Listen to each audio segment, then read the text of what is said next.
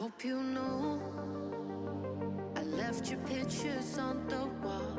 Can't let go of you now. I hope you feel from wherever you might be, nothing's real without you. On these lonely nights, I'll be holding tight to the memories, to the memory of you. Until we meet again, I'll be waiting here for you. Until we meet again, you keep me hanging on. Until we meet again, I don't want somebody new. Until we meet again, you keep me hanging on to us.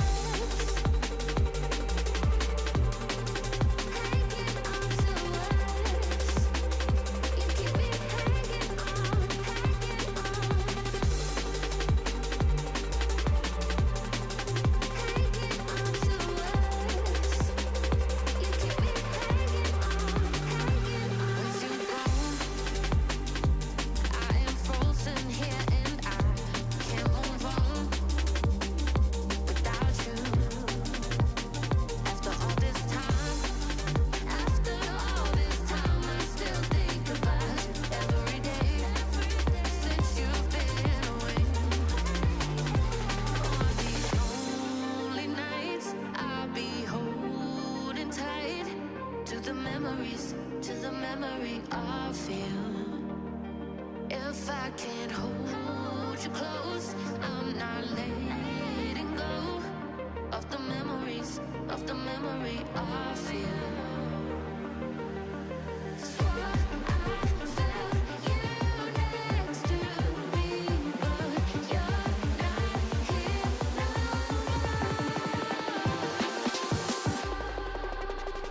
Until we meet again, I'll be waiting here for you. Until we meet again, you keep me hanging on. Until we meet again, I don't want somebody new. Until we meet again, you keep me hanging on to us. Hanging on to us. You keep me hanging on, hanging on.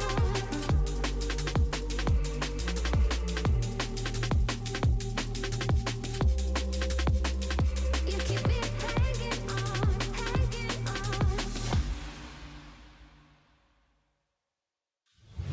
The push and the pull and the endless sky keeps our secrets. When we know where to go, when we see the signs, colors drifting, in space we hide, the stars align, time is shifting. We reignite, the world's left behind. We're fading blue, caught up in a haze of you, calling me to say my name and you, my satellite, made it through the afterlife.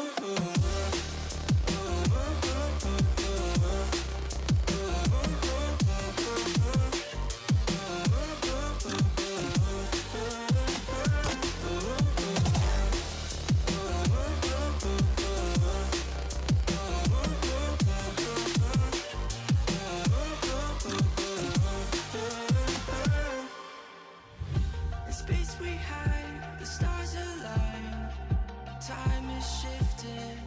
The push and the pull and the endless sky keeps our secrets. When we know where to go, when we see the signs, colors drifting. We reignite, the world's left behind. We're fading blue, caught up in a haze of you, calling me to say my name and you, my satellite, made it through the afterlife.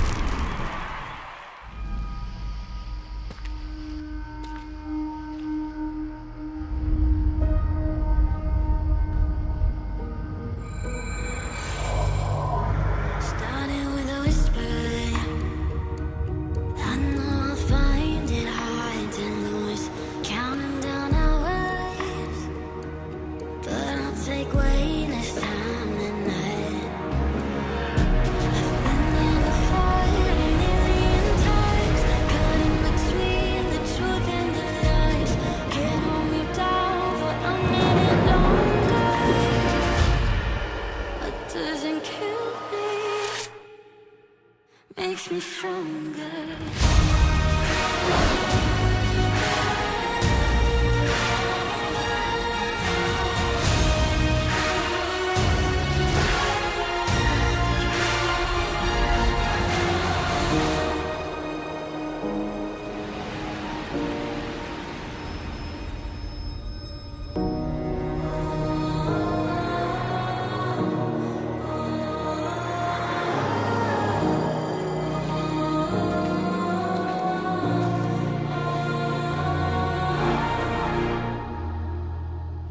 Makes me stronger.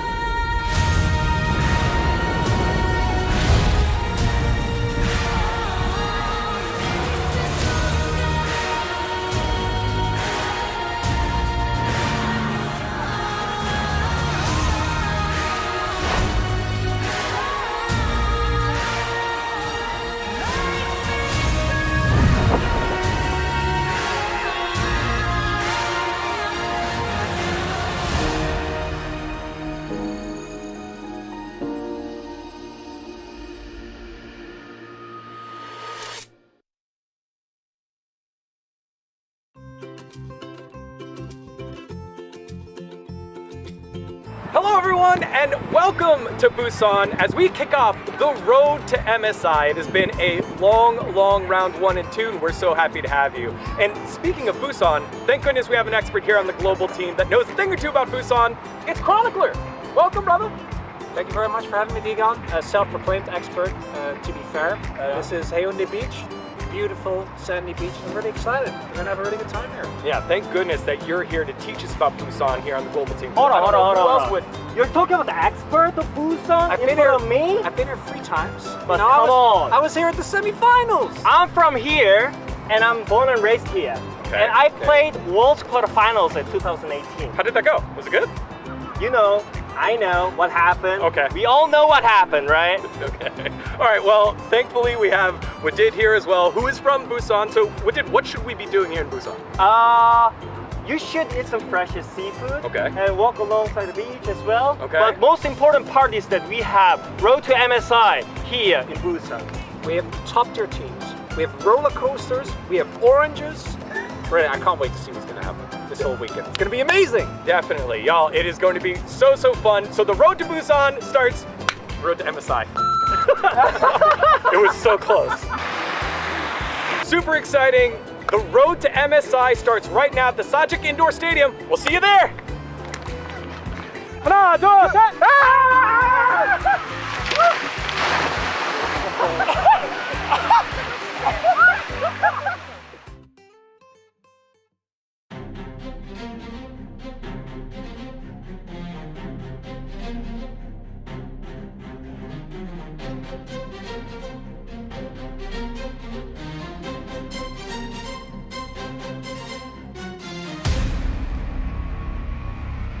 Hello everyone, we are dried off, we had some great sushi, and now it's time to go. We're here live from the Sajik Indoor Gymnasium here in Busan, and we're so happy to have you. Digon here alongside Wadid and Chronicler. Y'all, the stop at the beach was great, but now we're at the house where some of the greatest recent memories of Korean League of Legends have been made. I'm so happy, actually. There's so many moments. Yeah. And more recently, right, we had some of the craziest semifinals here 2 years ago at Worlds. And if we go a little further back, this man right here. Yeah. He has some good memories as well. Busan again. I mean, it feels so great to be back in the hometown and with LCK. Road to MSI. Yeah, the road to MSI goes through Busan as we take a look at the recent results here. The darlings of the run, KT, defeated both D+ in the tiebreaker, then again in round 1. Then Nongshim have yet to lose a single game. They will be playing tomorrow. But today's matchup, number 1 versus number 2, undefeated versus reigning LCK champion, Genji versus Hanwha Life Esports. And this has been the rivalry that has been kind of attempting to take over Genji T1, which was the previous flavor of this. Genji has stayed, but Hanwha Life have taken over as domestically one of the best teams in the LCK. Obviously, one summer reigning LCK champions were able to also win LCK Cup and first stand. But I do think that the Genji that Hanwha met way back You know, at the start of LCK Cup or at the start of the year at LCK Cup, not the same Gen G that's showing up here today. Yeah, Genji looks a lot stronger, and we all know that HLE is different team in the BO5.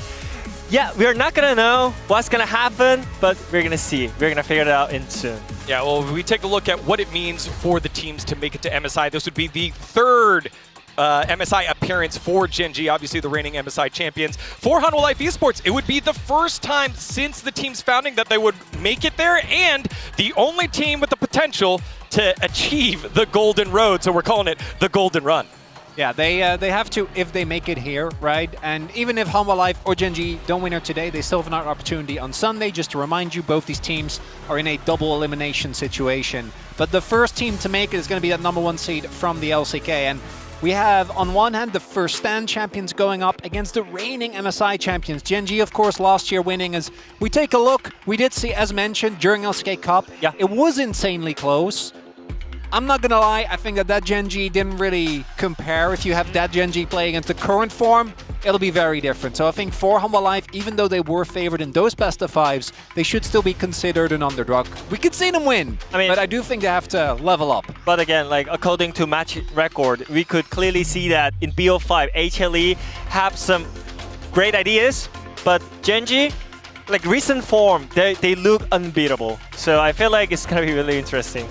Well, we wanted to take a look at the core lineups between these two squads over the last couple of years because the core three against the core three, obviously Keen, Chovy, and Canyon been together for a little while, and same thing on the upside for Hanwha Life Esports. I want you to look at how good that Hanwha Life win rate is. This is in the LCK, right? The region that has won Worlds the last 2 years, won MSI last year. Look how good that win rate is, and then consider that Gen G has half the losses. That's insane! That makes no sense! It makes absolute no sense. Like especially in LCK, I mean, we all know that LCK, every single team has abilities to go against like many other teams. Like for example, like even Bros or like some lower tier teams, sometimes they pull off the abilities against like top tier teams. That's why we consider LCK is one of the best league in the world. But right now, Genji looks even like they look strongest in this region. So yeah, I know that we have a lot of acronyms here in the LCK, but we got Ki Ke Cho versus P Z Ba. All right. I'm trying to make that a thing. Yeah. Can we make that a thing? All right, we'll see if it catches on. But let's get to the points of the match here. And it starts off with the man in the top lane for Hanwha Life Esports. You gotta stop Zeus if you want to find a win. Because this man was, for a good reason, the most talked about transfer, right? Zeus going from T1 to Hanwha Life. Yeah. This has been an ongoing topic. We've been evaluating how has it changed both teams. In case of Hanwha Life, I think we're still seeing the same weak spots for Zeus. But he also has really transformed how Hanwha Life plays, because more so than any other top laner in the league, he is a single-man win condition machine. Especially when it comes to the counter picks, something like Nidalee top. I'm not a big fan of those picks. I am the one who loves Sion, who loves Orin. I want some kind of like consistency. But if my Zeus says that I'm gonna play top Nidalee, or I'm gonna play something that I can harass in the lane, then I can trust on him 100%. And I know that he's gonna win the game for me. And it's mind-boggling, because if you look at the bots, you have Viper and Delight. So playing for that lane would make a lot of sense, but I do think we've seen Hanwha, particularly the first half of the split, play towards a lot more. And I do want to be very clear, Zeus still, much more so than Keen, I would argue, has his downsides, right? Like, this is a player that is very punishable, but the problem is that punishing him and him going 0-2 isn't enough, right? It's the same as we talked with many top laners in the past. Nuguri is the other prime example.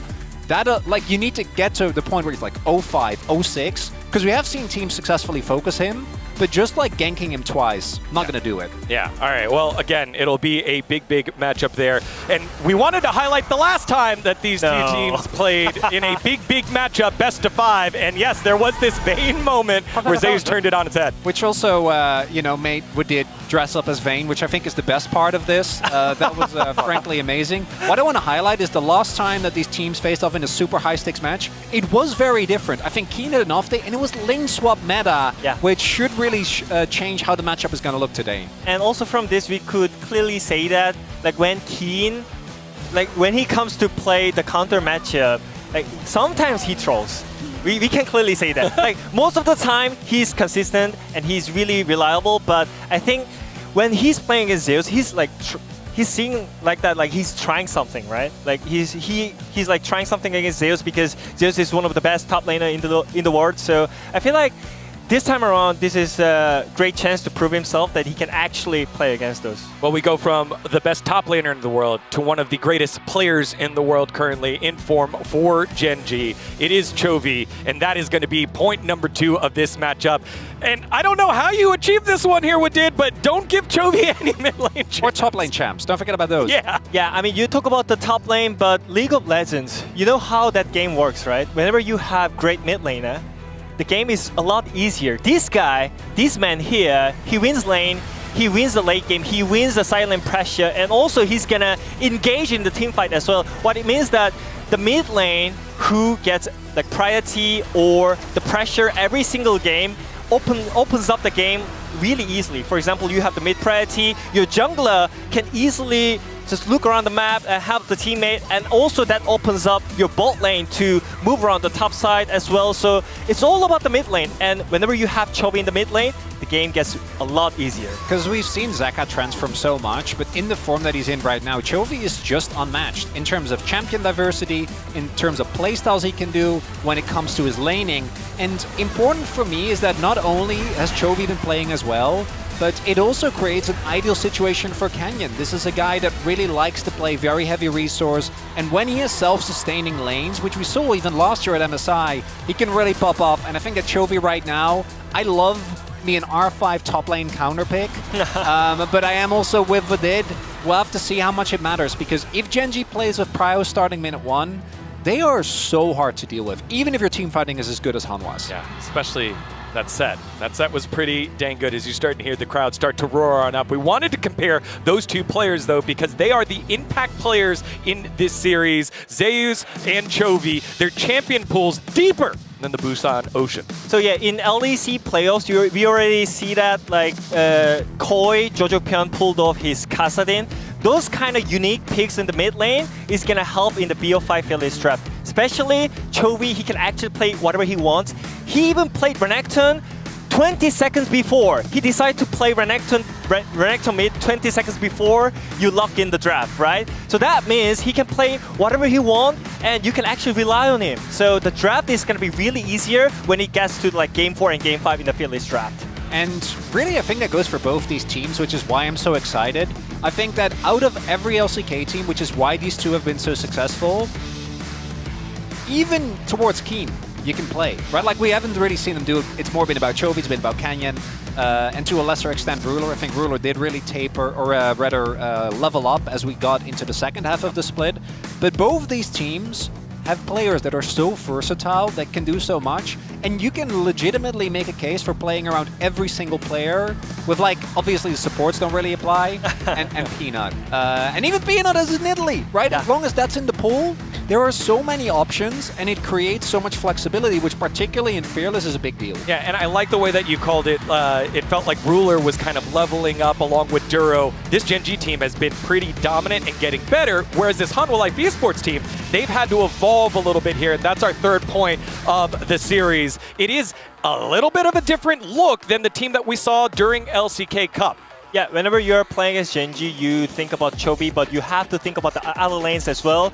But maybe when you're playing as HLE, you only think about top lane. Maybe you can, if you can actually block Zeus in the draft, it gets a lot easier. So that's why HLE is looking for the new look as well, because your top lane cannot carry every single game. I think your bot lane has to like carry some games, and also your mid jungle try to do something in the early game is gonna help the team. And the impact that Zeus has been able to have in team fight, even like this Sign fight, I thought when we were seeing it live was crazy. Yeah. Having a really high level of impact on a pick that traditionally has been seen as more just frontline. I do think that recently we've seen that Sign is a really big threat, even in the 1v1, which is cool. But it further ties into neither team can afford to be locked into a style. I think we've gotten to the point where our best teams can do so many different things that if you go in only being able to play a single play style, you will, by game 3, just be out of options. And that was one of the things I loved about the end of round 2. I know that highlight there of Zeus playing Sion was against B&K FearX, but it was in preparation for this series to show different looks that you can have. Speaking of different looks, we've got two junglers that are so versatile as we take a look at both Canyon and Peanut. Them head-to-head, 53-42 on the side of Canyon, and these stats only include champions that have been played 4 games or more, but we know how big all of them can play in terms of their champ pool.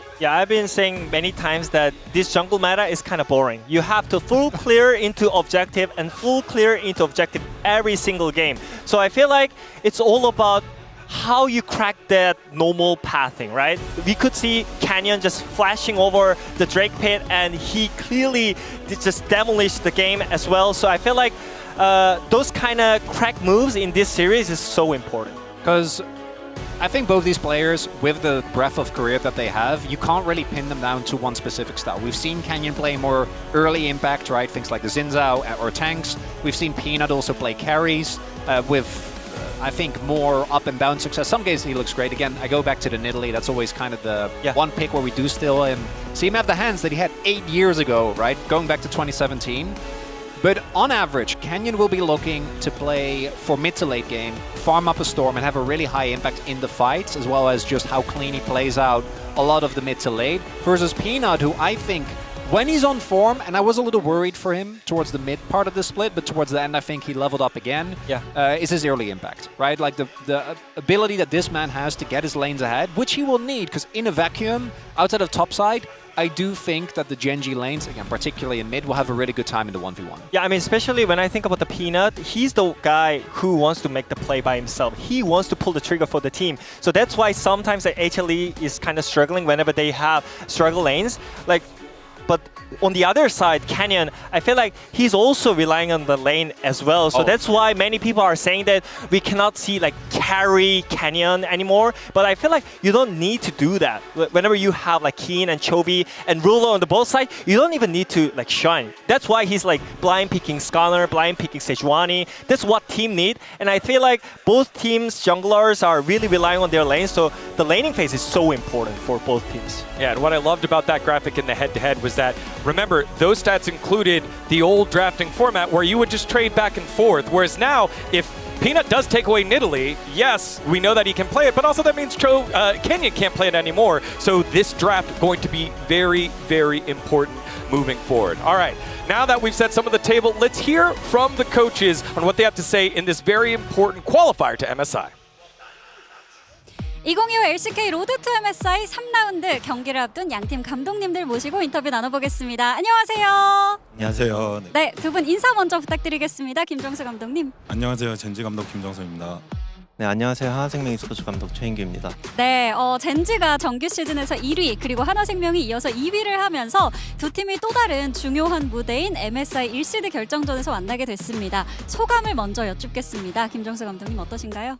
네, 정규 시즌이 너무 잘 끝마쳐서 기분이 좋은데 오늘이 너무 중요한 경기라서 오늘 경기 이기고 꼭 웃고 싶습니다. 네.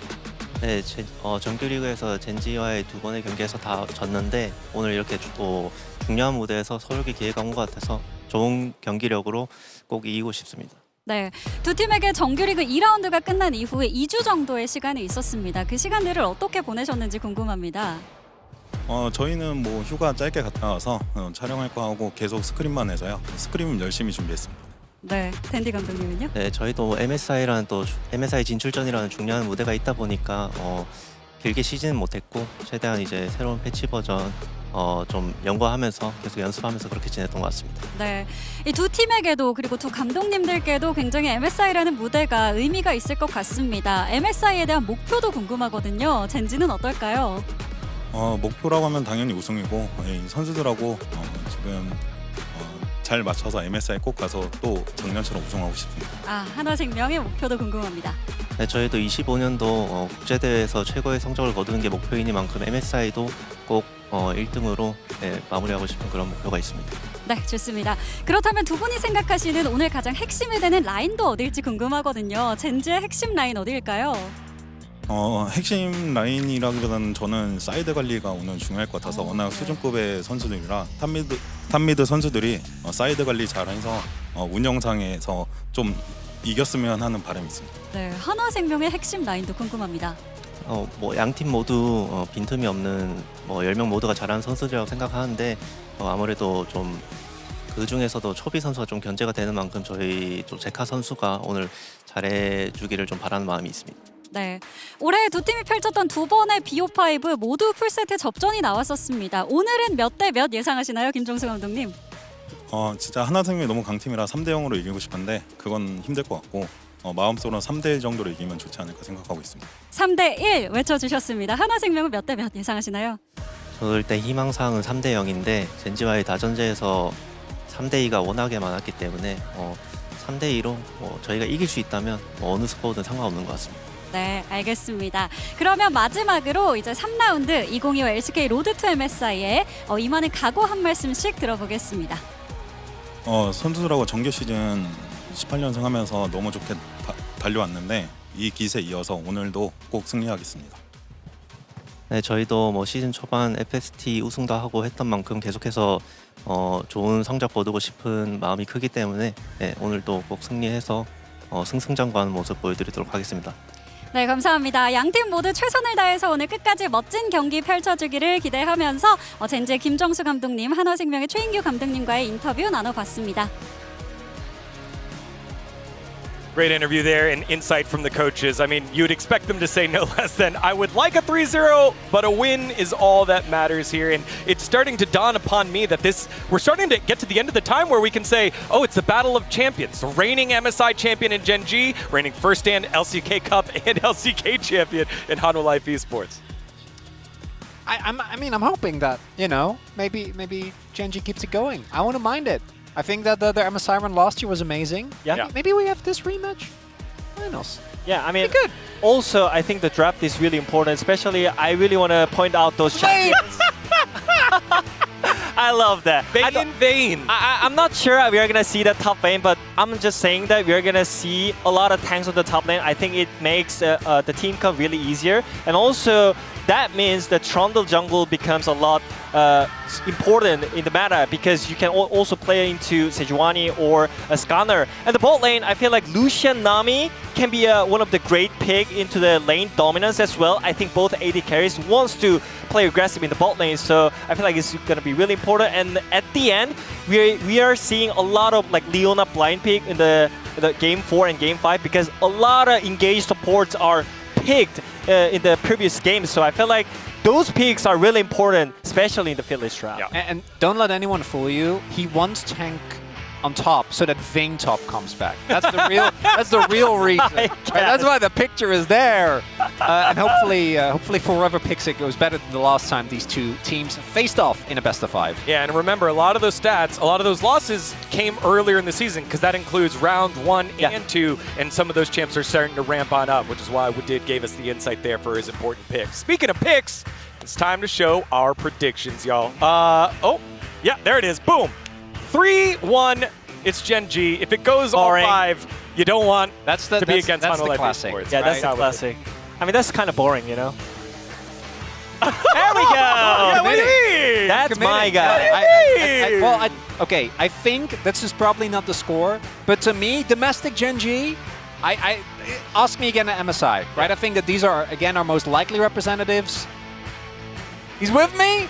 Oh Rio! my gosh. I think we're also the only gonna be one king. that were dumb enough to do this. Were you really? I guess we'll Pretty see sure. when we throw it on over strong. to the casters. Y'all, it has been a long round 1 and 2, and here we are finally at our roadshow. We're so excited to have you. Here we go, number 1 versus number 2, Hanwha Life Esports and Gen G, a spot at MSI on the line.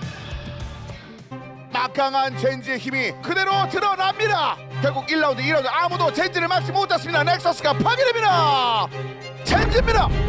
저희가 1, 2라운드 전승을 하고 있는데 전승하는 것에 대해서는 딱히 큰 의미를 부여하고 있진 않아요.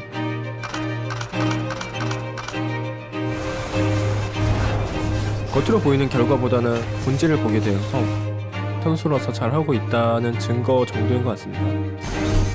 It's gonna open it up. Hanwha Life Esports looks like they have finally done it in a grimy game number 5. They will take the first ever LCK Cup victory. 저희가 이제 준규 시즌에서 젠지한테 2패를 하긴 했어도 또 LCK컵에서 이겨본 적이 있기 때문에 다전제에서만큼은 이길 자신이 충분히 있는 것 같습니다. 그때의 패배가 밑거름이 되어서 지금의 젠지가 완성이 됐다 생각을 하고요. 그래서 이번 로드 투 MSI에서는 꼭 복수해서 MSI 꼭 가도록 하겠습니다. 한 번만 이기면 바로 진출할 수 있는 거니까 그래서 더욱더 많이 준비를 해가면 좋은 결과 얻을 수 있지 않을까 생각하고 있어요. 부산에는 아쉬운 기억이 남아있지만 이번에는 좋은 기억이 남도록 만들겠습니다. 롤파크가 아닌 다른 곳에서 할 때마다 또 재밌는 것 같고 중요한 순간에 또 한 번씩 이겼었던 경험이 있었기 때문에 충분히 이길 수 있다고 생각합니다. 중요한 날은 항상 저희가 더 잘했습니다. 이번에도 다르지 않을 겁니다. 오늘 하루만 잘하면 된다는 한화생명한테는 항상 잘하는 젠지의 모습으로 이기도록 하겠습니다.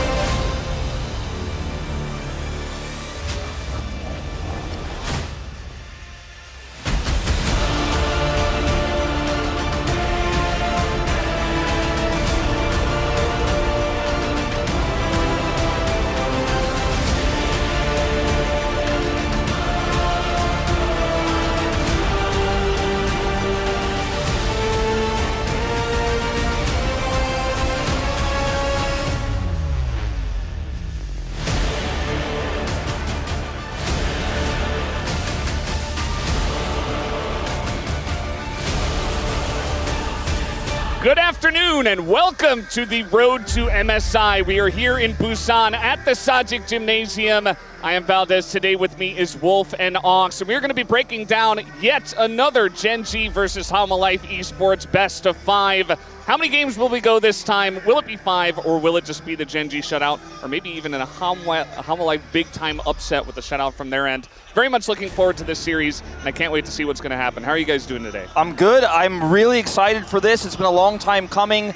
We get this matchup multiple times this year. We had it in the LCK Cup Finals. We, of course, did see very recently Gen G defeat Hanwha Life Esports in the second round robin. They're undefeated against them, of course, in the regular season for LCK. As they move into Road to MSI, massive favorites, I would say, coming into today as well. Yeah, I mean, I feel like we've put so much emphasis on Gen G with the recent form, especially when it's been in those best of 3s, but best of 5s. HLE have been kind of slamming it in recent history, so I think we've quite heavily, we'll talk about predictions later, but gone towards Gen G, at least on the global side. But HLE, I think if you look at how they've done with their performance in the LCK Cup, with the performance of First Stand, a lot of people probably leaning towards them as well. Yeah, it does make a lot of sense, and we are going to talk about those predictions you mentioned. On the global side, everybody is going for Gen G. We have 3-0s, and there is one guy who's trying to recreate the Ox moment in Jonah Strong with the 3-2 for Hanwha Life Esports. Is it going to happen today, Ox? I know you didn't predict it. I didn't predict it. So, you know, if Jonah Strong, if he can do it, then credit to him. He's done some magic before. If he can pull it off, then a lot of respect to him. I did not think it was today. I give one win to Hanwha Life Esports, you know, one shaky draft. If I had to predict where it would be in Game 2 after Gen G win Game 1, Hanwha Life move to blue side, have a strong draft there, get an early game lead.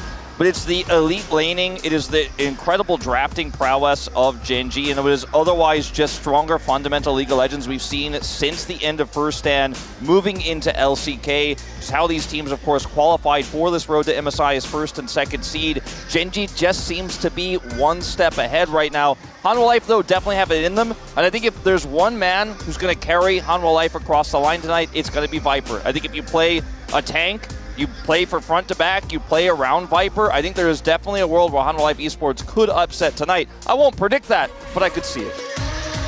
Well, guys, we're going to go ahead and introduce our players here to the stage. We'll see what the reaction is like from the fans. We got Gen.G on the left, Hanwha on the right. Important note, guys, even if the team does lose today, they do get a second chance later this weekend. We'll see who is going to have to play in that second best of 5. First off, let's talk about our top laners, Zeus versus Keen.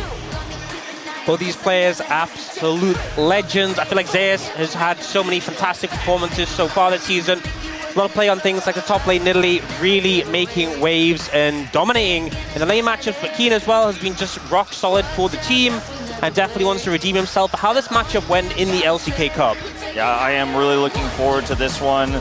Keen coming in, I think, as an underdog in the top matchup in isolation. Zeus has just shown a stronger performance, a stronger impact for his team. But Keen, like you said, rock solid, a little bit more defensive, a little bit more consistent this season. But moving into the jungle, we talked about it earlier, lane prio is everything in the early games, and that is where your jungler is going to get agency. And when you have a player named Chovy in the mid lane on your team, agency you have in spades. But Peanut's early game pathing, his ability to identify pressure points has been one of his greatest strengths, and strategically, I think maybe Peanut has an edge coming into this series, but again, if you can't get prio in your lanes, it might not matter. And I feel like a lot of the junglers we've seen, things like the Wukong that have come up and been I've seen a lot of priority, things like the Xin Zhao, things like the Pantheon, so much agency and so much ability to snowball, but also fall off a cliff if you really aren't able to get the ball rolling. So a lot of impact, a lot of capability to carry, but really need to see a strong performance from these two. Yeah, definitely looking towards Peanut to see if he can increase his level on the bigger stage. And now we're definitely going to be talking about the player that everybody is talking about nowadays, and that's Chovy, top of the POM in the LCK rounds 1 and 2. Zeka as well having a very good performance so far, but nobody really matches Chovy in the LCK right now. There's been a new resurgence of talk about BDD with his insane run to this road to MSI. He'll be playing, of course, tomorrow. I feel like Zeka's recent form has been overshadowed by some insane BDD performances, but let's not forget Zeka's champion pool is massive now. He's playing picks like the Galio incredibly well. He's got really strong counter picks on red side, so even though Chovy is undisputably our best mid laner right now, I think Zeka might have some tricks up his sleeve. Down towards the bot lane, Ruler and Viper, both very storied AD carries. I think Viper's just been in absolute phenomenal form. Even when HLE has looked a little bit shaky at times during the regular season, I feel like Viper's been the most consistent member on this team, constantly putting in fantastic performances. Picks like the Jhin have been massive for him. Ruler on the other side, a player we've seen time and time again for this roster, looking to put on another performance to carry them over the line here. It's going to be so important. It's going to be huge. It's so funny to see all the fans with their phones out. They're so excited to give high fives to all the players. We have this awesome venue with 2 amazing teams, and all the fans are really excited coming down to Busan. It's a great experience. Definitely recommend it to anyone who can make it happen. And now we're going to introduce our supports. Duro up against Delight.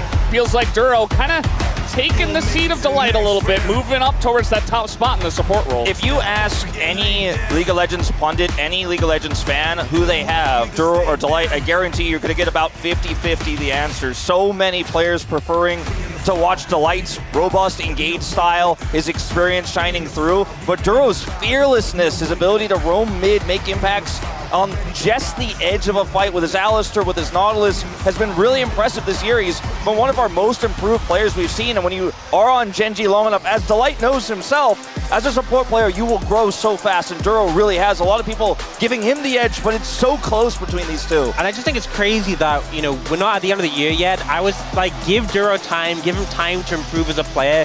He hasn't needed time. He is so good right now already. Gen.G needed him to step up. He already has, and he looks phenomenal in this role. Yeah, it's going to be really cool to see who can step up. I mean, Delight has done it so many times already in the LCK with Gen G and now with Hama Life Esports. And you know, even in his time on Bro Talent, was making stuff happen there. So he's had a very nice career for himself. But this one is all about Gen G versus Hama Life. And, you know, the captain's going to give each other a fist bump. And who's going to get that first ticket to Canada, to Vancouver, to MSI? That's what this is all about. I think it's almost sobering to remember that there are so many fans here. This arena is completely packed. This is not an LCK finals. This is not a playoff match. This is a battle to decide which one of these two teams could say they are from Korea, from the LCK, the #1 representative, the best Korea has to offer. No, none of these teams want to settle for second. They don't want to play in that final match on Sunday. They want to come in as #1, and all these fans gathered here today, as well as everyone watching online, wants to find out from the strongest region in the world who that team is going to be. What's going on here? What's Viper and Delight? Adorable. Yeah. I think we don't know how to explain it, but I think we all get it. You know what I mean? It just makes sense, you know? It hits differently. Yeah, we understand. We're moments away from getting into the draft, and the draft is something we're going to talk about a lot here because we're in best of fives now on the road to MSI. We've already seen a couple, and now we're going to get to see our two best teams on this new patch really show off what is the best of best. They're gigantic champion pools. What should be prioritized in a best of 5? And it also depends on how many games we get to as well. Will it be a Gen G blowout, which is a lot of people have predicted, or are we going to get to Game 4, Game 5, where Zeka hasn't lost in 9 Game 5s in a row?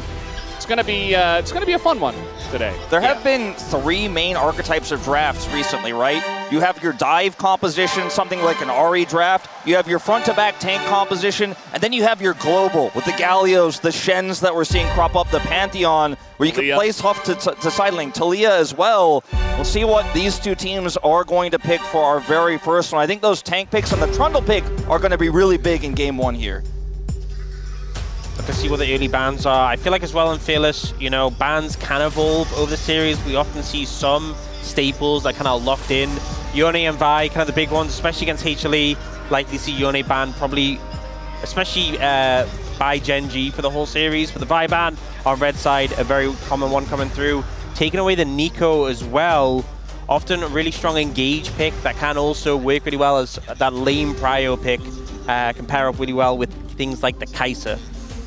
Yeah, I think these are 2 solid bans so far. I think it's a little bit tougher here on red side to gauge in Game 1, so sticking with safer jungle bans here. The Vi, of course, is a perma ban. I don't think we'll be seeing that across 5 games. The Pantheon, though, is on that global side I was talking about earlier. The Ahri will be taken away from Zeka, though, so Zeka being heavily targeted with 2 of those picks here already in Game 1. Feels like very focused towards like dive bans from Gen G. A lot of these aggressive picks taken away. Not really too many bans apart from that Yone. Like, it feels like more targeted bans rather than like the meta bans we typically see. You know, Talia still open and available. They won Talia big time, and they're going to get it. Chovy did an AMA recently, talked about how Talia was actually his most comfortable and favorite champion at the moment. And this just makes sense. The Ahri's taken away. You got to pick this first. It's super obvious. And this does give over the Rumble here to Zeus, which has been a lane-dominant pick, great for team fights later on as well. And even with repeated nerfs, Rumble has just kind of still been king of the top lane.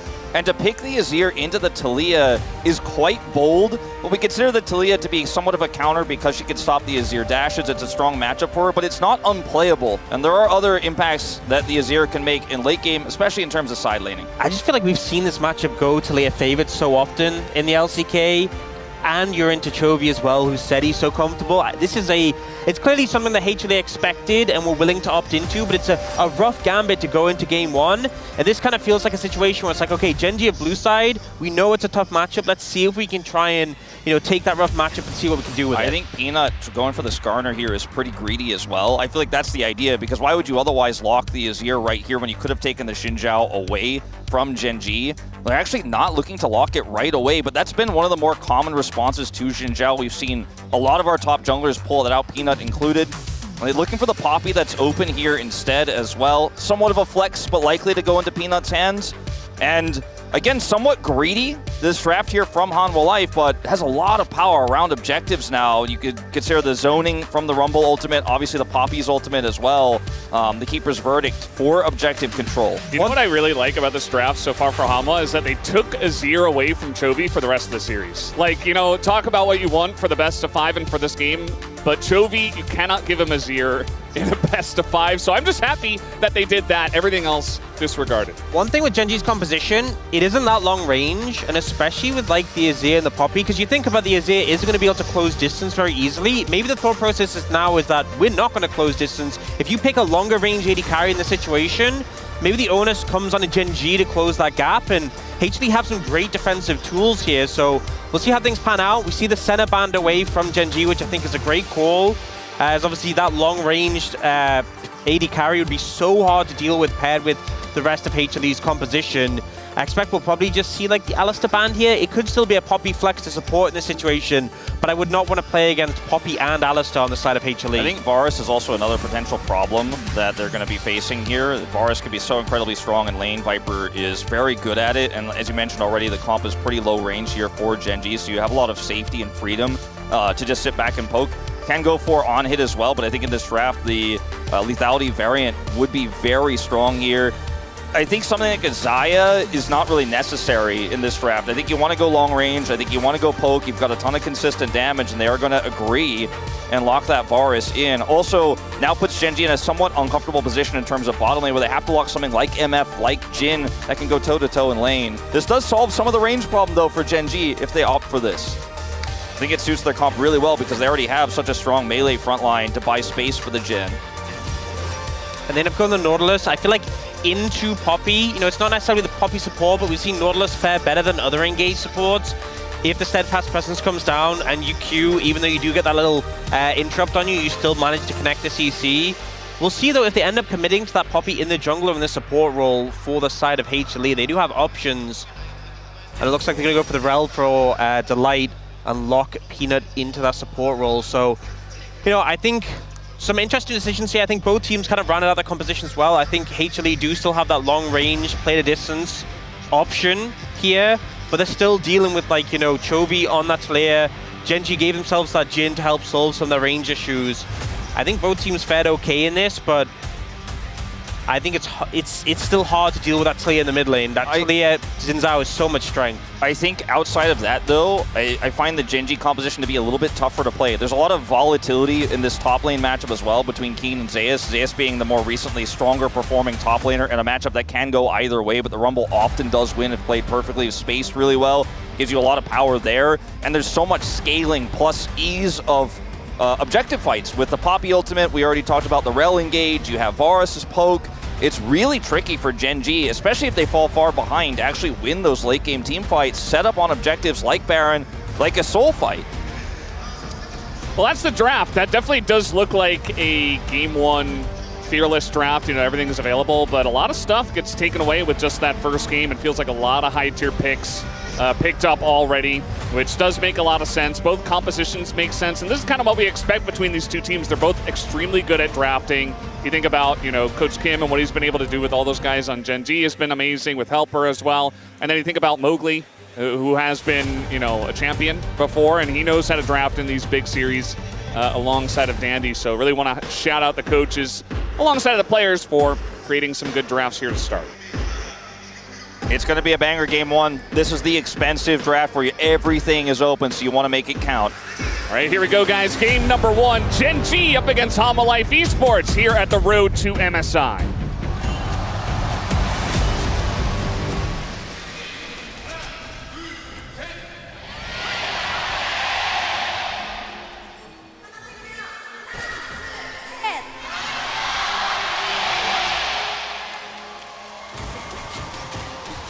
All right, there we go, and already trying to get some action here, put down the first ward right at the Raptors, as we often do see. They will be able to. Well, it's level one, not a massive favor for either team. The Braum was taken away, of course. See a bigger group here for Genji down around the bottom side. Hanwha Life are going to respect it. Looks like we won't have any more action here as minions collide in the mid lane eyes on Zeka versus Chovy, because this is going to be the first kind of litmus test, so to speak, on what Zeka's form looks like today, because he is definitely the underdog in this best of 5 in terms of the mid lane. Chovy indisputably #1 right now in the role. Yeah. And it's a tough matchup as well. Chovy definitely the overdog in this situation. I think we can all agree. He is the overdog, and nobody really compares to Chovy right now. He's playing currently his favorite champion in a matchup that favors the Taliyah. So, you know, generally we're used to, you know, I was talking about taking the Azir away from Chovy. You think about what he was able to do against T1, I think it was last year, right, in that spring finals, yes. The 5th game, where he just absolutely carried it by himself. And it's been just more of that this year, just him kind of solo carrying, even alongside of his fantastic team. Was it upper bracket as well against Hanwha Life in LCK Summer last year, where he also carried on the Azir pick? Yeah, you just can't give it to him. He also crushed Hanwha Life in their most recent regular season match in round 2 with the Azir pick. I mean, the list goes on and on. So I do agree that there's a lot of value in denying it. But if you can win with it in this matchup as well, the value goes even higher, of course. I do want to note that we saw Keen pick up the exhaust on the Gwen in the Rumble, which we've seen a decent amount of times. We did talk a little bit about how Zeus in this matchup can definitely put some pressure on a Keen. And also we have the Poppy for Peanut, which I feel like whenever I see Poppy in the jungle, I'm always thinking about, can we find pressure to gank side lanes? And if Zeus finds an opportunity to get prior, if they push the wave in, it's so easy to dive anyone in the side lanes, just slam them into the wall under the turret. So Keen does need to be a little bit concerned about that. Ruler gonna burn his cleanse already. Tons of damage going into him, and even the flash forward! Auto gets it done, and Viper and Delight just outplay Ruler. The second he goes for the Flourish, Delight is on him immediately. No chance to get out. The cleanse is instant, but the damage is already done. Really nice follow-up there from Viper. Gets the final auto. Peanut as well gonna be bullied here out of the river. So at least Canyon is able to win this fight for the first Scuttle Crab. But yeah, that's going to be a big moment in the bottom lane to get Hanwha Life Esports' bottom lane ahead. You were talking about how Viper could be the guy in this series to carry them. Everybody's talking about Zeus, but I don't know. Viper now with First Blood could be his moment. I feel like this was a big flub from Ruler, but just so well played by both Delight and Viper here. So catches him out. The interrupt a little late from Duro, but then Ruler tries to flash late, but the auto to follow. Just so well played, and again, you know, the fact that Ruler ends up burning both summoner spells, but it's that kind of situation where he's trying to hold on to them, burns them late, dies anyway. Worst case scenario, dying this early into a best of 5, not a good omen. Yeah, you don't feel great about that. Now trying to push in, but Peanut is there. Peanut, again, I talk about those pressure points he's always looking for. Now Ruler flashless, he is in big trouble. Yeah, Ruler's just dead. There's no way to get away out of this one, and they're just trying to keep Duro around as well. They're going to give this kill over to Viper, and now Duro is going to flash away. So they get another kill on a Ruler, and the flash from Duro. This bottom lane is a disaster for Gen G. And this is what happens. You make a mistake, and against a team like HLE, you're not afforded time to sort of get over it because you're immediately punished again for it. Peter takes the opportunity to make it really sting, rub salt into the wound, and suddenly 2-0 Viper is a fantastic win con for HLE. Yeah, that's the thing. Critically, the second kill also goes to Viper. They're able to serve it up to him on a silver platter, and so he's got this massive lead now as he begins to stack his tier. And Ruler is not going to have a fun time through this mid game. I mean, he's basically in turret range here. Look at the river. There's no vision. There's nothing. Canyon is so far away. It's an elementary mistake and a surprise to see for Ruler here in a big series like this one. I mean, this was definitely a situation where they were like, okay, let's just push the wave in quickly, reset, we need to get out, and they end up getting punished for it. You even saw Canyon was actually clearing his Krugs at the time, so it wasn't too far away. Maybe that false sense of security was making them think they could get it in and get out. But big punish comes through. Do have a pause coming through at the moment. And we'll hopefully get that sorted out quickly. But not a great start for Gen G in this one. And considering things like the fact that we saw the Taliyah picked up, we talked a little bit about how, you know, Taliyah and Azir being wiped out with it being fearless. Talked about the fact it is Gen G's side select. I feel like if HLE win this game 1, it means so much more than a game 1 win for Gen G just on the weight of that. Yeah, so guys, we are getting a update that it is a peripheral issue for Zeka. So those issues generally solve themselves relatively quickly. So we'll get back into the action here as soon as we possibly can. Yeah, I hope that it is a quickly resolved issue, but like you said, hardware issues and peripheral issues are very easily fixed, either with just a replacement or just a quick tweak of driver settings. So you see a ref working on it right away here with Zeka. Again, a full crowd here. As a Zeus fan in the audience with a cool Samira cosplay come through. I don't know, I guess that's Jace he's doing, I'm not sure. I think so. Like Academia Jace maybe? I don't know, I'm not the skin guy. But the game state here is fantastic for Honor Life Esports, guys. Like we have a Rumble crushing top lane, and mid is stable, 2 kills early for the bottom lane Viper in a massive lead. They have river control. And Gen.G, you know, this is not a great start for what the scaling means for this draft. Yeah, and now when you get this big of a lead in the bottom side of the map, well, what I was going to say is probably you can get that first dragon and then rotate your bottom lane up, but actually it's Gen.G on a back timing of Homolife Esports that are going to pick up this first dragon, so at least they get that. I will say the only thing is there is a pretty sizable lead in the jungle in favor of Canyon. We did see that moment earlier where Canyon, well, there was when we last looked at it, he was like a few camps ahead. Not anymore, apparently. Well, it's not Old Rel, so not going to be able to take the dragon away, but they are keeping Canyon around, and they do get his flash, but not the biggest deal in the world, but at least Homolife gets something out of that.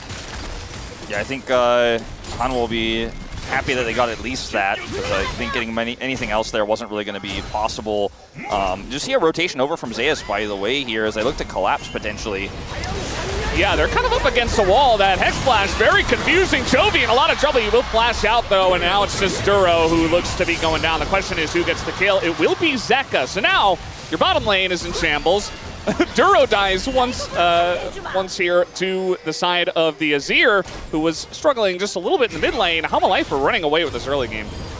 Such a fantastic start. You know, Zeus finding the angle to move down, getting it a kill for Zeka as well. And again, it's not a huge lead so far, but things going in favor of HLE already. Definitely positive. See Ruler getting some farm in the top lane. Grub's going to be spawning in about 50 seconds.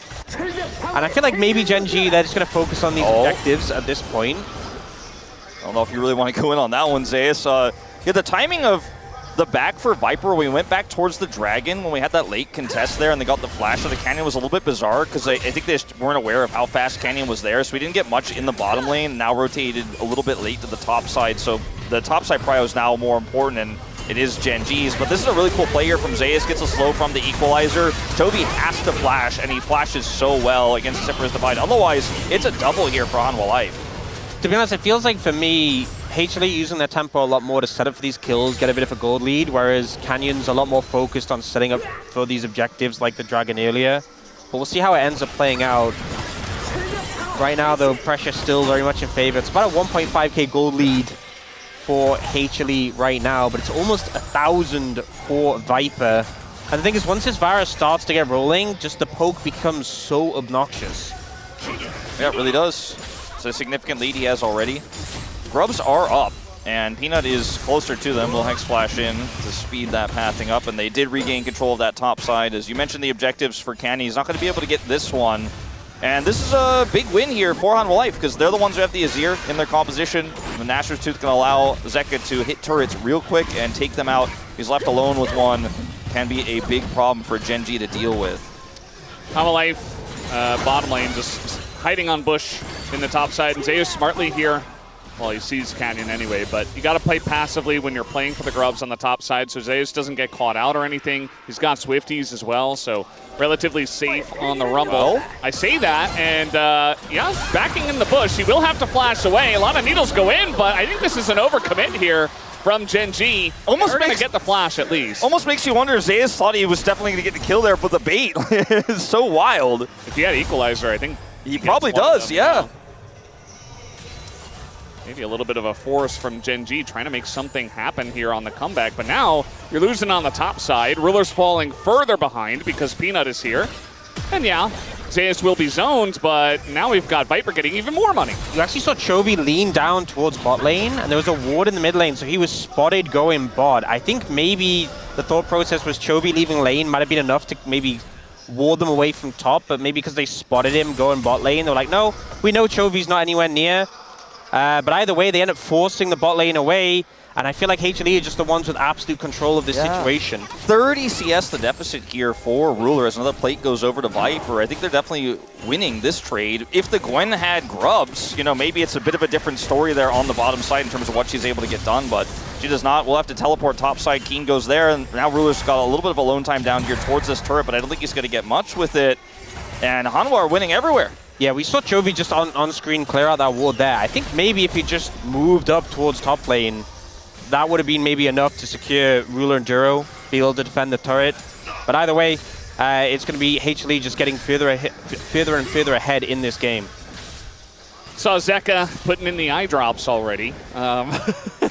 Generally see him do that to try to power up in the later parts of the series, but he's doing it early, maybe feeling the momentum already as he was moving down to the bottom side. The momentum is real. Just 3 kills here early on. Next Drake is going to be Infernal, and you would have to imagine that Humalife play around that and pick that up. And we'll see what Soul we are looking towards here in this game.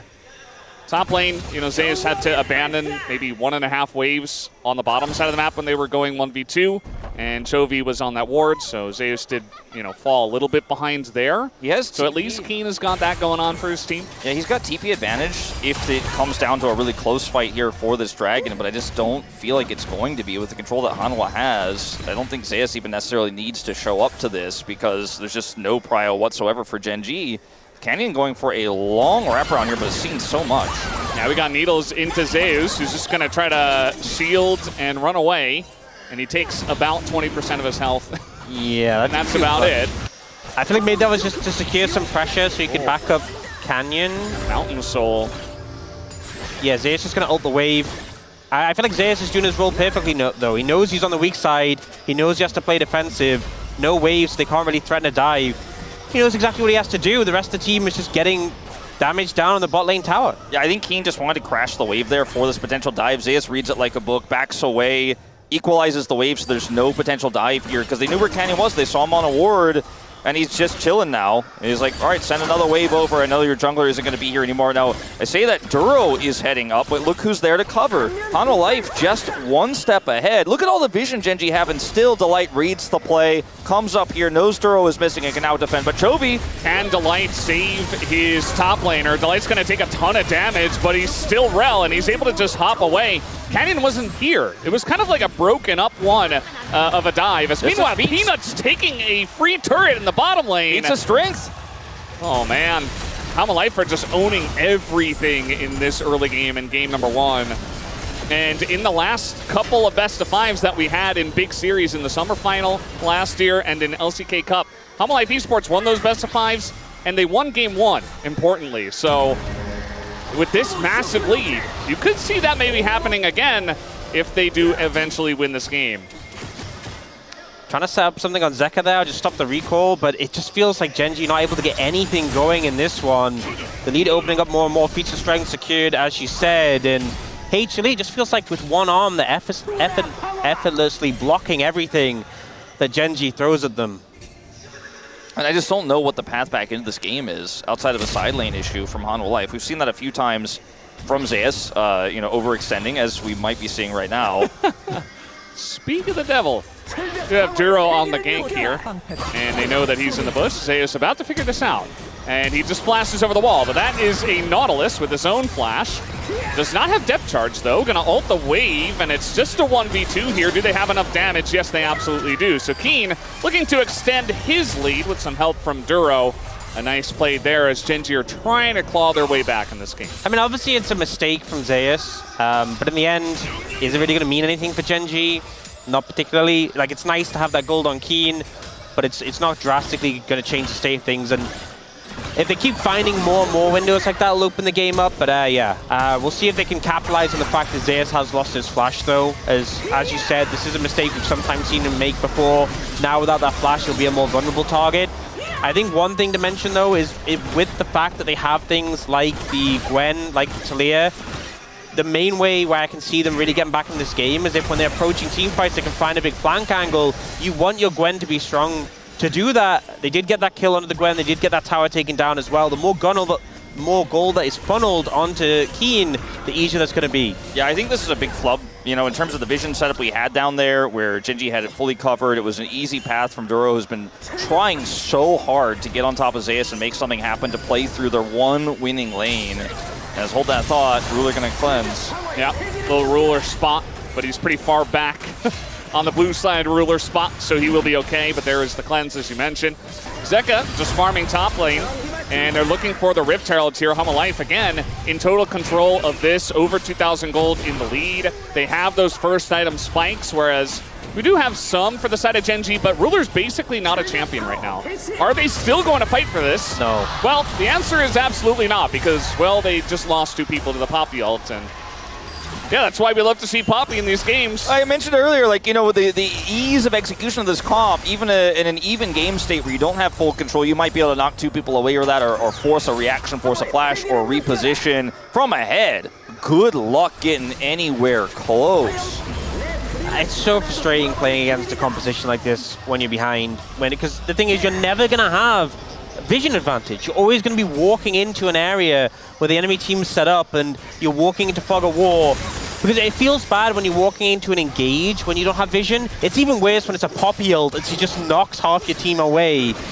And this is going to be how Gen.G have to play the game. They really need to find windows where they can get flanks or get set up or find like pockets of vision. I mean, their vision this game has been really impressive considering the game state and how little control they've had. They've had so many different pockets they found. You know, we saw the Duro roam topside. It was read well by Delight, even though he wasn't on vision. They had vision to get that gank on the Zeus moments before down the bottom lane. You can see how much vision they have top to bottom across the map. Just need to find a way to utilize it. Chovy is going to TP back to mid here, and we're going to have this big fight over the first mountain. Poppy ult is down for this fight, so they feel confident to push in. Yeah, Gen.G going to be looking for it, but again, TP. Let's see how this one is going to go, as that is a big flick on Azeka, who also just throws his ult out somewhat reflexively, and now HLE, they're going to look for Duro actually on the left side here, might be able to get him. The Rumble ult does come down, and he's just trying to zone, but meanwhile, Delight goes in, and they're doing this all without Zeka, who is now looking to TP, and this fight is going to go to Peanut, who does pick up that first Mountain Drake for the side of HLE. As now Zeka's here and Gen.G are between a rock and a hard place. Zeka is going to get knocked up. They're trying to go in onto this one and get a trade in Canyon with the help of Ruler. And now Gen.G are turning this fight around. They lost the Drake, but at least they got a bunch of kills on the backside. Clutch fights like this are the only way Gen.G can get back into the game. Canyon playing at such a tiny margin there with his health as he goes back in. The flick at max range from Chovy to help end that fight after what was a bit of a whoopsie there from Zeka with their ultimate. If he had that, I think the fight could have looked completely different as he rejoined. But like you said, kind of reflexively using it here at the beginning of this fight as they engage on him. I mean, Chovy just did so much in this fight, gets this almost pick on a Zeka at the start that forces him away, so he has to go for the TP for help. Duro ends up getting caught out by here by Peanut. It essentially says, okay, I'm dead, I'm going to sacrifice myself by time. Peanut comes in and then is able to pick up the dragon here as well. Ruler ends up ulting, and it's unfortunate for Gen.G because if he had this ult later, I think it would have had a lot of impact, but Zeus forces him to cancel. But here again, Chovy catches Zeka once more, so they're able to take him down. This disparity, Chovy doing so much on this Talia to catch out Zeka twice. Yeah, so much to get Gen.G into this game. It's just the Chovy show again. This is why we were hyping it up so much, but Chovy is in the form of his life right now, and it cannot be understated. I would imagine that a lot of people were predicting Gen.G. Yes, sure, they went 18-0, but you know, solely because of Chovy at times. It's insane. To be on top as long as Chovy has, and to keep breaking the barrier, keep breaking the ceiling over and over and over again, just when you think he's peaked, he shows you that he hasn't, is just so incredibly impressive, carrying his team now to only a 300 gold deficit after what was such a fantastic start for Hanwha Life. They're still in the lead, they still have a lot of control, but Gen.G feels a lot more playable now. Yeah, I mean, I said that this game would be huge for HLE to win based on, you know, Gen.G having the blue side and the things they had in the draft. But after HLE's early lead, it would be such a tilter if they lost this game. So Gen.G corner back, absolutely massive. We do see the Herald come down mid, but Gen.G there to defend, so the whole tower doesn't go down, although it is low. Yeah. You remember the gold lead that Viper had earlier on. It was over 1,000. It was like 1,200. Now it's 100. Yeah. And that's because Ruler got 2 kills in that last fight. So Ruler, yeah, he kind of botched it early, but he got a bunch of kills. He's the 80 carry still. And now this Jin is a champion, whereas before it was not at all. You remember the Rift Herald fight where he was like, I guess I'll just throw in a W and see what happens, and he didn't even have a first item. Now he's looking at almost 2. Chovy's looking at his second item as well. That's the second coming in. Gen.G are right back in this game with just 1 fight. It's kind of insane how they did it. But HLE, they're still a little bit ahead. They got that Mountain Drake as well, so that's going to be some extra resistances. The Mountain Soul going to be huge in this game. I think the big thing with that last fight was it wasn't as controlled. They didn't have the Poppy ultimate up. I think the ideal fight for HLE isn't a fight. You set up the objective, they come in, you ult someone away, they go, oh, well, I guess we can't fight, and you just take the objective. So I think HLE, if the game slows down and they can set up for that, that's the ideal. And you could tell they were a little bit rushed in how that fight ended up panning out. So defensive turns, but Peanut is going to look for a gank here. Chovy way up in the lane. Yeah, Chovy thought he was safe. Let's see if he can wall away on time. Looks like the answer's no, as Peanut's on top of him, but Zeus is very far away. Chovy just going to flash out of this one, as now he goes for the wall, but that's a Poppy! You can't get away from the Poppy by using your wall! And Peanut sits him down. Meanwhile, though, Gen.G are going to go for this Otacon. They say, well, you committed heavily to the top side of the map. So who wins this fight? Look at Viper, look at Viper. They're getting shredded. If he lands a piercing arrow, it would do so much damage. Well, let's see what happens on this fight. A lot of damage already coming out here from Zeka, as the smite will be 100% to the side of Gen.G. And now the TP just dies immediately. And they turn on a Delight as well. A big sweep here from Viper. It's alone. The damage doesn't go through. And it's only Viper that can get this one done. And it looks like Duro will have to be sacrificed once again. But already the Otacon was picked up by Gen.G. And they got a couple of kills on the backside of that one, so not half bad. I think Gen.G are happy with that one. It's a 3 for 2 in favor of HLE, but you get the Otacon. I think you take that in the end. Chovy, I think we praised him a little bit too much. This play, a little bit messy. He had a ward in the river, but the pathing of Peanut's just outside of it. We saw that the pet could have been seen, right? The observer client that shows up, but that's not going to show up on your mini map. You're not going to see that. He doesn't know. Ends up getting caught. False sense of security. This fight's a little bit wild, right? Like, Viper looks for the snipe here instead of actually trying to look for big damage, but he kind of gets both, right? Zeus doesn't have ult. Instead of TPing to a safer ward, just instantly dies, and without Zeka's play here, it ends up being a wash, but Viper is so fed, and then Peanut here over the wall, pulling Duro back in to give him a second kill, ends up kind of saving it, but like you said, small lead for Gen.G. Now, advantage Dragon. Yeah, let's see what happens on this one. We got the Rumble Ultimate this time, but it's just going to go the way of Gen.G. HLE not in position to fight on that one. They were not set up, as you were saying they had to be off. I think on that Otacon fight, I think if HLE had played it more about the fight, I think they definitely could have taken a lot more members of Gen.G down, but Gen.G get the Otacon, they get the Dragon, goal lead 1,000 in favor of HLE. I think Gen.G feeling pretty positive with how things have panned out, but the game's still very close. Viper 4-0 right now, looking for 2 objective steals, but definitely going to turn on the heat in these next few team fights because of the range advantage. But it's now been several major moments where Hanwha Life were looking for control on the opposite side of the map to where the objective was. Gen.G get the setup, and Hanwha Life's comp isn't working as well without the setup, as you said, Ox. So let's see what happens when we move into this next Dragon fight. I don't think we're going to be seeing a 25-minute Baron startup unless something crazy happens beforehand. But I think Hanwha Life really need to focus up in terms of getting those setups ready because their comp is so incredibly powerful there. They can play around side lanes, they can look for picks, but when that Dragon is spawning, when Otacon's up on the other side of the map, you really have to think about the push and pull of the Rift here. And Gen.G are just getting the better of them in these last few exchanges. I'm a little bit worried for Hanwha Life, just for the fact that it seems to be only their bottom lane that's really on the ball today. I think that Zeka's been a bit rough so far in this series. The game, there's only been one game. Zeus as well, the TP a little bit iffy. He's 1-3, not really putting up the numbers. And I think Peanut's been pretty good, to be fair. Peanut's been pretty good.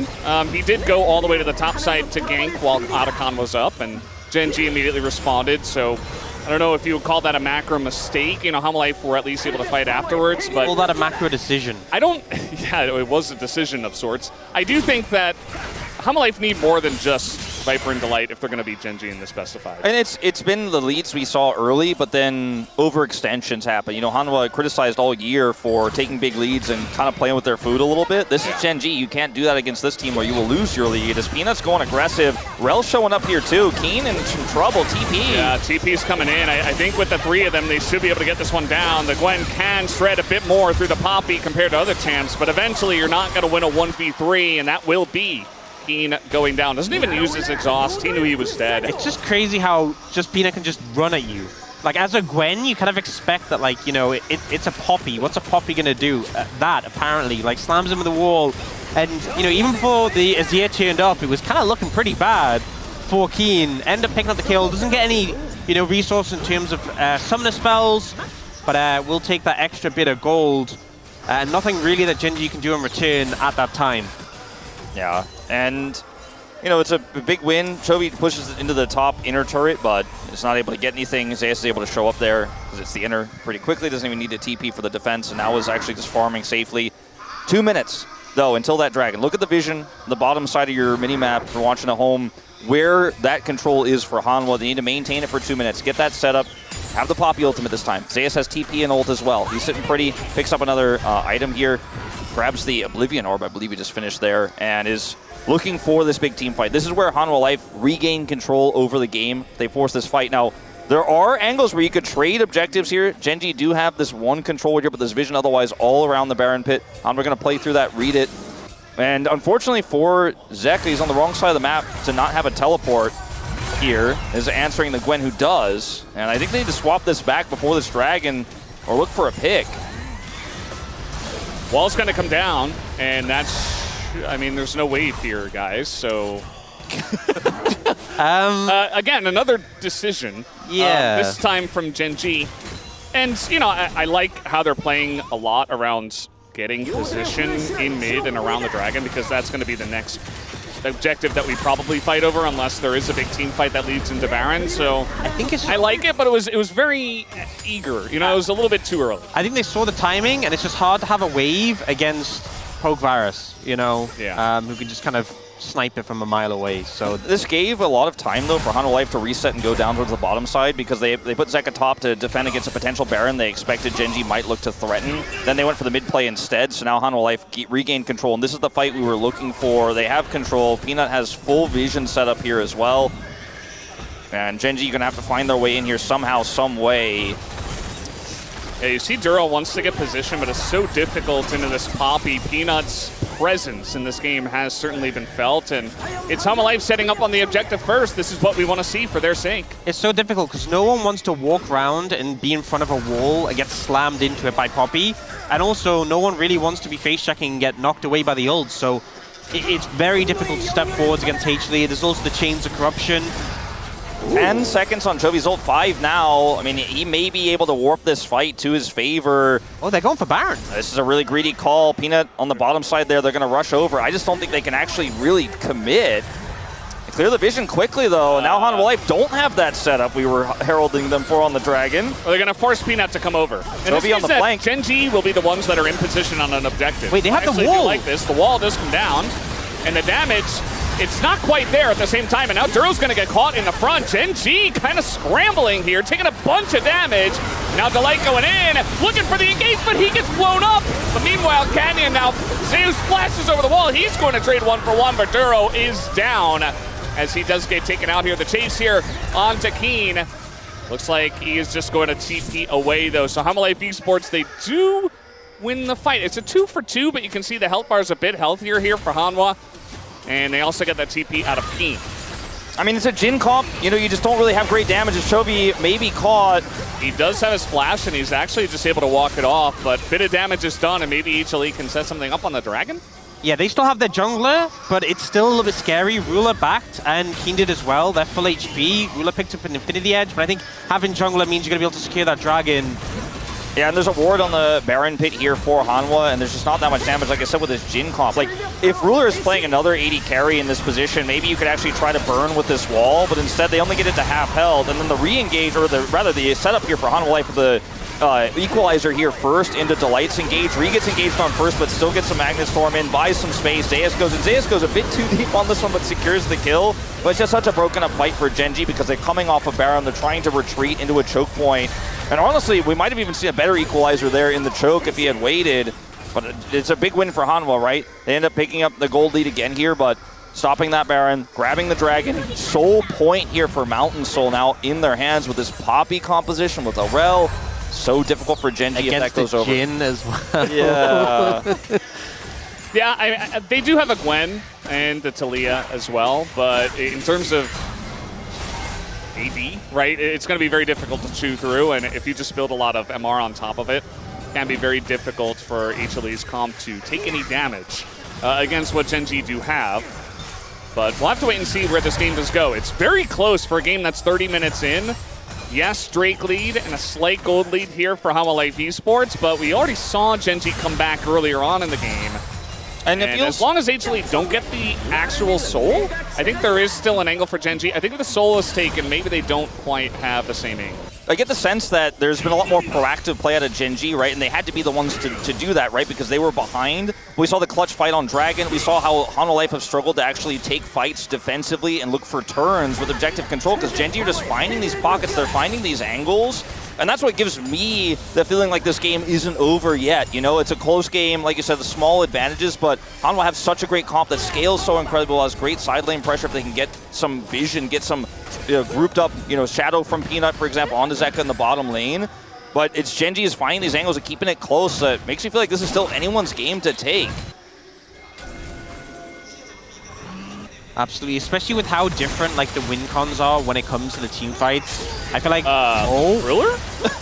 Yeah, Cleanse, he's fine. Just kind of taking a walk through the mid lane. Not sure about that. No, he's been playing really aggressively in the mid lane when he's going for prio. Like Viper will just piercing arrow him. He'll be like, I can take it. Does end up getting the cleanse there. I feel like the Chains of Corruption is generally what you're cleansing when it comes to this HLE composition, so it's not that bad, but it doesn't feel good. Yeah. He almost has it back. Yeah, it's like halfway through. But to be fair, like how often in the middle of a fight are you getting Chains of Corruption by Varus? It's not going to happen that often. Arguably the other issue you're going to have to deal with maybe a rail crash down or something like that, but there's a lot of different ways that you should be able to position against that. If you get rail ulted, you're probably dead anyway. Yeah. I mean, it is what it is. Ultimately, it's a big win for Hanwha Life, but if anyone else had been there, it could have been worse for Ruler. So that's, I think, the bigger concern rather than what really happened here. Well, looking for Peanut, I suppose, and they might just be able to get him. He's caught out as the angle from Tovi locks him in, and they get another kill here for the Gwen. Gen G now with the man advantage and no jungler. They should be looking to start this Baron. Yeah, Rosales does have Equalizer here, and Empress divides up for Zeka. It's a Jhin comp, but there's a Gwen on this Baron. Look at the Varus. Close. The Varus poke is so deadly around this Baron though, but Viper did miss that first Q. His 5v4 Duro does get pretty low. The Equalizer only going to hit Jovi, and they're keeping this Baron least. I think Gen G are in a good spot here. Zeka and Viper trying their best to do the damage, but now even Zeus is taking a ton, as now the engage does come in from Delight, but he goes down immediately, and Canyon's not even looking at the fight. He just wants the objective, as he will get it. And now Ruler alongside of Jovi, so many low health bars, and in goes Canyon. They will look to clean up the fight. Viper is all alone by himself in a 1v3, flashes forward to try to score the win, but he will not be able to, and it's a triple kill to Jovi. So close to Viper cleaning up on the fight, but Jovi stays strong, Canyon stays strong. Baron goes over to Gen G. The fight is cleaned up, but it was a precarious one. Jovi finding a beautiful angle, wasn't looking for Viper, but Delight and Peanut caught out here. Peanut unfortunately not able to get away on this one, and then the call to go for Baron, you see they start to get really patient. The Baron gets low, but they clearly want more than just the Baron out of this. Looking for the fight. Ruler starts setting up with the ultimate over here, and they start to look to see if they can find some picks on the back end. You can even see Keen moves off the Baron pretty early. They could have just secured it, but they're looking for this angle towards Zeus, and they end up finding a route here onto Zeka. Keen tries to take him out. Jovi moves over with Ruler. And they managed Viper. to finish off with the flash from Canyon. Viper playing this so well at the final moments, though. Does, of course, have his Edge of Night here, so can buy a little bit of space. Looks for the play onto Chovy at the last possible second. Nearly hits him with that, which would have just left one Baron on Canyon at the end of it. But I think Gen G played that beautifully because I know there's no jungler. It's the onus is on HLE to try to force the fight, and they just played super defensively while also managing to hold that Baron aggro to take it down. Yeah. Did you see Chovy's items? He's got a Magize in this game and a death cap. Now Keen, what's going on here? He goes in by himself, and Gen Z are like, wait, what was that? And now, this is potentially Mountain Soul for Life Esports. And a lot of this Baron is being wasted by the fact that they're fighting over this dragon right now, not getting any pressure with it. This is a rough time here for Gen G. Gen G want to go for the fight, actually. They're going to open up as that ult is not going to hit here from Peanut. He's taking a ton of damage. In goes Canyon. Peanut's dead! And that means the smite is easy for Canyon. They get the jungler, and HLE do not commit to the fight, and they get punished for it. Just a crazy turnaround from Gen Z to lose your top laner outright at the start of the fight. And we see Ruler just stands on an equalizer ulting. He's like, I'm committing to the bit, kills Peanut, and the team are able to clean it up and deny the soul. This was just, I mean, Keen. This is the kind of play that, you know, obviously he's trying to coordinate a collapse here with the Weaver's Wall, and then the Weaver's Wall just ends up kind of slowing down Hollow's advance. But the play here from Gen G just exudes ultimate confidence, right? The fact that they're like, yeah, we're down a member, but we can actually still win this with our superior setup, with the Jhin we have. Hanwha Life struggles so much when they don't actually have the defensive turn, right? The Poppy ultimate misses, and that's all it takes. They focus down Peanut as he looks for that play. That's a secure on Dragon. So 3 Dragons apiece now here, 14 kills apiece. But Gen G, the game, the scoreboard looks similar, but when you look at the gold, when you look at the map control, it's definitely Gen G's game to lose. Oh boy, Delight just gonna get caught out here, and this has been happening all game, not to Delight specifically, but to many different players just getting picked off, essentially, for no reason. I mean, he's trying to get some sort of vision, but why in this specific place right now with no objectives up is the question. You know, considering how rough the game started for Ruler and Duro, they really bounced back. That previous play, they were the ones who set up the kill onto Peanut. They set up that play there onto Delight. Really bouncing back from a very rough early laning phase. Chovy looking for a cutoff here. No vision on him right now. As the wave comes in, they will see him. Trying to go for something, but look at the damage that they do to Peanut, and he snipes him from miles away. And Peanut can't even get out of there with his life intact. We talked about the Poppy and the Mountain Soul and everything, but he just looks like a, I don't know, just a wet piece of paper at this moment in time. He's getting shredded so easily. That's not what you want to see, and they didn't even have to use Chovy's Weaver's Wall. They didn't even have to look for a really aggressive setup here. It's just kind of a freebie. Baron's gone now, though. See if there's an angle here Delight could find. I don't know, there's just no follow-up. As you can see, Gen G can kind of see everything except Delight, but they know where he is. Wall's going to come down. They just want to secure this inhibitor. They're going to get the turret. Yep, Siege Wall. Do they commit to the inhibitor? Looks like no. But they're just chopping away chunks of Hanwha Life Esports' base. And Hanwha Life was in such a commanding lead. They had so much control of this game, but this is why we had so many one-sided predictions for Gen G. They are just that team right now in the LCK. Even when you've got a lead, they will come back. Get to see Keen's point of view. And it was the last needle that was able to catch him at the end. But yeah, I mean, so much of this game was either a lead for HLE or just super close between the two teams. And now we have a 6,000 gold lead and a in favor of Gen G. Stacked Magize for Chovy. Yeah, I mean, he's full build. He can only just get more stacks on the Magize at this point. He is so strong right now. And the thing is, especially because, you know, Peanut, like, Delight's on a support economy. Peanut is on a jungler's economy. And, like, you look at his items in comparison. Like, Ruler's nearly full build with an LDR. Chovy's got a Void Staff, and there's an Abyssal Mask on Duro. Keen, he just wants blood. He almost got a little bit of help from his friend there, Ruler, with a little Deadly Flourish. But yeah, you don't get the kill, but you get Zeus out of the fight. And that's going to mean more pressure here from Gen G right before this Baron spawns. Baron, the inner turret. Baron is spawning, but so is the Dragon here. And Hanwha Life have more vision around the Dragon, but I think Gen G have an opportunity to rush over and set up before it and end up contesting for this. It looks like, though, we might see Hanwha Life try to collapse here and look for the Baron first. There's a really tiny window between these two objective spawns here. If you get a pick, you could potentially get both or just, frankly, end the game. No open inhibitors just yet, or rather no destroyed inhibitors for Hanwha Life. This is their last stand. This is their last opportunity. They're fighting desperately for Prio to take that fight, get a big keeper's verdict. The fight's the comp. We've talked about it all game long. They haven't really been able to find their win cons. Gen.G have stopped them at every turn. This is their final moment, and Gen.G looking to now channel towards Baron. Once again, I mean, this composition with the Jhin has so much space it can buy. They have so much damage. It's incredible the amount of damage they have on this Baron. It's going to force them over. Duro trying to hook his way away from this one. The wall comes down. The Poppy ult not going to hit.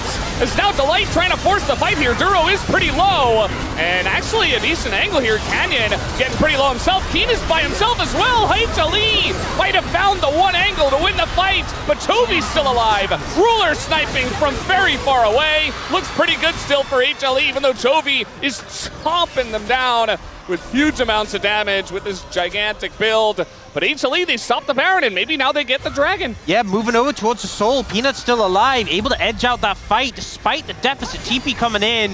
And I feel like this fight, the front line just got shredded for Gen.G. Weren't able to really get access. You can see Duro focused down here. The ult doesn't connect, but Ruler has to back away so far. Ruler and Chovy get zoned so heavily by Delight and Zeus here. And Ruler does ult here, but he's not really able to do too much to Viper, who's full HP. I mean, Zeus played that so well. His equalizer was massive. One more tick and Ruler dies and doesn't even get to have the opportunity for that ultimate. Heroic Rumble play after they get that first initial setup onto Duro. Baron is denied. Soul is secured here for Hanwha Life. 5,000 gold down, but at 40 minutes, that really doesn't mean as much as it would have, 10 minutes ago. I mean, everyone's starting to get closer to full build. Chovy and Ruler are full build. Yeah. Any gold they're getting on top of this is irrelevant. So, that Mountain Soul coming in, that permanent boost, is a massive boon for HLE. And I mean, we're looking at all these ultimates back online here. Peanut, Zeus, they're ready for a potential Baron fight and contest. Yeah, I mean, to me, I think, HLE, they benefit hugely from this Mountain Soul, but we've seen that both of these teams have won big team fights from behind. And I think it's just going to come down to team fight execution, which both of these teams are just so fantastic at. HLE getting the better of the last one. I'll see that Chovy wall. The angle is really important. How many people get cut off? Hide on bush. Duro going to be spotted, though, in the play. Zeka with this Sun Disc is actually pretty massive. They have a ton of prio right now. Canyon alone. I think the big concern for me is HLE have so many more flashes available on their side. 4 up compared to Gen.G, who only have Chovy and Duro. Ruler's flash being down, Canyon's being down, I think is a big hit. Yeah, I think they could actually just start the Baron. I mean, they're playing around vision because Gen.G, of course, don't have that full information here. That control ward and that brush is so valuable. Once they clear that, Hanwha Life can just do anything, and Gen.G will have to really sweat it out. Like, are they doing Baron? Can we go over and contest? Or are they going to engage on us? Keen on a flank angle here. The shields really coming into play as they clash in neutral. The range advantage as well makes it so difficult to dent Hanwha Life. You have a ridiculous amount of Baron damage here for HLE with almost full build Azir and Rumble.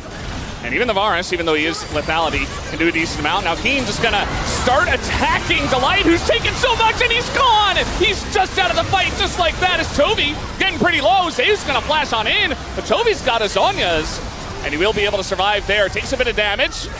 But right now we've got the Light who is down. Chovy gets the pick again! You will not stop this man! And that is going to be 25 stacks for the Taliyah. But Viper's still full health, and all these low health bars for Gen.G means I don't think they could try to push for anything further here. It's a huge win for Chovy. They end up taking him out of the fight. Zeus, that is, out of the fight. That means Hanwha Life shouldn't be able to take this Baron either. TP comes in for Keen just to be sure. The game state's still so incredibly close, and Gen.G now have their eyes on looking for the Baron turn once again. Yeah, with a long death time, we should be able to move on this. Zeus does have TP, but not up for 30 seconds. The thing is, Peanut has flash, and they still have a lot of power. The poke from the Varus over the wall is significant. They can threaten with a poke, and Peanut can look for the steal. Peanut has flash. This could be big. It's 5v3, and it's really just going to come down to Peanut and see if he can get in there. The damage is being done by Keen, though. He's running Viper down, and that's going to zone Peanut away as well, who is being shredded and has to flash the wall. That's going to be Baron over to Gen G. Very nicely handled. So well played there by Keen. I was a little concerned him going over the wall with Viper there, but he forces Summoner spells from Viper and gets Peanut away from the situation so they can secure the Baron. And I was talking before about the lack of Summoners for Gen G. Canyon's flash is coming up, Rulers is coming up. They've navigated that situation so well, and they secured the Baron to boot. Yeah, this fight is very broken up, of course, but initial pick here onto Delight means that even though the knockaway on the Nautilus is there, it's a trade. And then watch Chovy here on this moment, here on this angle. Zeus used his equalizer to try to zone Chovy, but Zonias was available. Chovy getting this flick here is massive. They can't do more because Viper is level 18. He is so huge in this game. But moments like that are how you get to start these Barons, how you get to have that control, look for these angles. Keen with the outplay there, denying any entry, denying the Varus for the arrow plus smite combo that Peanut and Viper were wishing they could have a chance for. It's not giving them any angles, any windows back in.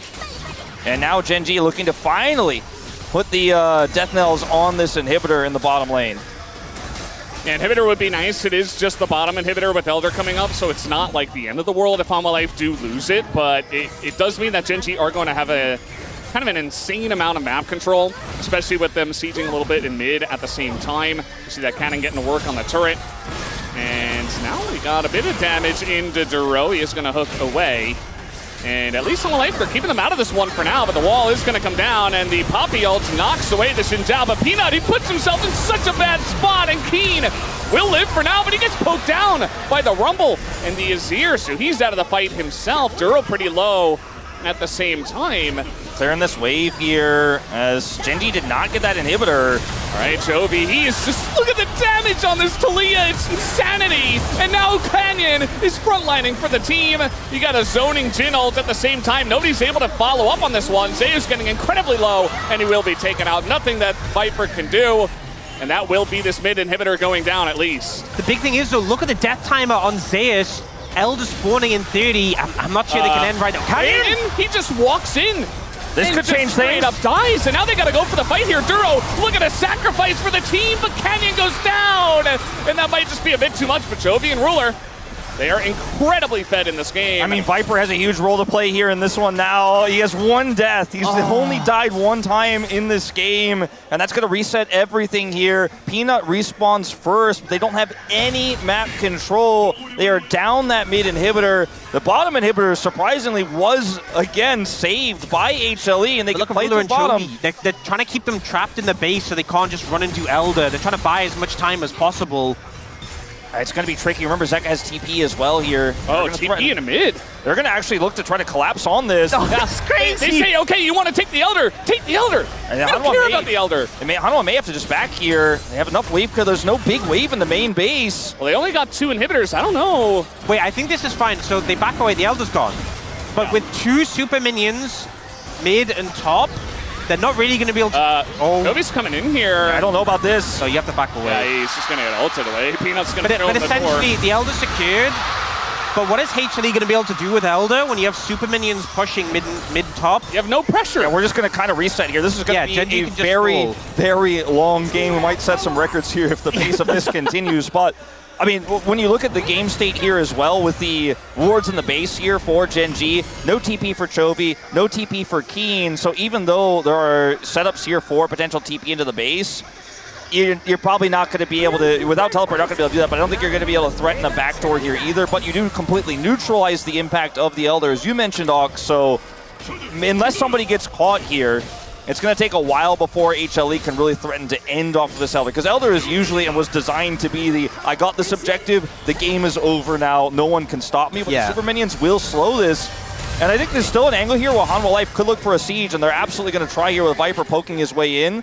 But I mean, look at this, there's no wave, there's just no way for them to end right now unless Gen G make a mistake. This is the problem, is that, you know, Elder makes you so good in the fights, but it doesn't help with the sieging, and there's a ton of wave clear. They might get this mid-tier too, that's definitely plausible with the Elder. Breaking the inhibitor tower is much more difficult though. Chovy doesn't have ult, I thought he was going to look for a wall there. Yeah, trying to buy mid-hit time. 2, that'll go pretty quickly. Zeka's going in there. He's going to do a taunt to Toby, who has a flash. They got the equalizer. Toby, they got in. Toby is down. And they've got a cannon minion here too, HLE. How far do you want to push it? They're looking for the inhibitor. Well, I guess they can't neutralize that. No, I don't think so. Bit of a greedy play from Toby. He is punished. All right, Jane's going to go down. Look at the damage from the Azir and the Varus. Now there's no wave here just With yet, but the another Elder. one's coming. And I don't know, with 45 seconds until Toby respawns, I think Hanwha should be able to end here. They don't have the same wave clear. They gotta stack up. They gotta block it. They gotta stack up and keep the minions alive, and HLE are gonna do exactly that. We got the peanut ult, not gonna hit anything. Keen, desperate to try to stop the minions from hitting the base. He will go down, but HLE, they wanna end the game right here. And right now, they get a kill onto Canyon. They get a kill onto the turrets, and HLE are gonna make it happen in game 1. They have such a track record of winning those game 1s and game 5s in best of 5s. They have not lost to Gen.G in a best of 5 this year. They're 2-0 against them. They get that critical game 1. But if we're going to 5 in this Road to MSI first versus second seed series, and we're going to 5 games and they look like that one, I'm definitely signing up right now. I mean, this was a game that came down to so many clutch moments, and HLE are always the clutch team. They are the team that when it comes to those big split-second decisions, like there right at the end, Chobi, a player we have praised so heavily for such a long time, but particularly this season, gets caught out by a 1-2 combo between the mid and top of HLE, able to find him with the Elder Burn from the equalizer. Just beautifully executed, and that was not an easy game to play for either side, but HLE came through strong. It's really difficult because you have to clear the wave as Gen.G, but what is the that Elder, gold graph, by the way? you can't do anything. You couldn't get close. I mean, I don't know if Viper could have done more in that game either with his Varus. Just incredible positioning, doing a ton of damage. I'm really looking forward to seeing what the rest of this series has in store for us. Yeah, and Zeka, the clutch master, he is back in game number 1. HLE, Hanwha Life Esports take game 1. We'll take a break and have the space. We'll be right back.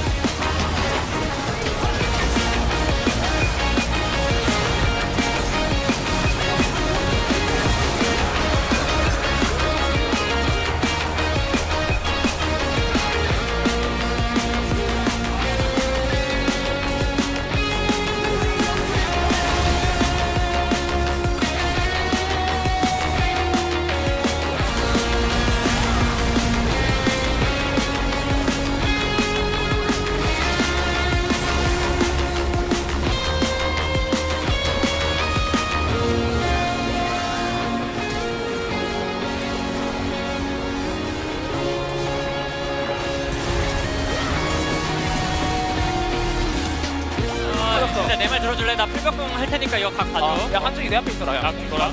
여기 트랩만 밟을게. 왜 뒷받았으니까 천천히 해. 미드라인만. 내가 맞을게. 하고 웨이브 신경 써야 돼. 하나씩 맞자. 레드 맞아줘. 날려맞다. 펜 잡았어. 싸워 소리야. 싸워볼래? 나 싸워. 아니 잡아. 잡아야 돼. 야 진진. 끝내. 나이스.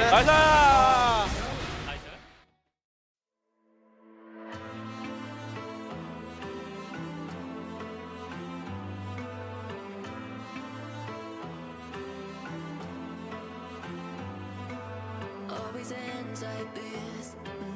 When I think I'm healing, if I had one wish, could you save me from my feelings? Chemicals can't fix all these wounds that I'm concealing. I'm lost in light and sound. I need you to hold me down. Baby, won't you give me a sign? Oh, I need you to. Just go when they turn on the lights, I'll run back to you. One touch and you're getting me high, oh tell me it's true. Find me at the end of the night, I'll run back to you.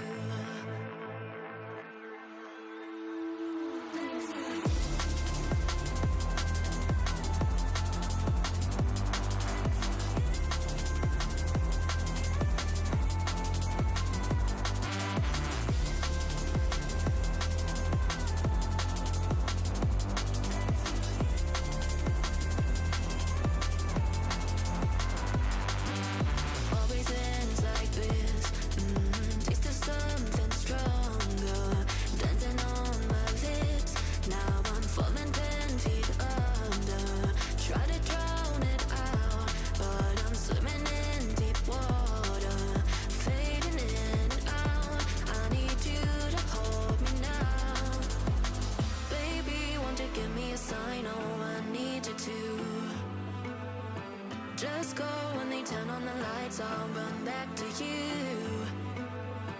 One touch and you're getting me high, oh tell me it's true. Find me at the end of the night, I'll run back to you.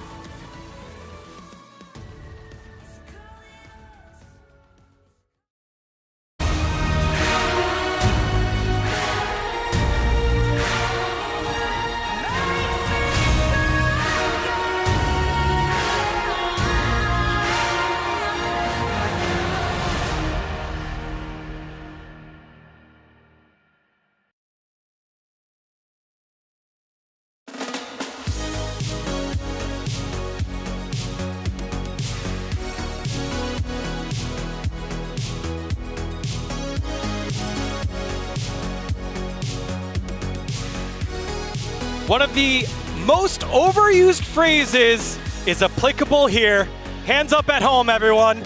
Absolute cinema in game number 1, and you love it because this is the same story that we get when these two teams meet. It's a banger in game 1, and Hanwha Life Esports gets themselves a win. Tigon here alongside Wadid and Chronicler. What a game number 1. I really thought that the game was over for either team like 5 times. And I think that what I love most is there will be, and there was one scenario or one specific situation we'll go in at the very end that I think was an unforced error. But by and large, so many of the mistakes that happen here are because other people are making big plays. I think that final play, the catch that Zeka found onto Chovy, right? You can obviously be like, Chovy, man, but he is like 3 screens away! Out of nowhere, this pigeon descends, and Zeka had been having a bad game. Still clutches it out in the end. I mean, I lost my words. I'm getting goosebumps every single play. Like, it's just amazing to see like these plays, especially, I mean, it's just only game 1, day 1 as well. So it feels just amazing. Yeah, we've packaged highlights together, but each team fight here, 20 kills on each side, was just as impactful. But we start in the early game in some macro here because, you know, as much as there were a ton of kills, remember, Hanwha Life Esports were moving Gen G around the map. Yep, them winning the 2v2 bot lane snowballed a lot. I think it shows, it clearly shows that HLE was ahead of the curve. Here, them having a free trail on the bot side while Gen G is trying to get something on the top side, but they couldn't get it. So I feel like them denying the Genji play in the early game, it helped a lot for HLE to snowball with their value picks on the late game. And we felt like from that point on, with the team fighting power they had, it really should have been a pretty smooth Hanwha Life win. I'm also very curious to see how Genji is going to feel about this, because you can argue that with the early game that they had, particularly the bot lane, they really shouldn't have been allowed to have an edge in this game, but then they have found an amazing team fight in mid-game. And after that, the game kind of became a big back and forth. So as a result, the next highlight is at 39 minutes. Yeah, don't worry, in between the Chovy show is happening. Yeah, I mean, I don't even know what happened on this highlight, you know? I think it started up Viper again. I thought Genji is having a great position with the Talia ulti, and we could see Delight failing the engage, but the follow-up with the Rumble ulti was perfect. So I think this was actually the bounce back play from HLE. And the big thing here is that it leads to Hanwha Life actually picking up the soul. Yeah. Right? Like they get Mountain Soul, and if you see how close a lot of the later fights are, I think the Mountain Soul actually ended up getting a crazy amount of value. And Hanwha Life, to me, even more so than Genji. Genji, for me, is a team that always can find a way back. Hanwha Life is the team that doesn't give you anything for free. I swear they will contest everything, and I think that is what ends up, in the end, winning them the game. Yeah, and here we go. Final one here with finally some agency. Genji tried to push in to close it on in. Doesn't quite work out here, and then they get punished. Let's be real. We can leave here. We can leave. Let's go home. We can leave.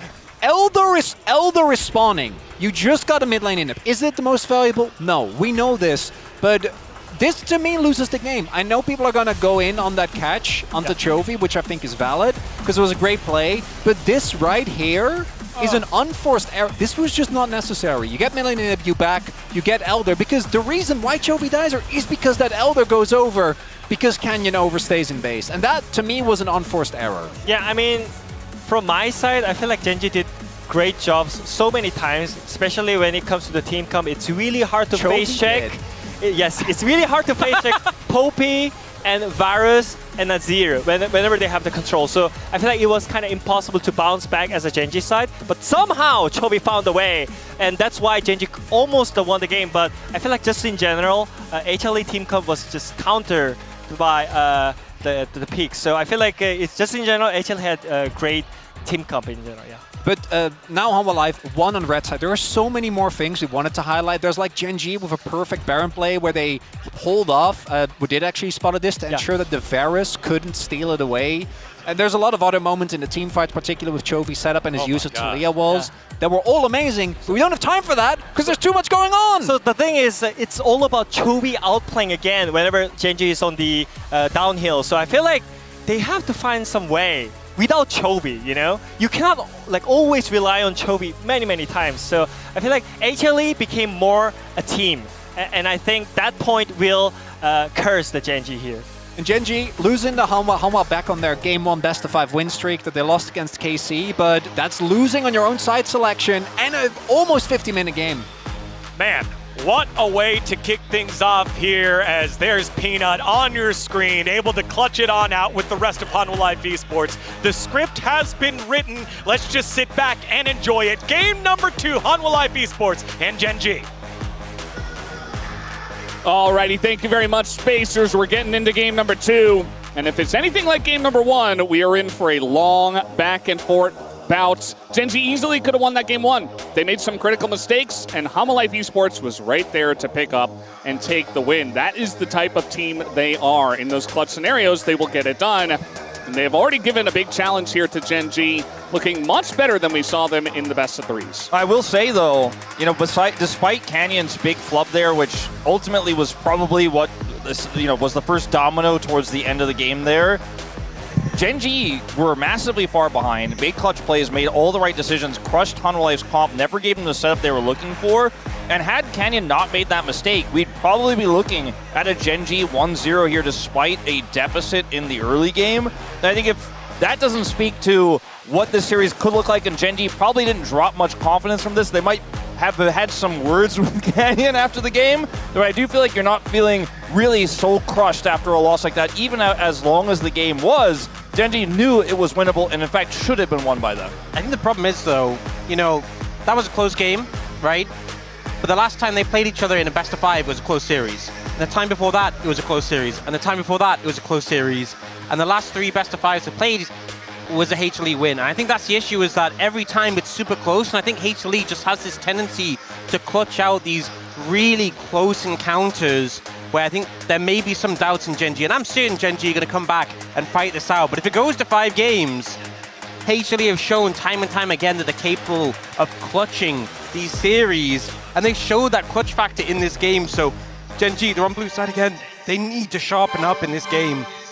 And they need to show that form they've shown in the regular season so far. Yeah, and you know, when you make that mistake and you lose that game in a best of 5, and you lose that 5th game, had you just not made that mistake, you'd be the first seed to MSI. There wouldn't be a game 5. And so even small mistakes like that in League of Legends and close games in a very, very competitive best of 5 can cost you dearly. But I think, again, confidence-wise, probably not a big blow here to Gen G. Yeah, we'll have to wait and see how they react. You know, we got to see what their game 2 looks like, because immediately you're set behind in the best of 5 where, you know, coming to this one, there is a reason why Gen G had a lot more predictions in their favor. They had a similar amount for summer finals last year, but it feels like with the 18-0, they were even more dominant this time around, and that is why we believe they could get it done this time. But if they lose again to Hanwha Life Esports in a best of 5, I think all bets are off, and we really got to question if Gen G can get it done when it matters. See what this final ban is here. The Nidalee ban is quite interesting. Keen hasn't really favored this as much as Zeus has, and it obviously can still be played by Candy, and the jungle is quite famed for it, but surprised to see that one on red side here in game 2. Yeah, I expect to see the Calista ban again, especially with Poppy and Talia taken away. I feel like the priority for that probably even higher now. Did see that Ahri ban before.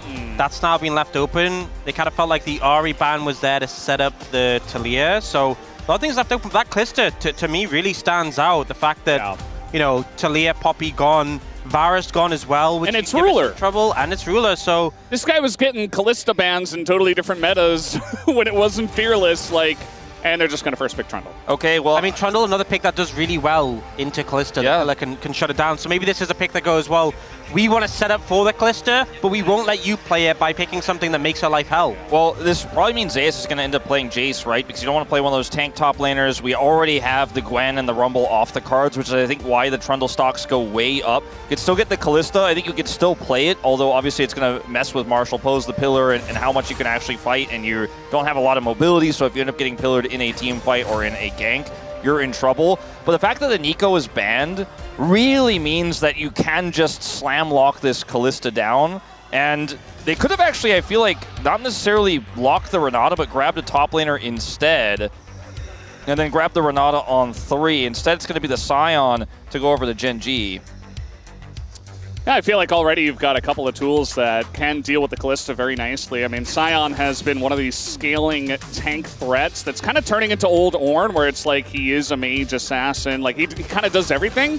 And I feel like this is a fantastic 3 pick from the side of Gen G to handle what Hanwha Life have already shown. You know, you have the super tank, you know, you have the Trundle with the pillar who can slow down the Calista, and then Ryze. You know, if Calista ever steps up the Ryze, he's having a bad time. So I think Gen G super confident with what they have. HLE on the other side, you know, Calista, Renata, obviously a really strong bot lane duo. Interested to see what Ruler Duro will pick into that. Looking to pick up the Ahri, and this feels like a very, you know, aggressive, early skirmish focused trio from HLE they picked up so far. They need to get the ball rolling with what they have. Yeah, I feel like this draft for Hanwha Life really is sink or swim so much in the early to mid, and if you fall behind, you just don't have any sort of in. I expect that we'll see a Pantheon ban from Gen G, as Pantheon Ahri is a really strong combo that is still, of course, available. As we'll see the Xayah very safe into the Ahri, taken away from Ruler. And what comes next, though, gets a little bit more murky. I mean, we could see potentially, for example, a Jace ban, but doesn't really suit the composition for Hanwha Life as much anymore. Although it can be quite strong to get lane prio into the Scion early. And it's not very strong for Trundle to, of course, subjugate. But I think that a Pantheon ban makes sense. Looking for Nocturne first, however. Yeah, I was thinking, like, what is Peanut going to play in this game? You know, you don't want to play something like a Sejuani or any kind of tank because of the Trundle. And You want something that works well with the Ahri, but the Wukong is already gone, and now they're going to ban Nocturne and probably another jungler here. So really limiting the options of Peanut to find a good jungler that fits in this composition as well. I do wonder what he's going to go for. I don't think Viego is going to have a good time in this draft either. You don't want to play Skarner, so your options become quite limited here in draft for Hanwha Life. And the Aatrox will be taken away from Zeus. A lot of respect given over to him for that pick. Obviously, last time we saw these two teams at the best of 5, did a lot of work with that one. Maybe Ambessa here for Zeus? Not something we've really seen him lean towards. It's only really been Shu who's really picked it up in situations like this. It just feels like it fits the comp and it can do very well into Sion. But we know that Zeus can play all sorts of different things as it's Jarvan. Not 100% sold on this one. They were kind of laughing between each other. I wonder if they have any ideas about flexing that Jarvan. I think that would be kind of crazy, but... You know, the Senna's still open and available. Yeah. In this one. It's really tough to play Senna into Renata Callista, but if you can just play through topside a little bit and stave off that pressure, you have such an incredible late game here as Gen G. Ezreal is pretty safe. They banned the Xayah. They took away the Lucian, which follows up really well on pillars and Sion engages, but the Ezreal is just super safe, consistent damage. Again, somewhat tough in the lane into the Callista, but if you can get out of it, or you can just beat it with Karma. This is such a winning matchup into the Callista Renata. Like, you have so much long range to harass, and now you have a winning bot lane 2v2, so the pressure that the Callista Renata has is kind of out the window. You come from the mid lane matchup, and I feel like now Zeus is really, the pressure's on him to have a top laner that he can really run away with the matchup, and we've seen time and time again, Sion is confident into Jace. Camille is going to be the option here. Can lock down the Ezreal, could potentially lock down the Rise, but it's really awkward, I feel like, for Hanwha Life Esports, because in terms of engage, they have Jarvan, they have Camille, kind of, right? But it's a very mobile composition. You can realm warp to outpace it, and the Sion is so tanky that it's hard to access the targets you want as Hanwha Life. And the Karma feels so strong here because both it wins you the lane, and yes, there's not a traditional engage here for Gen G, but you have pillars, you have Sion, and with the comp of Hanwha Life, you have to engage, so the Karma can just play it defensively. You don't need a support to fish for engages, fish for angles, fish for picks, because they're coming at you. Their comp has to by default, so the Karma doesn't feel like it's a detriment, whereas sometimes you pick the Karma, you win the lane, but you feel like you're really missing that engage. With this draft for Gen G, I don't feel like that's really the case. I feel like as well, when you have champions like Rise and Trundle, you know, you have the ability for the point-and-click CC with the root, you have the pillar as well. You speed them up and they're just enabled so much. And I think really, you know, there is tools for HLE to sort of find momentum in the early mid-game, but they really need to get the ball rolling on this one. Yeah, almost feels like some sort of LPL comp on the side of HLE, and I think coming off of the back of the confidence of winning Game 1, you know, and the fact that they got an early lead in Game 1 as well, and yeah, it got pretty iffy there in the mid game where Gen G were coming back. You know, I feel like this is a composition that HLE can pilot very well, especially you got Zeka on the Ahri. It's straight in their comfort zone. You've got Zeus on a carry top. I think there are definitely angles here for HLE as well, and very curious to see how this game number 2 is going to pan out, especially with how exciting and crazy Game 1 was. Let's hop on the riff for game number 2.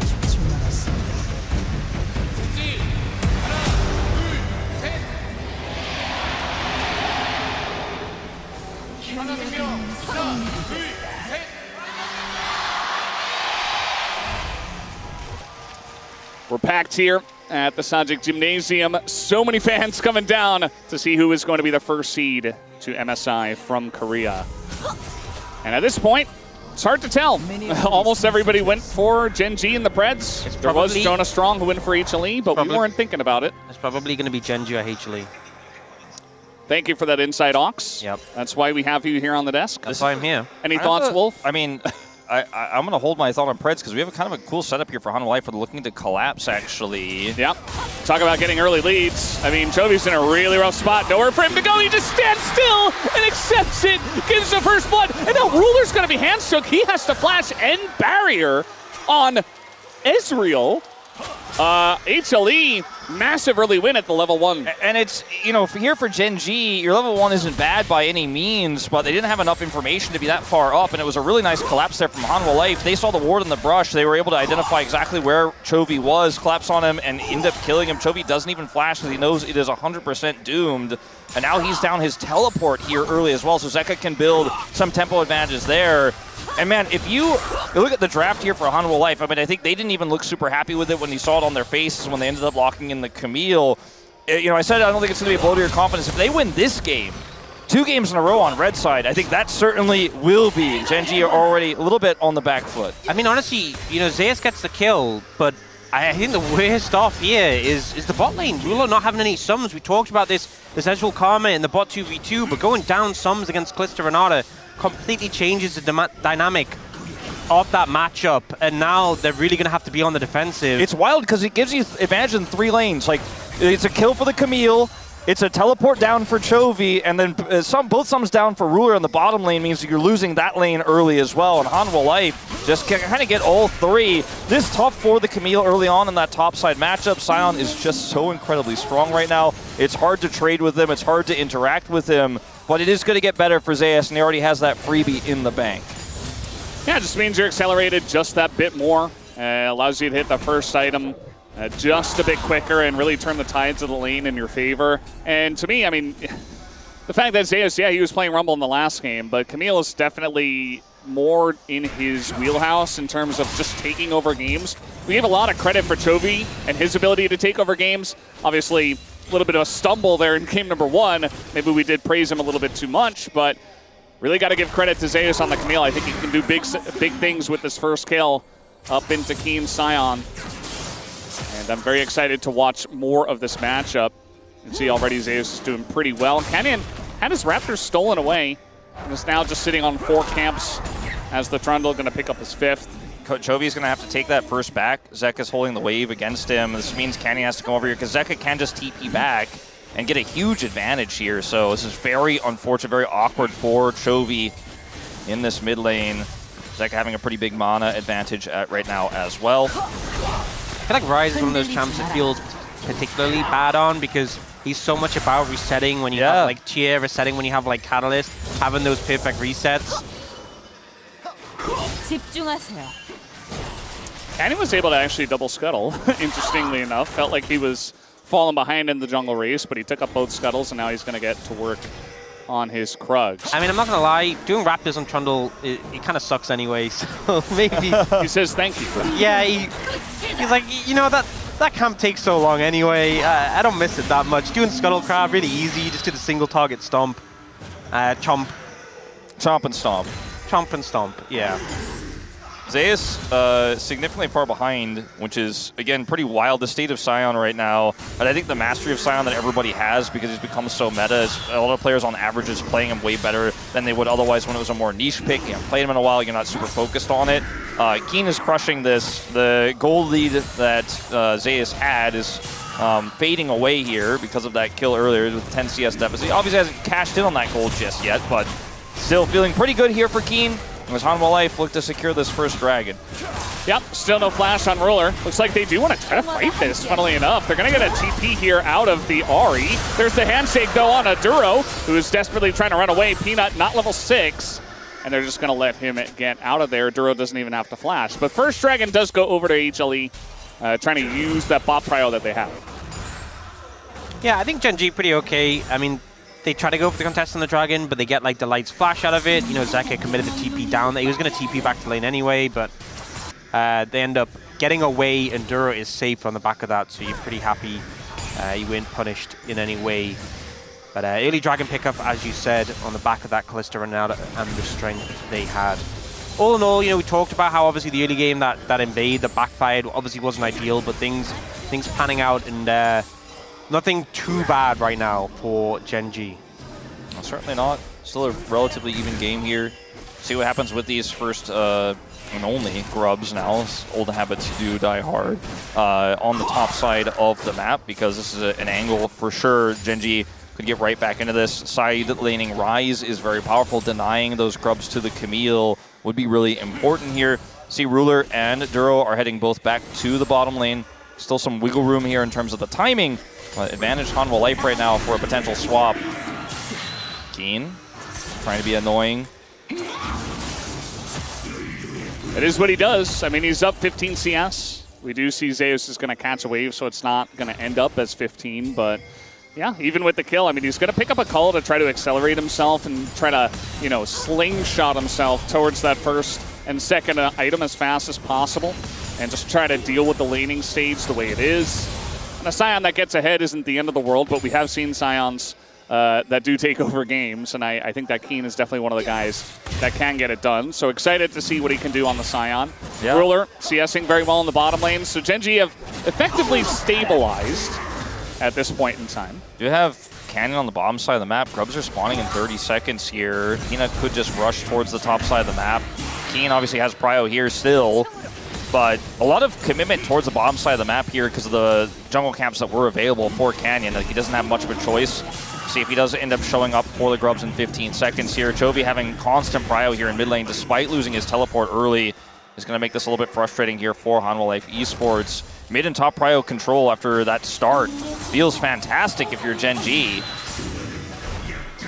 feel like every time we look top, it's just Zeus taking so much damage in this matchup. It is just not going well, and I think keeping him down, delaying his spikes as much as possible, especially when you have this composition for Gen G, which is 2 carry, is so important, because the Camille jumping onto Ruler or jumping onto Chovy and deleting them from the fight immediately makes the 5v5 so much harder for Gen G. We do now see Viper into like setting up for something bot, but the wave is cleared quickly, and it's important because this is Callisto Renata, and the dive potential is so easy with the combination. Because of the bailout, you can really heavily commit. So that's going to be a backstop. I don't know if it'll necessarily matter as Peanut's not even nearby. But the thing is, it's an Ezreal that got his flashback as well as has Arcane Shift, and he did clear the wave, as you mentioned, which is really critical there with the True Shot Barrage. And so they just end up getting Grubs for free here, and Peanut can make no cross map. Peanut doing a good job of staying out of vision, but Chovy knew that he was on the bottom side of the map, so he's angling towards the top side, and he's not going to get punished for that. See, this was a nifty trick I've seen before from Chovy. It's you just dodge it. Just walk in the correct direction. Yeah. Don't get hit by the skill shot. Yeah, would have gone bad if he did get hit by the skill shot, but he didn't, so it was pretty effective. He's known to avoid abilities and also land his own. Multifaceted player, as we know. Yep, very important for League of Legends. Zeus. He wants to hurt the Scion. He wants to get grasp stacks and not get too low, while also farming. And he knows that Keen doesn't necessarily have a bunch of kill pressure just yet, but Chovy's been angling topside a lot. Canyon's also been up here a little bit with the Grubs and trying to make stuff happen. I mean, if Zeus uses his hook shot again, he is in serious trouble. It looks like he is going to play respectfully now. This angle is so scary. Canyon stays. He's going to get the scuttle. Yeah, not as much action in this game, too, as we had in Game 1. I think that HLE were very proactive in the plays they were making around Peanut's Poppy and the fact that they punished so early on in the bottom lane, so they were able to get a bigger lead. This time around, yes, they won at the level 1, but they only got the 1 kill, and since then the lanes have been going very well for the side of Gen G, so Gen G not in a big rush to do too much. They got the Grubs, all 3 of them, and now they can try to maybe play for this next dragon. Even if they don't, it's not a huge deal. Let's see if they actually do that, as Delight doing a good job of clearing out all the vision here in the Tri-Brush. Lots of pings around this dragon. Yeah, here comes Canyon, and Realm Warp is available for Chovy. Can join at a moment's notice. I will say, Zeka has Malignant, which is such a huge spike, so it could be a bit precarious if they do opt to contest this. Zeka, the flash forward, the engaged Renata might just get the job done. The aggression out of the side of HLE is perfect. As now Chovy on the edge of this Realm Warp, he does get away. And they still have the dragon leashed. This is going to be another dragon and a kill that goes over to HLE. They're playing this comp very well so far. Infernal Soul, too, super valuable for the longevity of Hanwha Life's comp. If they can pick it up, it is going to be huge for them. But man, that was a really clutch engage there from Delight. The Fate's Call follow-up as well allows them to continue the pressure. They just instantly delete Canyon, prevent any sort of 50-50 on this, take the jungler out. As Canyon's kind of angling here for Zeka, right? But there's no vision in this brush. There's a control ward here, and he just flashes in for the double, point blank, and then the ult comes out from Peanut. Chovy, of course, having to Realm Warp away, very narrowly goes down himself. There's a really clutch play there from Hanwha Life, playing around Vision. Renata engaging is not what you expect. Just great layering of CC there. You know, knew what the goal was, took down Canyon, secured the Dragon, 2 in the pocket, and that is a great win con for them as the game goes on. We saw how the Soul was a big factor in that previous match for them. So continuing that direction. It has definitely been a slower paced game, but you know, just racking up those objectives can be a big win con as it plays out. Yeah, I think it's going to be pretty huge. And Zeus looks like he's able to stabilize up here on the top side. Neither top laner elected to try to join the fight. Zeus is pretty low, so it really was going to be, you know, the onus of the decision would have been on Keen if he wanted to go down, and then Zeus would have to make a decision on if he wanted to join or not. Oh, he missed the cannon. He's trying to get the damage on Zeus. Yeah. No cannon. Zeus slowly catching up. And that will become a problem in this game if Zeus can continue to come back here and Zeka can continue to make plays here on this Ahri.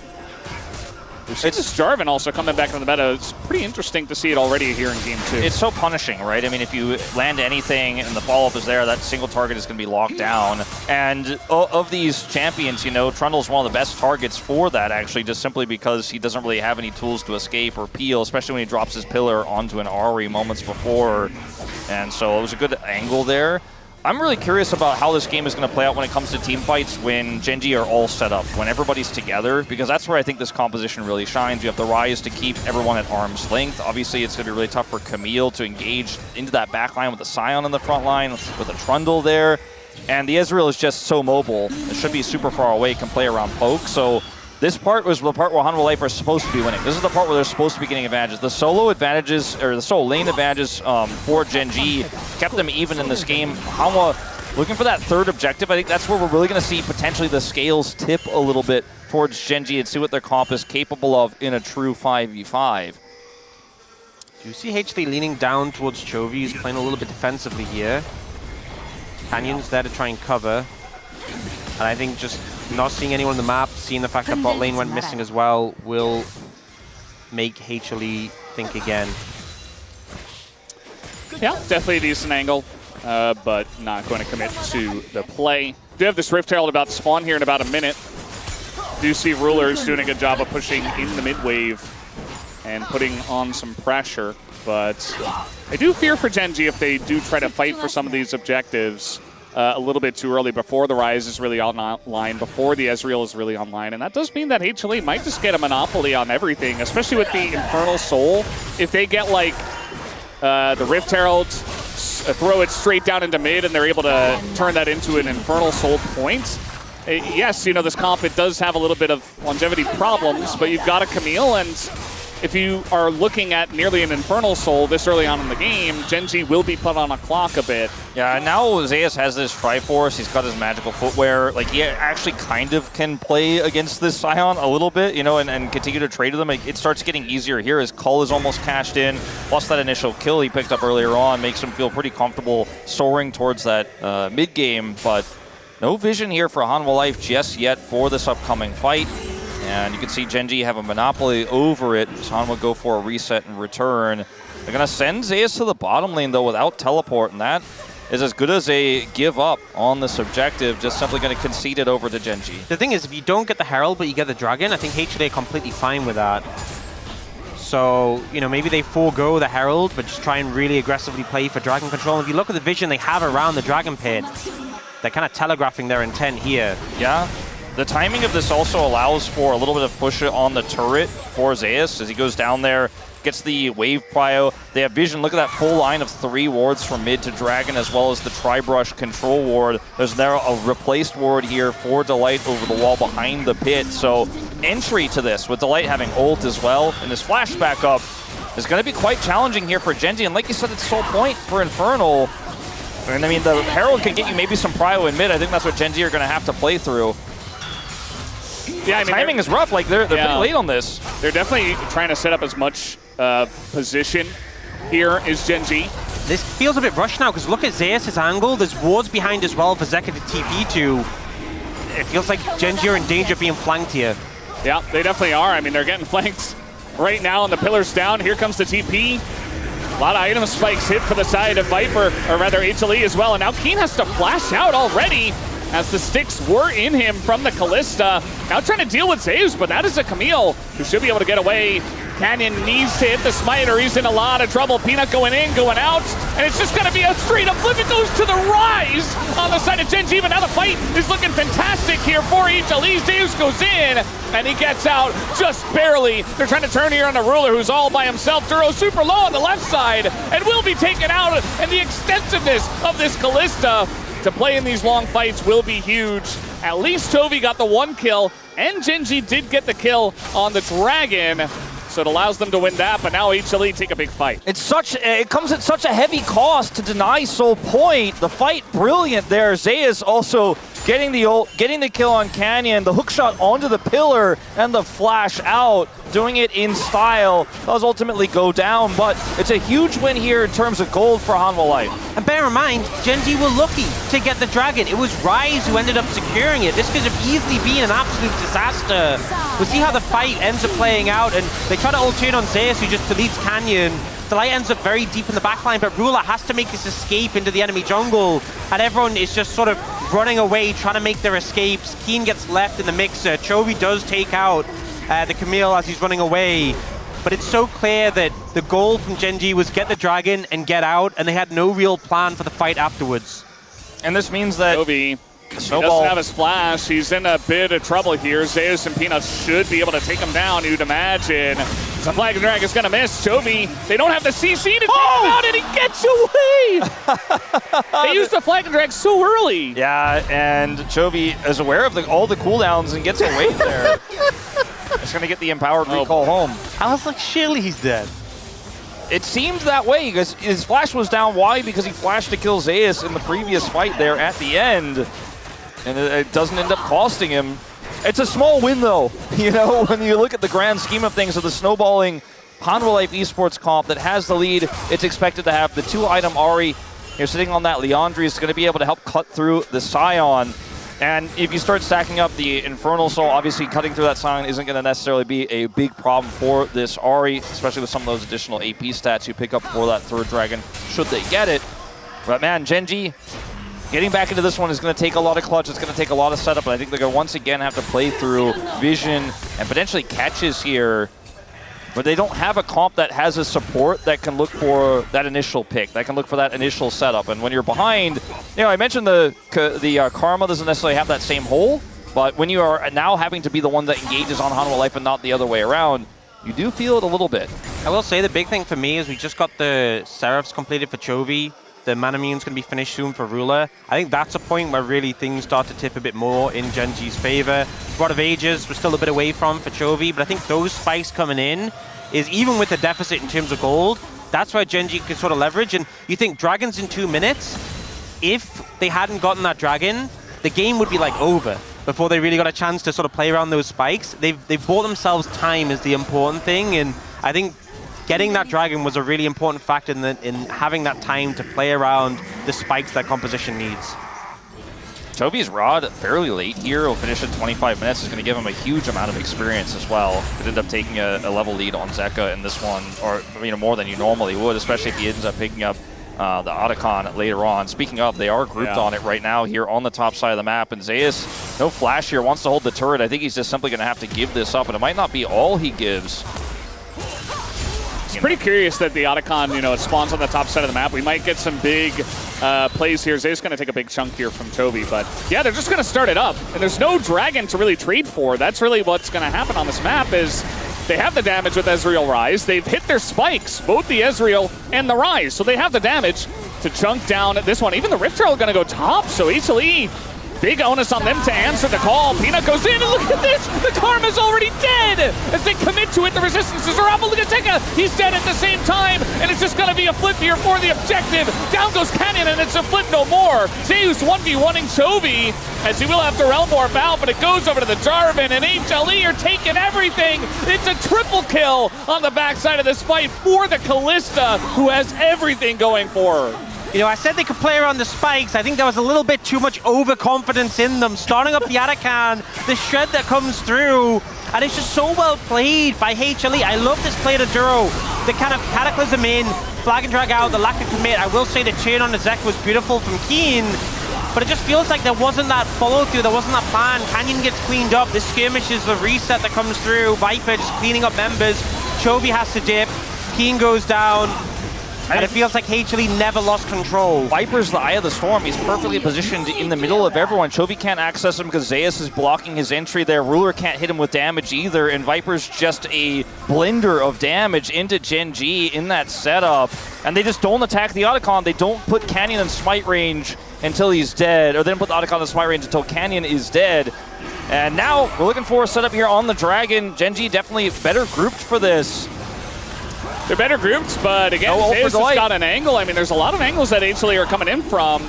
And Peanut's on the Dragon. They're looking for Chovy in the front line. He's pretty tanky, but at the same time, oh, that's going to be Peanut getting pretty low, but they already do take out Chovy, and Peanut will take that trade every day of the week.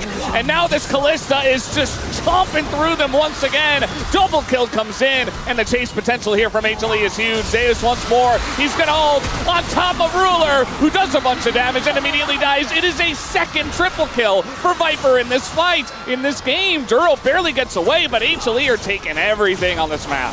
Viper's just dominating on this Kalista, you know, they took the Trundle, they were like, we're confident, if you pick Kalista, the pillar will shut you down. It has done nothing. The hubris to leave this pick open, and Viper has proved it was such a mistake. He is just cleaning house over Gen G. I mean, you guys should probably tell from my attitude out of the draft and what I thought I saw in the Hanwha Life players' eyes, their faces. I really thought this one was going to struggle if they didn't get a massive lead early. They got that first kill. The lane control still belonged to Gen G, but it's these punishes from Hanwha in these fights, the Jarvan, the lack of respect on the engage range here, the fact that Zeus can follow up so easily, the fact that they can charm, and the coordination between Peanut and Zeka on these engages has been fantastic. Even Fate's Call being used as an additional form of engage here for Hanwha Life, as well as safety. This means this composition for them looks incredibly practiced, and perhaps I misjudged the draft. Perhaps, you know, what looked like, oh, we're just going to go Camille here. It was what I thought. It looked like a bit of a desperation pick. Maybe this is actually something that's super well coordinated, super well prepared for Hanwha Life, because that's what it's looking like to me right now in this second game, where they're poised to potentially go up to match point, 4,000 gold the lead. Yeah. But this Kalista is just too big to fail. Too big to fail. I mean, 7-0 for Viper. You hit the nail on the head saying that he was the key player, Wolf, at the beginning of the day, because everybody wants to look at Zeus and he has, you know, second most palm points and everything, but like, Viper is the guy in these big series that can really put the hurt into, especially when you disrespect him in the draft, as you were talking about, Ox and Wolf, as now Viper is going to get straight up ulted by a Scion. Not the best positioning, but nobody else is really able to join the fight here. They're trying to turn on to Zeka, but he is Ari, and they don't really have the extension to do so. Zeka does get away, but Zeus, okay, Zeka will actually go down. Now Zeus gets tarped here, and all of a sudden, Hanwha Life, they're just going to get caught out in the mid lane. Now there's no, well, actually there's a Baron coming up in 15 seconds. Pillar not treating Peanut very well here at the same time. Will Gen G consider a 25-minute Baron to try to come back in this game? I do wonder. I mean, there's no flash for Peanut, but he is Jarvan. I think you have to do it. You know, you have the pillar, which is a great way of keeping him out the pit. You have Ruler, who could even like threaten over the wall. Yeah. I think you're in a bad spot in this game. You go for it. Yeah. You have so much Baron damage too. I mean, there's no ults here for Hanwha Life. Like, how do they win a fight? They have to look for a steal, and that's all they've got. Peanut's on vision. Yeah. I think this is a secure, pretty easy. Gotta deal with Peanut. Yeah, he's just gonna be zoned away. Nicely done by Gen G here, looking for an angle back in this game where it looked extremely dire. At this level, we're looking at the number 1, number 2 teams here in the LCK. The number 1 and number 2 potentially seeds for MSI. We're fighting for number 1 right now, and a small mistake can mean everything, right? Can mean that you get the Baron, that you get back into the game. Hanwha Life's mistake here, I think, was turning what was a potential catch into a re-engage and a forced fight.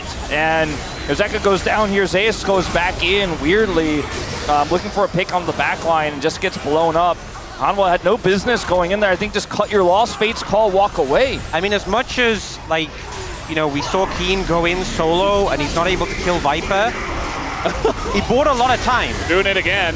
As Keen, I think you overstepped quite a bit on this one. They are going to get the turret, but now we got a charm here on a ruler who has to get Mikhail's.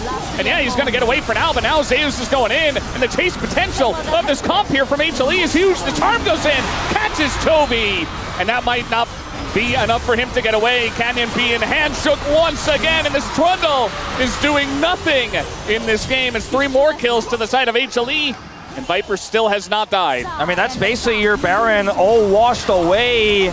Gen.G get punished here in the mid lane.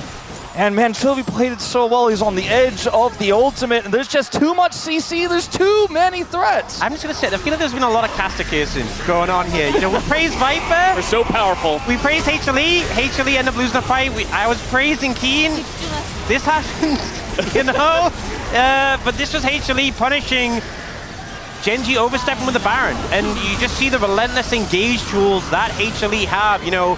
It's even with Delight not being on an engaged support, he's making it work. The fact that he can be thrown in by Viper, the fact he has the hostile takeover, but it's the Camille, it's the Ari being able to go forwards. They just had such a better angle on Chovy, the pivot there on the engage from Zeus to decide to ult Chovy instead of looking for the chase on Ruler, who spaced his way away with the Mikhail's already out.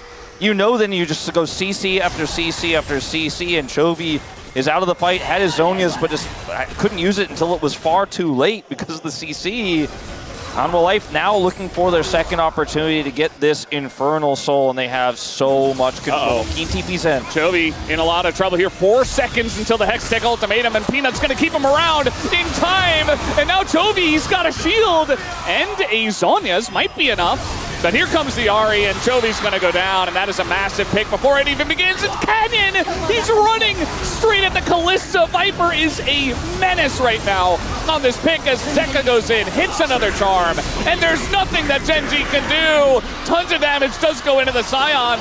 It looks like he might barely get away, as now Ruler trying to bring this one back, but the light is over the wall. He is going to miss the handshake, but they just have way too many tools, as we have said so many times, and HLE, they take the fight, and they will be getting this Infernal Soul. I think trying to greed for Keen here is not the right call from Zeus. He will back away as this turret gets pressured. But that's all Gen.G get is a Constellation Inner. I mean, that's some gold, that's some relevance, but you're now fighting into Infernal Soul for the rest of the game. And Chovy just overextended here, finding a great angle. They're setting up for the Dragon, but they find a way in on Chovy. Tries to get away, uses the flash, uses the Zonias, but it's not enough with the rest of HLE moving down. And you know, I think game 1 was a close game. Either team could have won. It came down to a matter of inches. But in this game, the gap is large. It feels like HLE are miles ahead in terms of the execution, in terms of the advantages they're finding.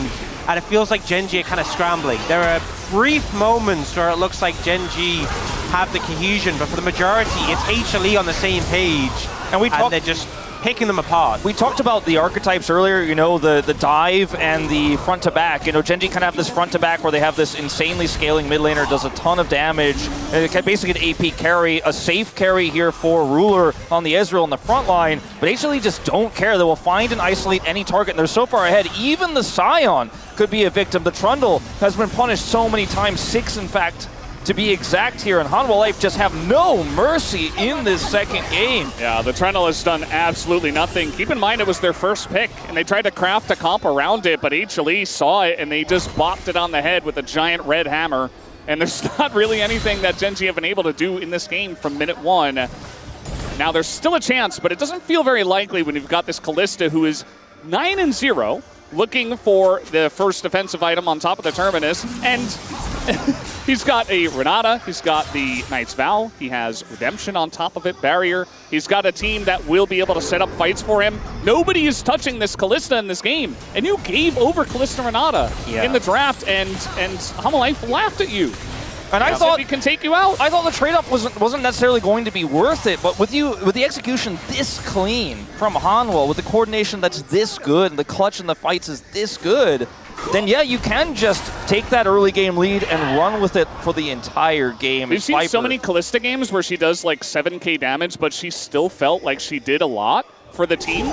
Viper has 32,000 damage, the most by far out of anybody in this game. And you know what? HLE banned Kalista on red side when Talia and Poppy were in the mix. It feels like they respected the pick so much more because, you know, those picks are so effective into it. And despite them being open, they were like, no, we don't want to see Ruler playing it. We think the pick is too powerful. And I think Gen G just didn't rank it as highly. They thought, we can answer, we can deal with it. And I think the evidence is in front of us. You know, clearly players like Viper, just you have to respect a pick like Kalista.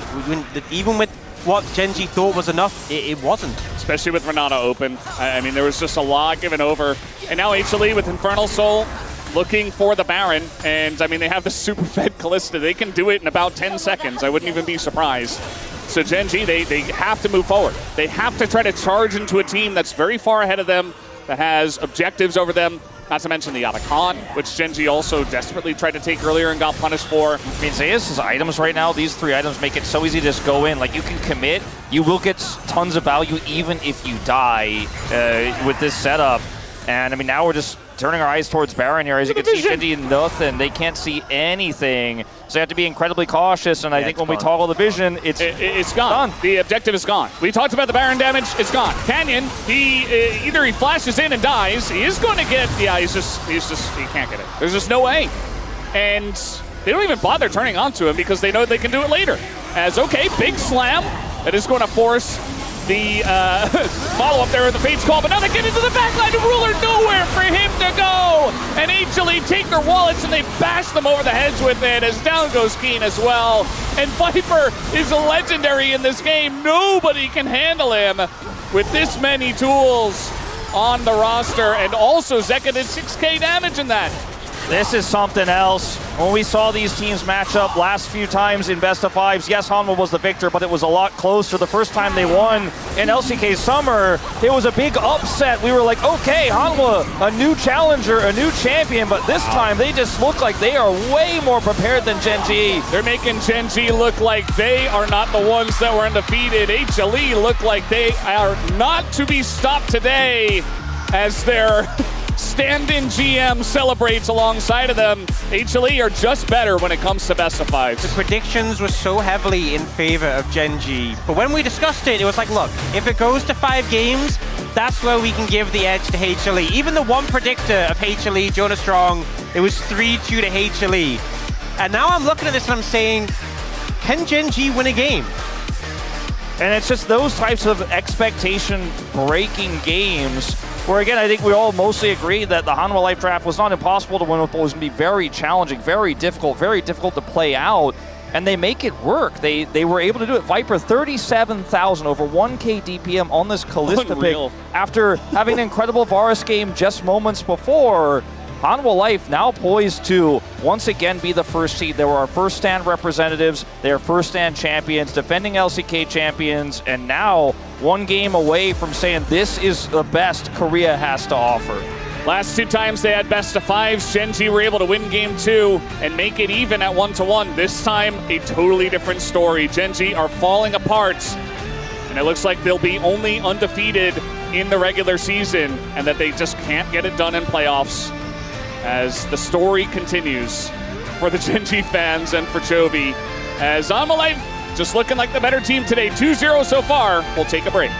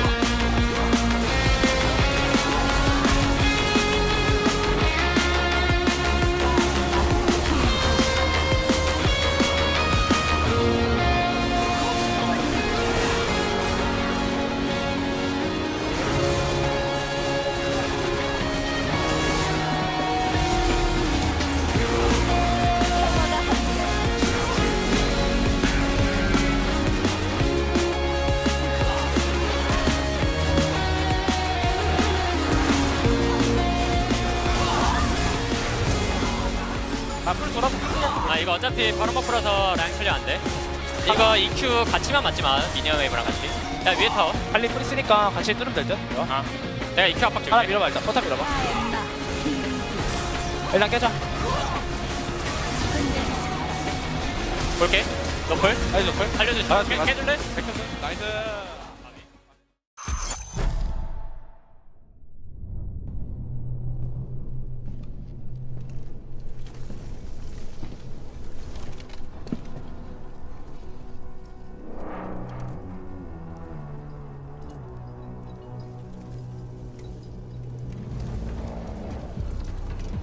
质疑从不缺席，但喧嚣亦是动力。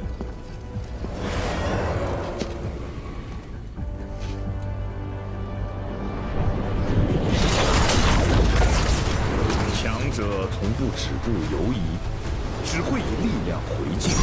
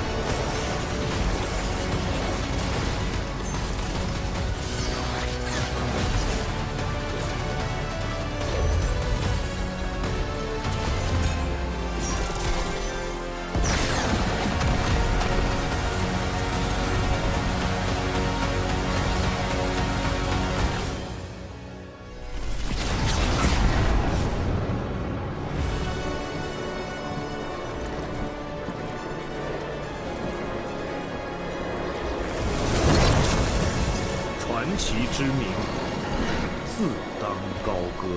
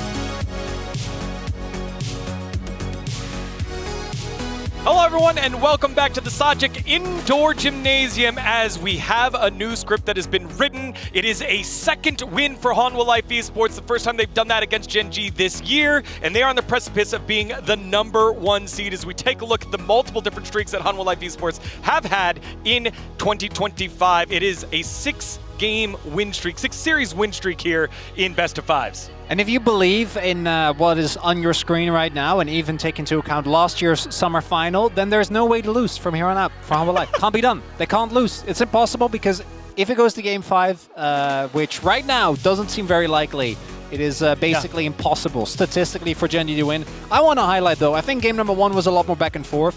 This game number 2 was kind of a blowout, and Kenyon is my jungle goat. Why are we B1ing Trundle, exactly? What are we doing? This man is notoriously unreliable in Trundle, has lost countless pivotal games, and I think that Gen G are going to completely revamp how they play in game number 3, because these very straightforward drafts are just not cutting it. I don't know why we're blinding this. The Jarvan was amazing. I think even Trophy looked kind of mid on the rise, and Keen's team fighting was also not ideal. I mean, on top of that, I think Gen G had such an aggressive bot lane with Azure Karma to play against Kalista Renata, but them failing the strategy in the level 1 didn't help enough on the bot lane matchup, because whenever you're playing Karma Ezreal, it's really important to keep up the pace of the pressure and the aggressiveness of the bot lane, but if you lose the summoner spells at level 1 like this, it's not going to happen. And that's why we are mentioning that the draft kind of leads to the game plan, but it failed. And it is really important to highlight, if you can all in, Kalista Renata can stomp this lane. You need to be put behind early on so that you get stuck in bad recalls, you get poked down underneath your turret. What happens instead, Zeus, who does end up still going down in gold, by the way, ends up getting a free first blood. Sums are blown, so Gen G's bot lane, as what it is saying, just can't play aggressive at all. And then you have your possible win condition on top, didn't end up happening. And your bot lane, who, again, both bot and top still got a lead, but because there's level 1, it didn't mean nearly as much. So yeah, that's why their draft was kind of horrible, because them first picking Trundle didn't help at all after that, especially. So I feel like picking Trundle and Sion in the first phase was kind of a bad choice by Gen G here. And just like in game 1 of this series, Gen G are put behind and forced in tough situations here at the Drake to try to get something, but it's such a bad value. And Keen, again, I don't think had the best impact. I want you to look at how Hanwha Life play these fights. The mobility usage of Zeus and Zeka both is so crazy. They're really able to pull apart a Gen G that I think is looking for a classic front to back, but instead, these re-engages that they're able to find consistently are so tough to deal with. In hindsight, I think it's really hard for Gen G to target down, because you have Karma support and Trundle jungle. Where is my CC? Where is my front line? Oh, look, it's silent down the CC. It's not gonna happen. And we could see like HLE just jump in and jump out every single time, and I think Peanut and Zeus did such a great job on that one. Yeah, and obviously, I think a lot of praise will go to Viper, who has been having an incredible series, but for me, it was about Zeus and Kenyon. I think in the team fights, or Zeus and Peanut rather, the two of them consistently getting backline access, forcing flashes, putting people in lockdown, ended up being the big difference maker. Yeah, and then finally here on the top side, you think Gen G maybe find a way back on in. They chunk out on the top side of the map, and then they try to force Otacon, but just what a catch here to start things off. Yeah, you don't have damage, and also the engage from Peanut was just on point. You know, there is no way they can actually win the fight. Luckily, they one-shot Zeka here, but as you mentioned, Crony, like Viper and Delight had such a great moment every single time with the champion's ability. Like, I see so many times Renata ult being effective, and also Viper positioning was just on point. Like, I couldn't see Viper dying in the team fight, and he did.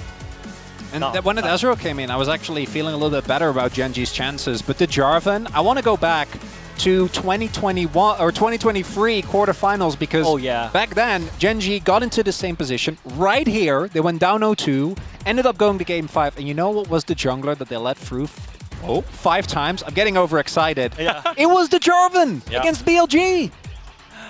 Can't believe it. As they walk back onto the stage here. It's a nice reminder that domestically, the last time that Gen.G got 3-0'd, it was by D. That was Canyon. Yep, it was. He Canyon. was there. Now LCK Road to MSI isn't considered just LCK, but domestically, this was the last time this happened. And again, this is the first time that Gen.G has lost 2 games in a row all season long in rounds 1 and 2. I mean, I don't know. Like, who can predict this? You know, we all predicted that. I mean, you and Crony, me and Crony, I think we predicted 3-0 for Gen.G, but not HLE. And I think no one can predict this.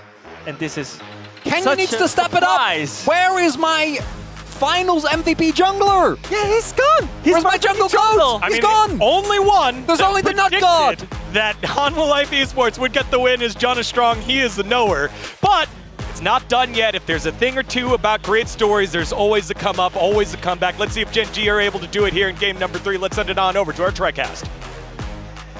Thank you, guys. Gen.G going to select the blue side here for the 3rd time in a row. Not a big surprise. Not going to change anything up. It really comes down to some weird draft decisions, but also Hanwha Life are just playing better today. And sometimes that's all that matters, right? It's your form on the day. Hanwha Life maybe even sandbagging a little bit in the round robin, and then they come into playoffs and they look like a totally different team. Gen.G totally caught off guard, and they might have to forego that first ticket over to Vancouver, and if you lose today, look, you might be going up against a super hot KT or a T1 who's also very strong. Brendan, everyone's seen, you know that picture of that guy, and he's sitting in like a gamer chair, and the gamer chair's like tilted backwards? Yeah. And then like he tilts forward? That's just Hanwha Life Esports, Yeah, they just tilt it forward. They just tilt it forwards, and they do this thing, it's called locking in. Well, I think right now Gen.G needs to do it. They need to do that. They need to lock in. Right now they are 0-2, have lost 2 games on blue side in a row. They were coming into this series, by the way, this year, 15-0 on blue side here in 2025 LCK. They've lost now twice in a row. Kind of unprecedented, the leads and the snowball this series feels like it is rolling down the hill with. See a Jace ban here, as once again the Nidalee does go over. Alistair priority jumping up pretty high here on blue side for Gen.G. A lot of these big picks are gone. You know, even something like a Victor could be first pickable. We'll have to wait and see what Gen.G have in mind. I feel like we've had this thing when we get a little bit deeper into best of 5s, where sometimes you see more bot lane picks starting to crop up in the first 3. Early on in the series, we see like it's more normally like top side is all that dominates. And now we get a Nico actually being first picked, so presumably in the support role for Duro coming out. And then Jax instantly slammed for Jax hit Dwani. Yeah. There's no more Trundle. There's no more Trundle, Just so slam it. Yeah. Immediately a lot of confidence there from HLE. Yeah, you don't have the Yone, but I don't think you necessarily care. Now, Maokai has been Silas. very Maokai's been very strong into this combo because he could just hold them at arm's length with his ultimate, especially in terms of objective control. But it is a fairly risky pick that we haven't seen Canyon find much success on. Yeah, you also, if the Silas angle comes through and you have Maokai, you're doomed. Also pretty okay for the Skarner, but the one player who I think this entire season we've been able to trust on Skarner has been Canyon. He has been the guy who's played it after everyone else said it's not viable, it's not meta. And Peanut to a lesser extent, but Canyon has been way more consistent with it. As this would be an interesting blind one here. Does already have the Nico to back it up in the lane, so one of its weaknesses I feel like is somewhat shored up, but it's Zeka, it's Silas. I mean, you already have the Nico, it's face so up. It doesn't look... The Quirky I'm not as happy about. Just take the Silas. You already have the Nico ult. It like you don't need more ults than one really good one. It's one of the best ults. Just lock it in. It's so good with the Sejuani. Yeah. It's Zeka's Silas. Okay. It just makes too much sense. No, You I feel have to play like it. we've had thoughts about the other 2 drafts, but I think both drafts, no matter like where you personally feel about them, very playable, very winnable. This is the first draft where for Gen.G I'm like, ooh, into like the stuff that HLE has, I'm a little worried what they're playing into so far. So gotta see how they can navigate in this next stage. And what Chovy's gonna play into this Silas, you know? Yeah. Becomes a big question with so much taken away. Maybe a Galio angle. And one of the best picks into the Jax, you know, has been an R in situations like this, but you don't want to play that with a Silas on the other side.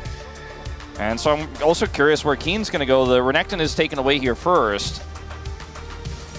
And it does feel like options-wise, there's a lot more here on the table for Hanwha Life. There's so many AD carries you could still play here into the Kai'Sa Nico that feel very viable. And they're going to ban supports as a result. See what this final ban will be here for Hanwha Life Esports. Yeah, Galio. Genji just banned the Senna as their final ban. That does make sense. Yeah, I think Senna's fantastic with this front line that's going to be going in already. And you can do really well into the Kai'Sa Nico. I think it deserves a look, especially with Viper, the way he's playing. And it's just going to be Braum instead. Kind of more concerned about a Lucian pick here, I suppose, but... Yeah, I mean, Lucian Braum could definitely do work against the Kai'Sa, so I understand, but Senna's been big in our meta. I mean, she's been a powerhouse the last couple of weeks, so... And the crazy thing about both of these picks are they're incredibly strong. Like, the Lucian doesn't have the Braum anymore as... Quirky. That would be an interesting call, and he is going to just lock it in. Okay. Well, this is, I'll just drop my thoughts on the Senna and the Lucian, as this is a completely different beast. Also leaves the Senna available for potentially a Game 4 here for Hanwha Life Esports. I mean, it's a very safe pick. Can be strong in lane. Very difficult to root with Nico because of the Valkyrie. Yeah. K'Sante. The Keen special. Well, they banned Renekton, and he's just going to play K'Sante. It hasn't necessarily been a big pick, but Zeus had success on it recently. And, you know, Corki's not the biggest, like, crit explosion AD carry, and you don't have Leandri's wielding champion, so it feels quite strong. They did this before. Well, it wasn't specifically, but they could swap as well between these two. Like, they could put the Aurora top and the K'Sante mid. They certainly could. If they wanted to.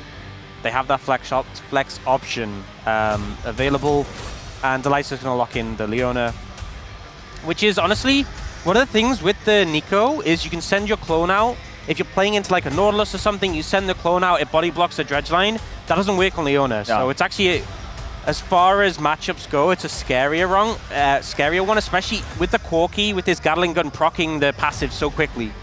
It's really hard to dive the Corki. It's hard to follow up. Like, you know, if you're Duro in this case and you're trying to catch the Corki, if you catch the front line, it's pretty durable in general anyways, but catching the Corki is kind of out of the question. If you're trying to dive the bottom turret and try to collapse on the Viper, the Leona's great there, but it also works incredibly well as follow-up to all the other forms of engage that you have, all the other setup that you have.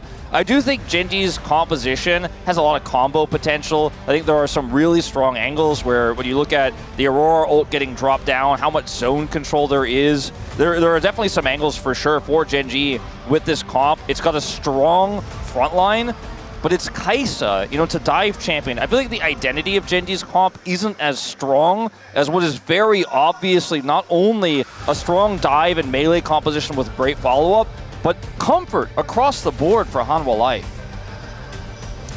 Looking for the 5-gamer, and we already talked about it. HLE is so good in that Game 5, but they've already gotten the work done in the first couple of games. Hard to see Genji, even if they do make it to a Game 5, winning that one. The amount of confidence they must have on the back of these first 2 wins, and then that top side securing these champions, which scream confidence, these players on these picks. They're in such a good position right now, and really it's on Genji to answer, to step up and show that they deserve to be at MSI to defend the title that they hold. They got to do it right here, right now. Let's hop on the rift for game number 3.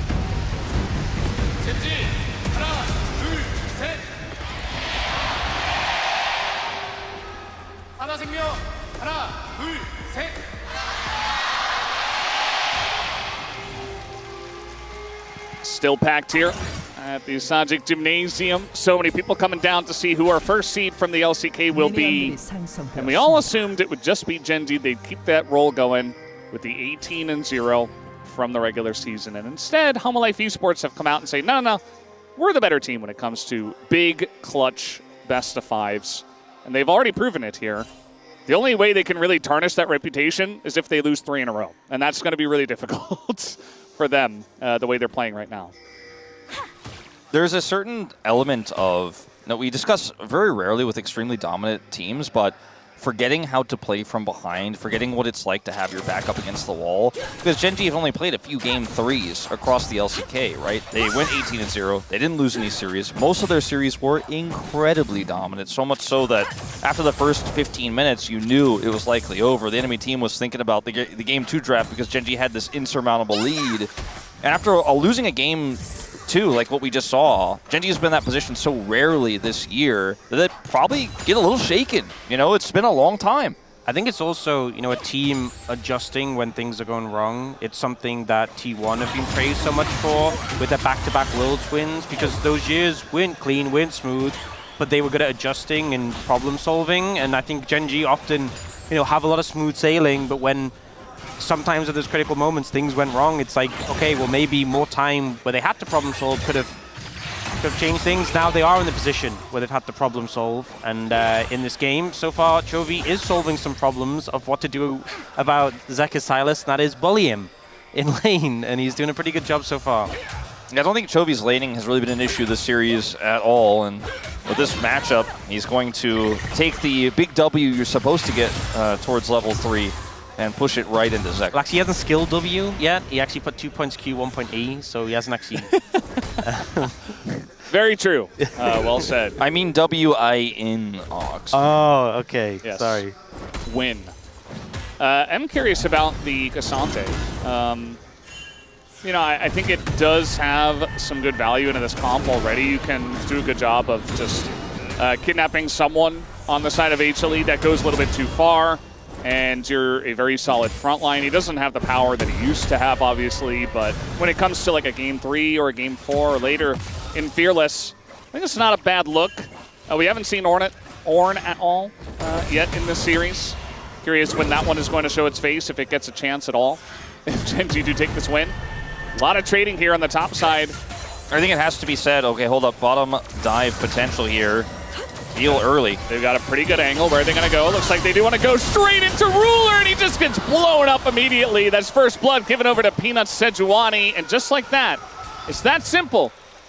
Even with the cleanse, Ruler doesn't even bother flashing, doesn't get a chance. Yeah, I don't know really what else they could have done in that situation. The heal early, because obviously Ignite's going to come down. You don't want the heal reduced.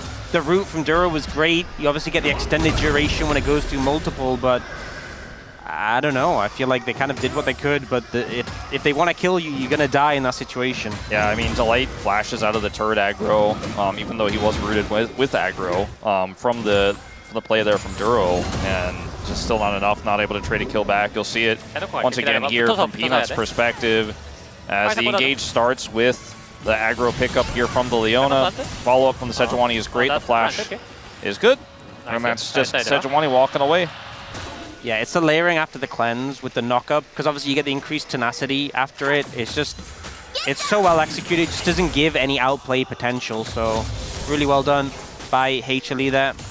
Yep, Peanuts calling the whole way, you know, saying, okay, I'm not going to use my flash here, go for the Kaisa, well done, guys, and definitely a leader. You know, there have been times, especially in the round robin, where we looked at Peanut and we're like, what is going on, man? But it's a different story. Now we're looking across the aisle at Canyon, we're like, what's going on, man? Well, I mean, so sometimes that's the way it goes. The consolation cull that Ruler has in his inventory right now does not feel great. This will be okay, but you know, it's the moments like this in this game where you're like, oh, it's already, once again, we're on the back foot early. How are we going to fight our way back in? Feels super frustrating. It wasn't to mention earlier about the Cassante, just, it's Keen Sante, right? It hits a little bit different. The mastery of the champion that he has, I think, has to count for something. Has to count for a little bit, even with some of the changes to Cassante, some of the nerfs that came through. He isn't as meta. But again, the comp doesn't have that same strong identity as I feel their last comp did with the really strong front line. Canyon's here. They are going to drop the ult here on Zeka. He's got his flash. He's going to try to flash over it, but Canyon's still on top of the Silas. And another rock comes through, and Chovy easily cleans that one up. So Zeka really having a rough time here in mid, and he will get punished once again. Yep, really well played by Gen G there, but also Zeka going in a bit aggressively. And I feel like when you're playing Silas and a range champion, you have to kind of play up in their face to trade back, but when Chovy has level 6 and you don't, always a dangerous game. Yeah, and the rock's just slowing you there. You're never going to get away. Chovy plays it well. Doesn't even have to flash to get the second Q there to take him out, so just executes him, and it's a pretty significant advantage now for Chovy. It was building up slowly, but I feel like that was the sledgehammer to the end of Zeka's early game in this game. He's going to push this wave in. Chovy will get the majority of it. You're only going to be able to miss that one melee minion. As it starts off with Zeka, you know, going in here, like you said, he wants to trade aggressively because that's how you have to play this. But when Chovy has 6 and the jungler is there, and you don't know where the jungler is, you might just have to sit there and take a little bit more of the beating, as you're not getting out. If Canyon shows up, you're basically guaranteed dead. Yeah, a lot of factors, and I think Zeka's going to be kicking himself for that one. And a nice capitalization by the Gen.G mid and jungle. So now it does feel like Gen.G have taken a bit of this early lead and done something with it with a nice proactive maneuver in mid. So definitely a nice position for them, whereas they've been kind of bullied early on in these games so far in this series. A bit of a wave hold there from Ruler, but we'll eventually start pushing back towards Viper as he shows up. This top lane, by the way, quietly Keen with a 20 CS advantage and a 400 gold lead. We've kind of been checking in occasionally. It looks like Keen's taking nice trades, but hadn't really put my eye on that CS advantage for a while. He has a plate as well he's picked up here and is looking for some more pressure right now. And again, I just mentioned the mastery. You know, we talk about Zeus on Jax all the time. He certainly has it too, but this early game looking really nice for Gen.G. Once again, the soul lanes, just like game 2, I think that was the best start they had despite the level 1, is both Keen and Chovy were generating advantages. It was team fights and group ups later on where the disaster started. But once again, good job by the laners. Yeah, do you see HLE leveraging some of that boss pressure though to get an Elite Dragon? And it is an Ocean as well, which honestly, Ocean Dragon, I feel like early Dragons, you never really talk that much about the stat impact, but the sustain from an Ocean can actually go a long way, especially when your solo laners are struggling with some of the harass coming out. Do you see Delight and Peanut looking though? Canyon's like, oh crap, I can't really help you here. Chovy is going to hop away, but he gets slowed by the Solar Flare. As in goes Peanut. It's going to hop over to the other side though, and Chovy gets away against 3.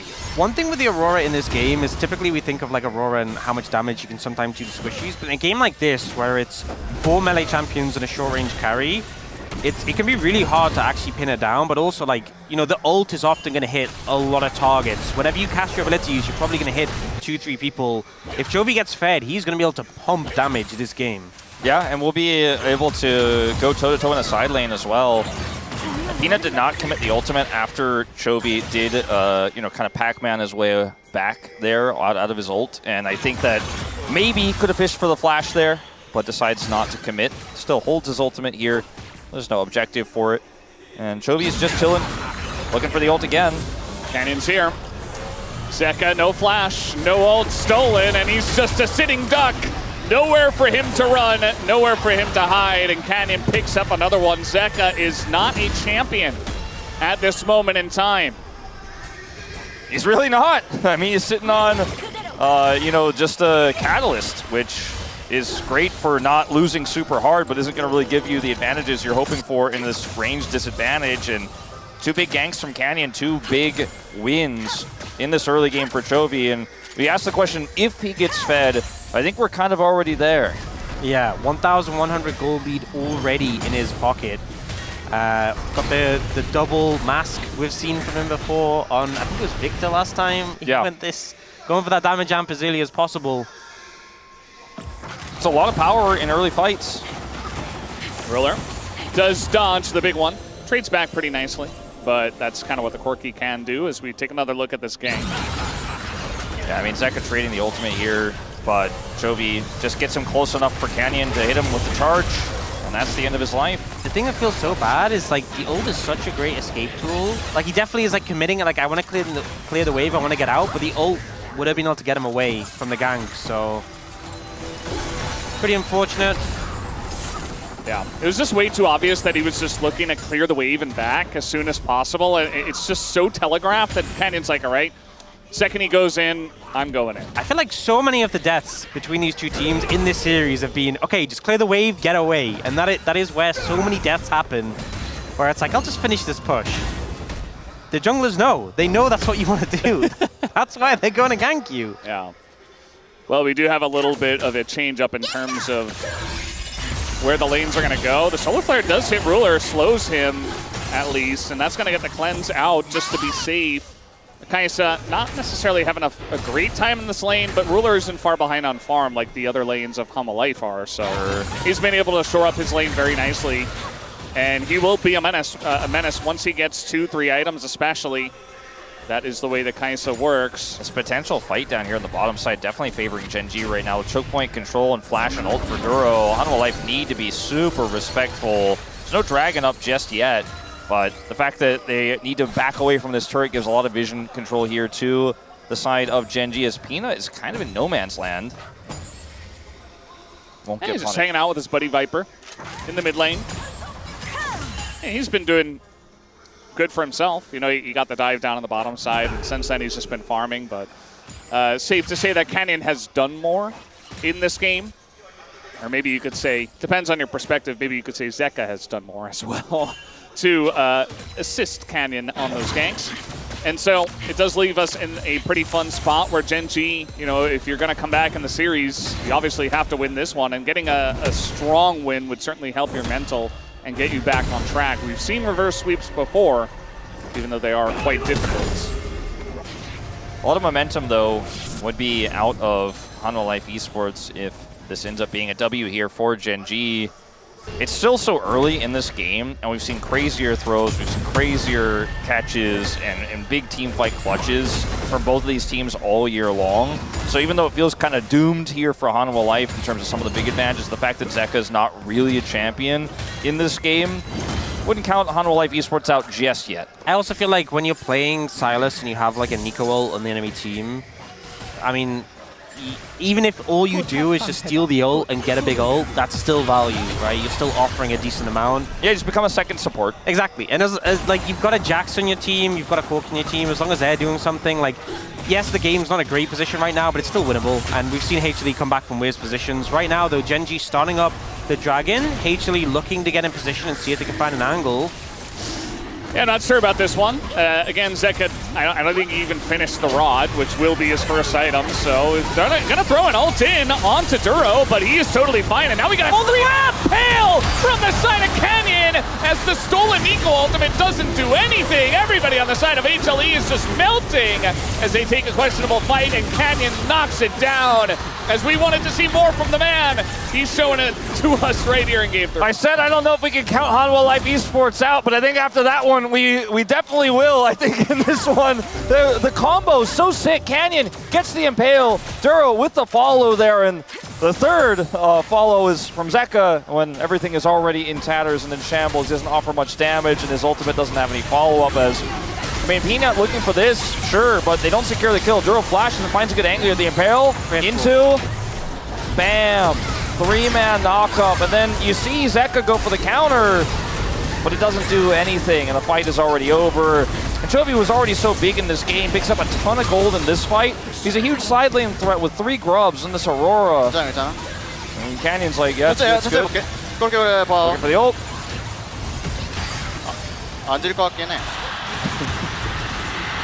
I don't think we're losing this. Is he talking about the fight, the game, or the series? Maybe all 3.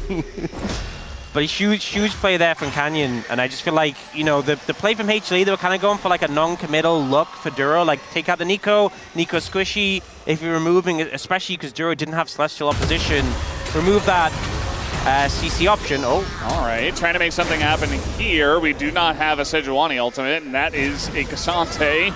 Yeah, I think he's out. Yeah, he's totally fine. And this is a free Rift Herald on top of it? Yeah, just a free Herald, as you say, and... All right, Duro gonna meet his opposing support. Delight continuing on this one. Zeus is nearby, level 11. They will be able to keep Duro down. As Duro thought, you know, well, we got total control up on the top side, but he's gonna pay for it with his life. And Canyon gets in, against the Rift Herald, and gets out. So, not the end of the world here for Gen G. They will get the objective. Yeah, I want need to get more. Oh, just a nice bait from Peanut, I suppose. Or did he overstep? is the question. Delight and Zeka here. They're going to go for the re-engage. We got Corky. Viper is on the way. They're going to pull back Canyon, who is in a lot of trouble here and will be given a shutdown. Viper, he gets ulted by the Cassante, but he's totally fine for a while until Ruler makes his way to the back line. But it's a very squishy Kaisa who goes straight into 2 melee members, and he gets punished immediately. Chovy, now he's got double buff, and he will be looking to follow up on this one. But HLE making this a very close fight from this far behind is pretty impressive, and they're going to shore up some of that goal deficit.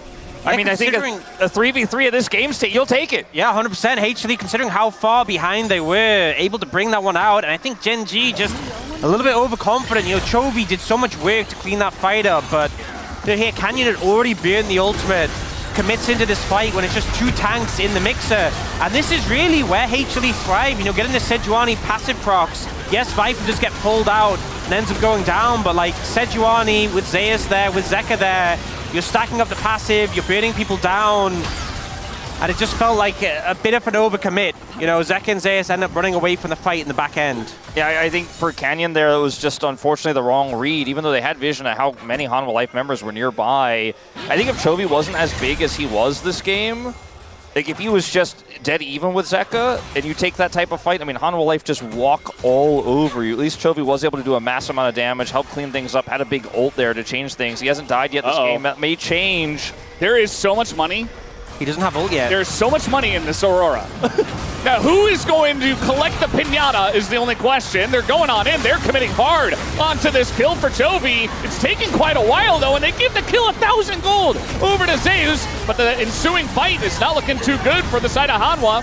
Zeka trying to get away, and a missed Nico wall. Looks like Zeka will just sacrifice. Nearly even takes out Ruler. And look at this in mid. Viper's getting a free turret, and Hanwha Life are kind of getting big wins here on the map, and Gen G are being run around even with their gigantic lead. It's bit by bit, it's chisel by chisel, but Hanwha Life are certainly finding some angles in this game. They're looking for more. Keen up here on the top side is a bit of a broken up play, as now Peanut, he's going to be isolated, and Zeus can't do much to help him, as now he's going to be bopped back and tries to hop away. Even Delight is desperately trying to save him, but he won't be able to. It's a double kill for Keen Sante, and Hanwha Life just throw it immediately back into Gen G's favor on a close fight in top lane. You know, I was going to say, after they got that 1 kill in return, that like they needed 3 or 4 kills to make that death worth it. Well, they got the 3 or 4 in the end. Here, Chovy, unfortunately, doesn't have his ult available yet. Really overextended, as slippery as the Aurora is, as much as that flash buys him a lot of value, just not able to get away from the situation.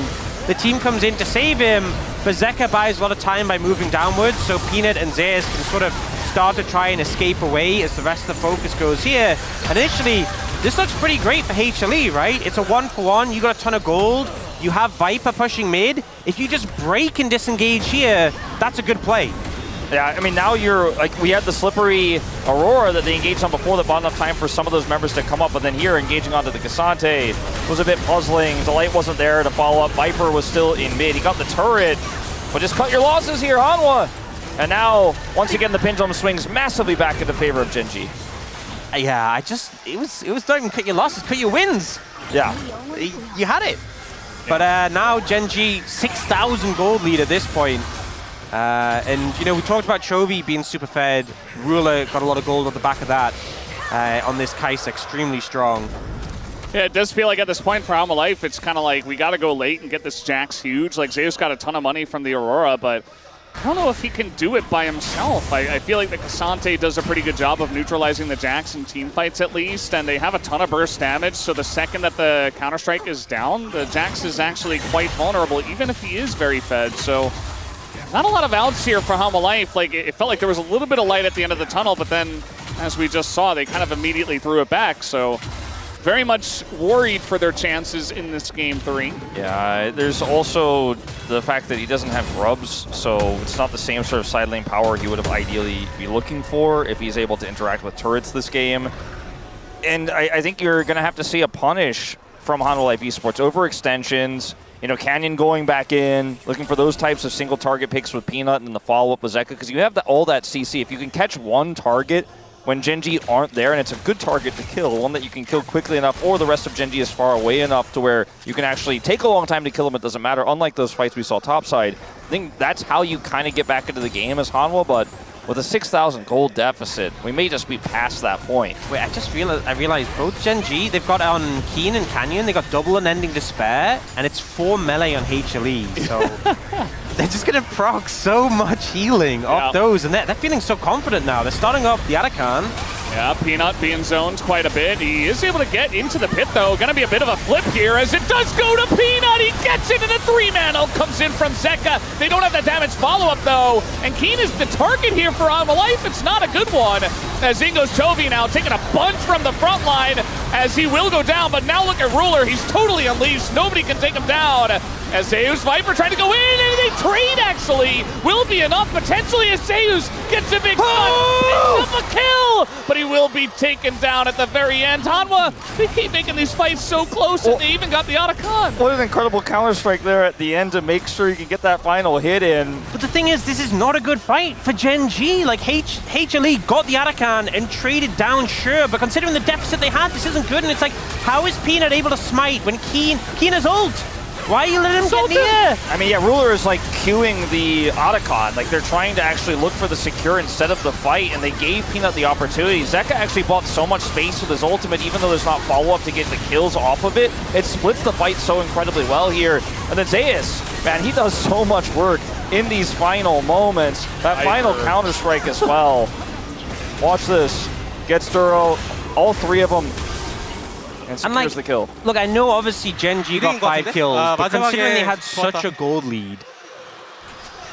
Yeah, I agree. It's a big win for HLE. That they should not, like, Gen G are letting them get away with crazy things considering how far ahead they are. And it's 2-0 in the series to HLE. You cannot be giving them this much space. Yeah. They had a massive lead, but longer the game goes along, I mean, 6,000, it's still large. Gen G are still in charge, but it just feels like they're not. Like, when we look at this team fights, I'm just like, how are HLE squeezing out the tiny bit of value that they can find, and Gen G are struggling so much, even with this big of a lead? It's the kind of game that if you're a Gen G fan, you're feeling insanely stressed about, because you know that you should win this. But what does it mean for the implications for the rest of the series if you have a 7,000 gold lead and you're playing it this close? And what if you could even lose this game potentially? What if one throw comes through, one big fight comes over, suddenly Zeka becomes relevant? He's, by the way, still hasn't finished his rod, has no second item in this game. He's still not even really a champion. At least he ulted 3 people. Exactly. That's exactly what we talked about, though, right? Yeah. He is Nico. But you know, if you look at this and you're thinking, I want Gen G to be the first seed, I want them to get the reverse sweep, this isn't necessarily the performance you're looking for what has to happen not only here, but then in games 4 and 5 to get that done. Honestly, I think Zeka should just build Rocket Belt and accept his role in this game. Just build whatever Duro builds, and then, you know, it'll feel like it makes sense. Yeah. Zeka did get that final markup there on the Rod of Ages, so he was able to hit level 14. I mean, they do have Otacon also. yeah, he's coming back a little bit. Chovy, okay, just gonna run in the south direction. Peanut is here, as the ult is gonna hit him, and now you've got the Leona follow-up, but that is still Aurora. Yeah, you gotta ult after the Aurora ult. Yeah. Zeus here, a bit alone, but he is Jax, so he hops away. Still a nice win for Gen G. There's no catch on the top side of Chovy, and they just get a free inner on the bottom side. Yeah, Baron not up yet, and they weren't really in a position to do it anyway, but Gen G found that window to get tier 2, and now looking for the Dragon immediately. Did off the game for them.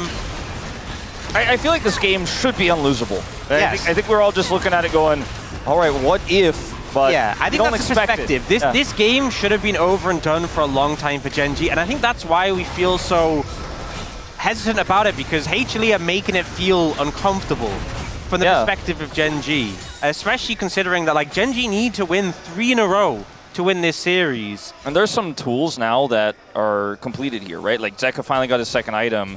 You know, there's a budgeted arm guard here for Zeus for a clutch team fight upcoming on a big objective. For example, like if Gen G do a greedy Baron. There are some angles that make you feel like, okay, yeah, LDR done for Viper. Is it possible that they could actually rip through these tanks and win a straight-up fight if the Baron call is poor for Gen G? How punishing Hanwha has been all year long is kind of the name of the game for this team. And, you know, one small misstep from Gen G might be enough to get them at least to even footing. Speaking of which, nearly face-checking into 4 people is Duro. It's got a little bit of support, but that's an eco, not exactly tanky. Use the clone though, it's fine. That's Yeah. honestly part of the value. I feel like so many times it's hard playing like a squishy champion as a support in pro when you have to face check, but Nico just send the clone in. Yeah. Yep, and he's got flash and ult for the next team fight. In terms of setting up the engage, he and Canyon already had one crazy wombo combo earlier. All right, Keen. All right, nice. Big engage, though, on top of Viper. He's isolated in the backside, and Ruler just assassinates him. Very nice engage here from the side of Duro. That's more of what we expected from this guy, what we saw in the regular season, and now Delight has to flash away. HLE, they had an angle back in, and it's technically not over, but Genji, a very nice fight here to try to secure their lead. The unstoppable from Ian, just annoying Zek as he tries to look for the chains. And he wants more. Yeah, they're just being zoned away. They're doing the Baron at the same time, so Genji looking for the objective. I mean, the way that Genji played that, we've seen a lot of teams with big advantages kind of throw around red buff by trying to overforce, but the fact that they had Chovy crashing that wave into inner, that all that power, the collapse power, meant that it wasn't greedy at all, it wasn't risky even a little bit, and it just guarantees a pick. Hanwha have to respond. And I mean, look at how much control they have here on the top side. Hanwha Life are so limited in their options, and while they're thinking about it, the engage comes through. The AD carry is dead, and that's that. That's Baron. Yep, and this is sort of execution we expected from Genji, from regular season Genji, when they have control, when they push the pace forwards. And now with the 10,000 gold lead, Baron in pocket, Soul 2 minutes 40 away, which is just after Baron times out. This is when you start looking forwards and you start looking towards that next game and thinking, okay, now we've really got a series on our hands, but still need to close this one out. But I think it's pretty hard to see angles for HLE from here. Canyon almost 2 levels ahead of Peanut. Remember, Peanut got that dive in the bottom lane, and since then hasn't really been able to do too much. They're trying to turn on the Canyon, though, as the stolen Impale comes through, and the real Impale does a lot more. Catches 3 in the front with a Nico at the same time, and I think the Wallet's just going to get the job done. Chovy comes on over, and Zeus, he's very fed relatively to his team, but it's not going to be enough. Peanut getting low as well, will be finished off. It's a clean ace for Genji as finally they show some signs of life in this series. And I think relief for Genji fans everywhere, as this is the dominant showing we saw from this team all year long in terms of LCK, in terms of regular season matchups where they are undefeated, and peak Genji form does show up here in Game 3. They will not go down without a fight. It is not going to be a 3-0, but this is only step 1 of 3. They need to be our #1 seed for MSI. Yeah, still need to see more to see if they can take down HLE. A lot of work needs to be done. We're going to be getting deeper into Fearless, less champions available, and you think about, you know, bringing out things like King Sante, which obviously had great effect in that matchup against Zeus on the Jax, but players going to get tested, and we need to see them continue to step up. You know, Chovy had a fantastic laning phase there. We need to see continued form from all of Genji if they're going to be able to bring this series back and book their ticket to MSI. That Chovy prio, we talked about it, the desk talked about it right when we started the show, how much agency Canyon has. Chovy gets that huge lead in lane, 2 successful ganks for Canyon. The Aurora takes over the whole game, and comp be damned, Chovy just put his hand on his mouse and slammed it down and said, we are not gonna get 3-0 tonight. And we're very happy for it. I mean, the first couple of games, it was really nice to see Hanwha Life and the performance they were putting on, but we expected more out of the series, and it looks like some of those expectations will come true. How far is it going to go? Will we go to a Game 5? We'll just have to wait and see what Game 4 looks like, but we're just happy to have Genji finally join us here at the Sajik Gymnasium, because they weren't here for the first couple of games, and that's going to be the end of that. Still 2-1 to Hanwha Life Esports. We'll take a break and have the space. We'll be right back.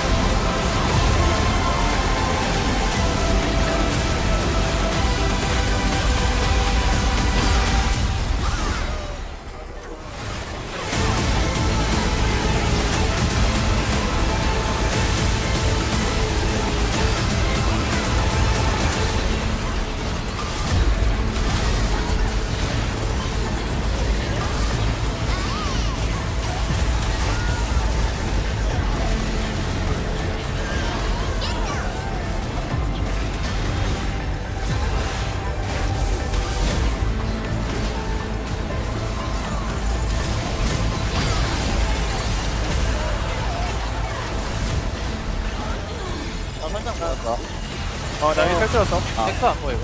어때요? 빨만. 보자. 폴키 높을. 천천히. 나 땡스 봐야 돼, 우리 땡스 봐야 돼. 땡스 봐줘. 그냥 살았어. 옆에 세주. 세주 노플이요. 헛대죠. 나이스. 다행이다. 역시네. 근데 미포가 너무 좋다. 라인전이 아닐까, 라인전이? 네? 뭐야, 타워야, 왜? 라인전이 아니야. 근데 큐가 너무 안 맞네? 슈피까지 들어가네, 옆에네. 그러니까요.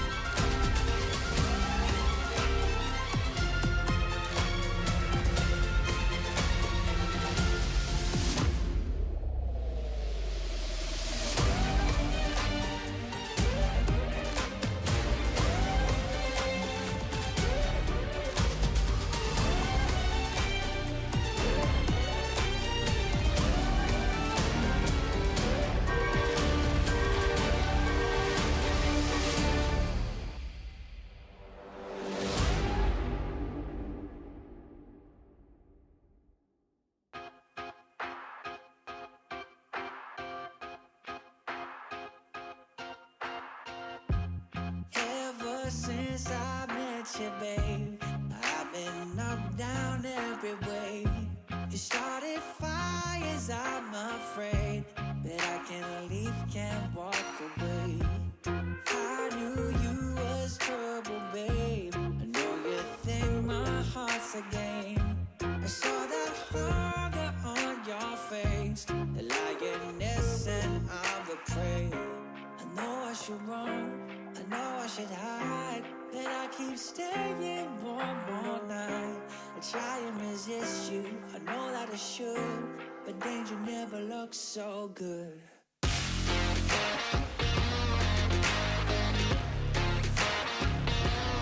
Looks so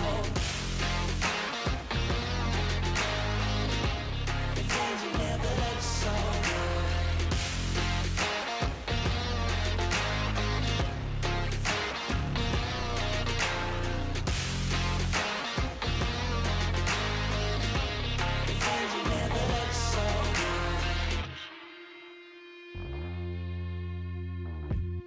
Your eyes know just what they want, like a maze inside I'm lost. I try to climb, escape these walls, but every time we touch I fall. Lord, please tell me what to do. Is this a test set down from you? She comes in hot, then leaves me cold. I'm always coming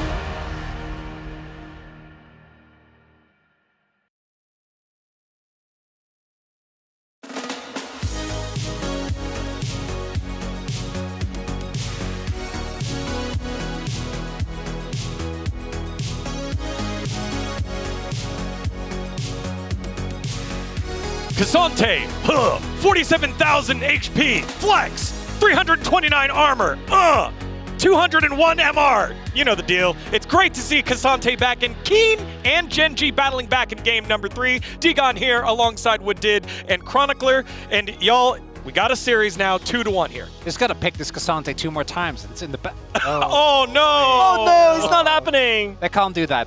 I don't know what it means for the series. I personally would love a Jonah Strongest Right and we get a repeat of the almost reverse sweep, but not quite. That would be my preferred outcome at this point.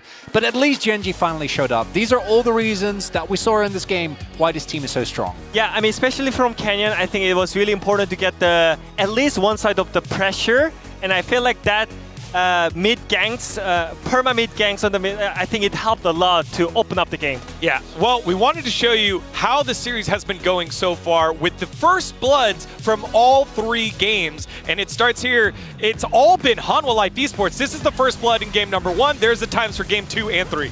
And the reason we're bringing this up is because Hanwha Life have consistently been better than Genji in the early game, and it's been in different ways. This was the 2v2 matchup in bot lane, and even though this wasn't a bot lane kill, it still impacted the early bot lane a lot, and Viper and the Light have been getting the better of Ruler and Duro this series. Yeah, so the reason why we're showing this off is that because of the bot lane pressure, I think I mentioned this so many times, whenever you have the early priority on the bot lane, it kind of connects to the first Drake as well, and we all know that what first Drake means. The first Drake is gonna give you a lot of tempo towards the grubs as well, and then I think it's really natural that you have the second Drake as well. So I feel like them getting like every single game having a bot pressure means a lot for HLE. And it really is a combination of, you see, it's 3 different ways. It's 2v2, it's level 1, and it's just a nice bot lane dive. Yeah, definitely. And here we go. So then what is the answer? What can Genji do? Well, you focus down in the mid lane and get your guy going in Chovy. The multiple ganks onto Zeka pay dividends here. Pookie, Polar Bear Canyon, finally out of hibernation here in this game number 3 because he was by far the worst player on Genji, I think, in both their games.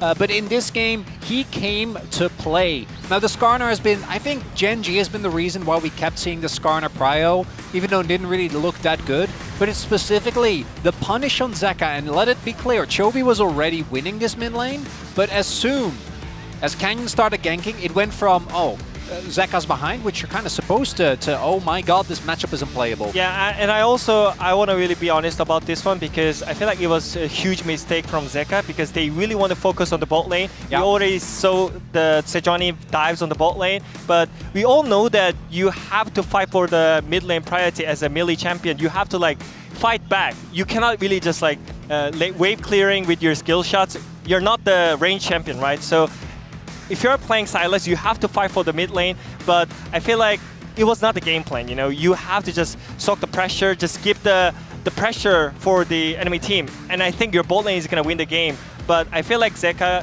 misplaying on the mid lane gives Chovy a lot of windows to win the game. Yeah, you kind of wonder if that's part of the signature pick syndrome where we know on Zeka he's able to make the plays, but it's not his time. And speaking of making plays, as you said earlier, Canyon showing up gets a huge, huge ultimate here on the Skarner. And I think that Hanwha Life's going to be very happy that this is no longer available because this Skarner was insane. The flash stun into the wall, no counterplay there, point blank. And even though Zeka ends up getting a nice follow-up ult, right, like this is fine, it just doesn't matter. The TP comes too late, and even though there were some moments, I still don't think Genji are playing to their regular season peak. I want to be very clear. This should have been the end of the game. It wasn't really.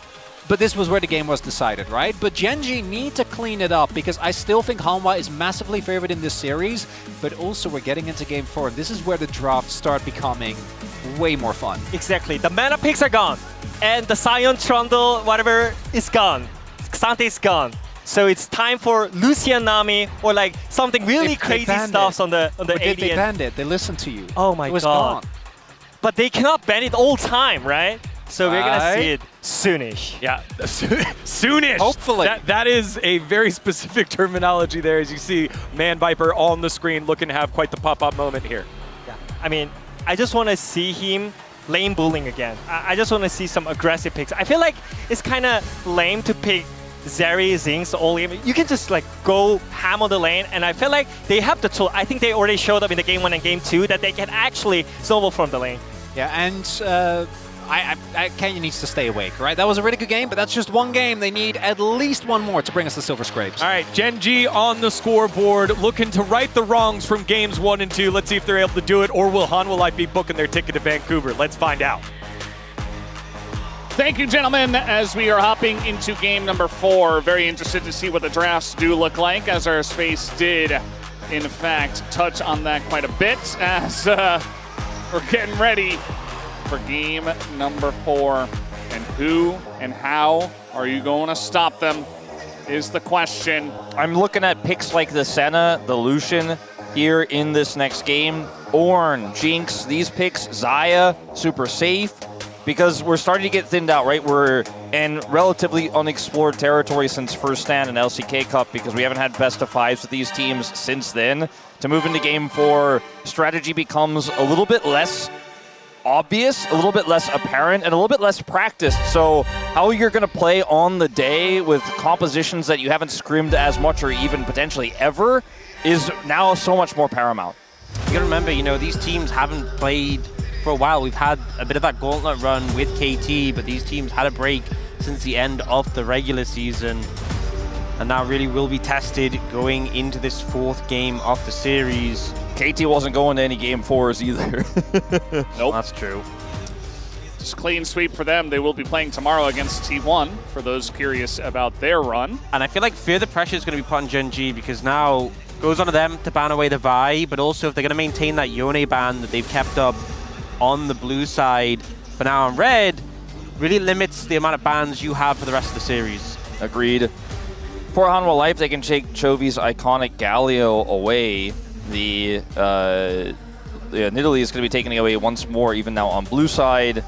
And some other picks that we haven't seen as prioritized in this series, like the Pantheon, are still available. See what does come through in this second slot here for Gen.G. So many of the prio picks are gone as we move deep into the series, like the Kalista. Jace will be taken away from Zeus again. Yeah, it's interesting to ban the Jace here, because now it feels like you 100% have to ban the One. So it makes you a bit more predictable when it does come down to your 3rd ban. So Hanwha can potentially utilize that to say, okay, we know you're banning Yone. What do we want to play if we ban away just something and then Yone gets banned? So they kind of had their pick of the litter here for their first pick on blue side. Unless, you know, it's risky, but do you leave it open and risk having a counter to it? Was this your strategy going on the red side? Are you willing to do it when you're 2-1 down in the series? That's the question. Or do you just ban the Yone away? One thing is that the Sejuani is now gone. Yeah. I feel less afraid of the Yone now that the Sejuani is not available to pair with it. That could be a factor in the equation.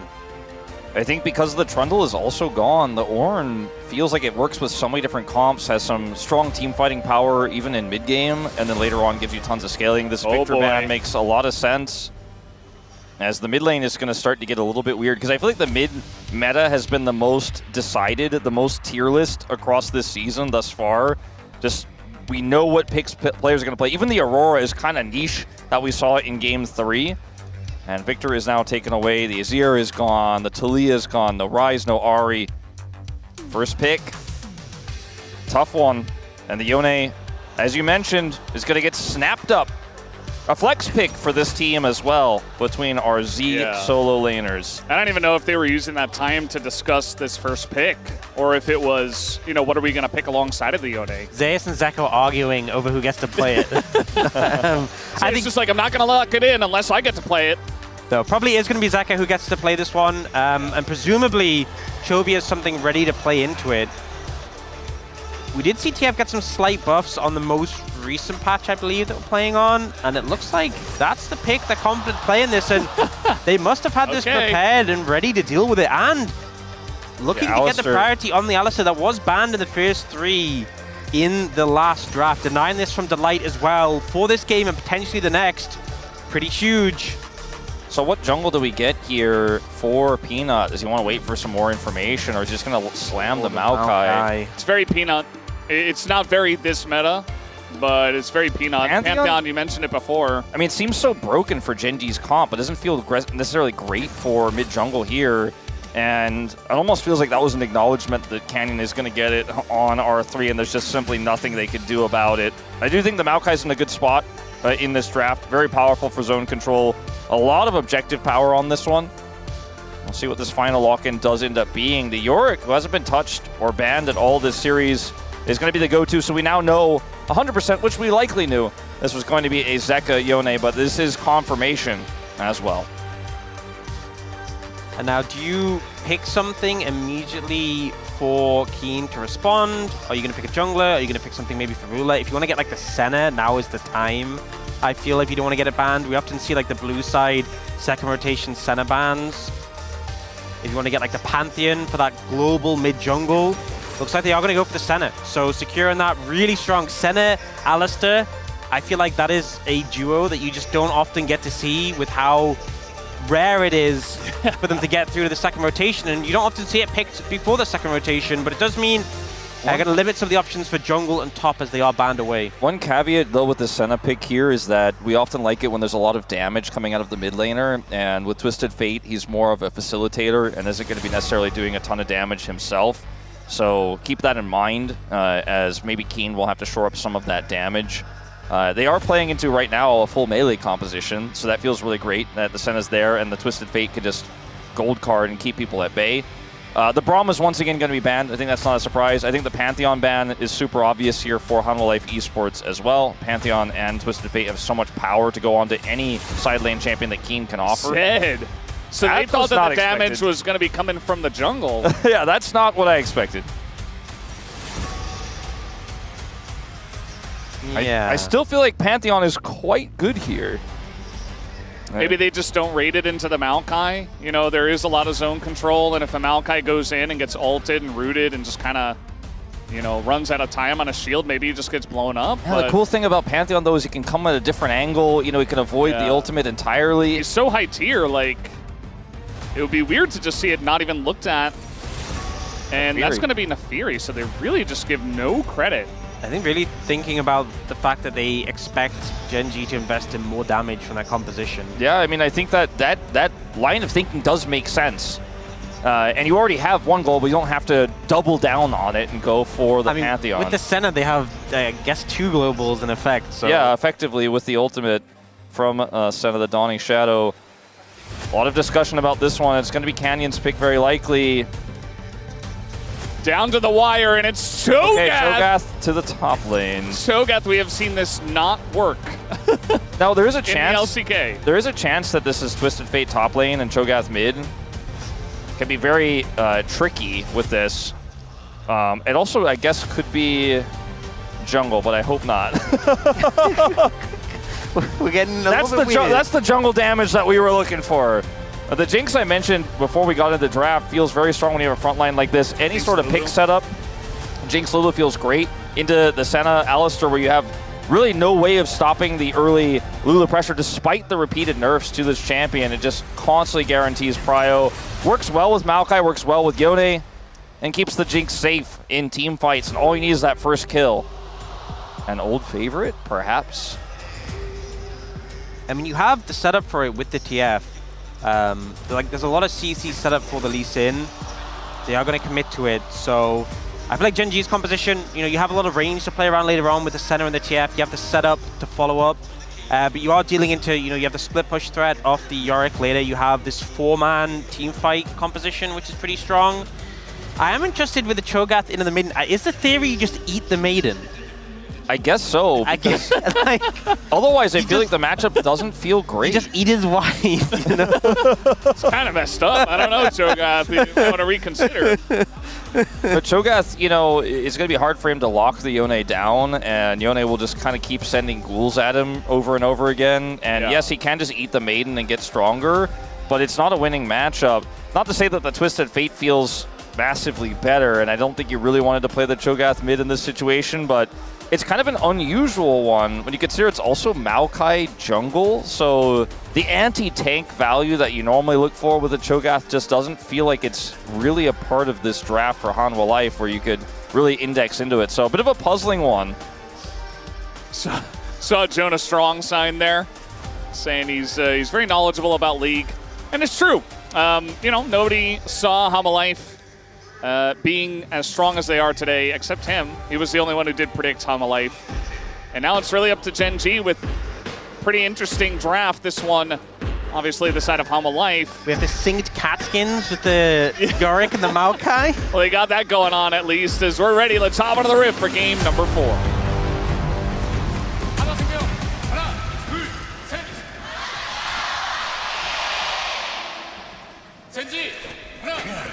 미니언 생성까지 30초 남았습니다. All right, game number 4, and for some reason, they gave Zeka his Yone. In game 4 of Fearless, I was not excited to see this happen in the draft. I think Gen G are taking a big risk by giving this team. Nobody gives this team Yone. I think the thought process of it Even is... in best of 3s. I think the thought process of it is the only way you win this is with the reverse sweep, right? You're on red side for the rest of the series. If you give them Yone now and you win this game, you free up the ban for game 5. Again? Ooh. Again? 2 cleared wards. What a dub.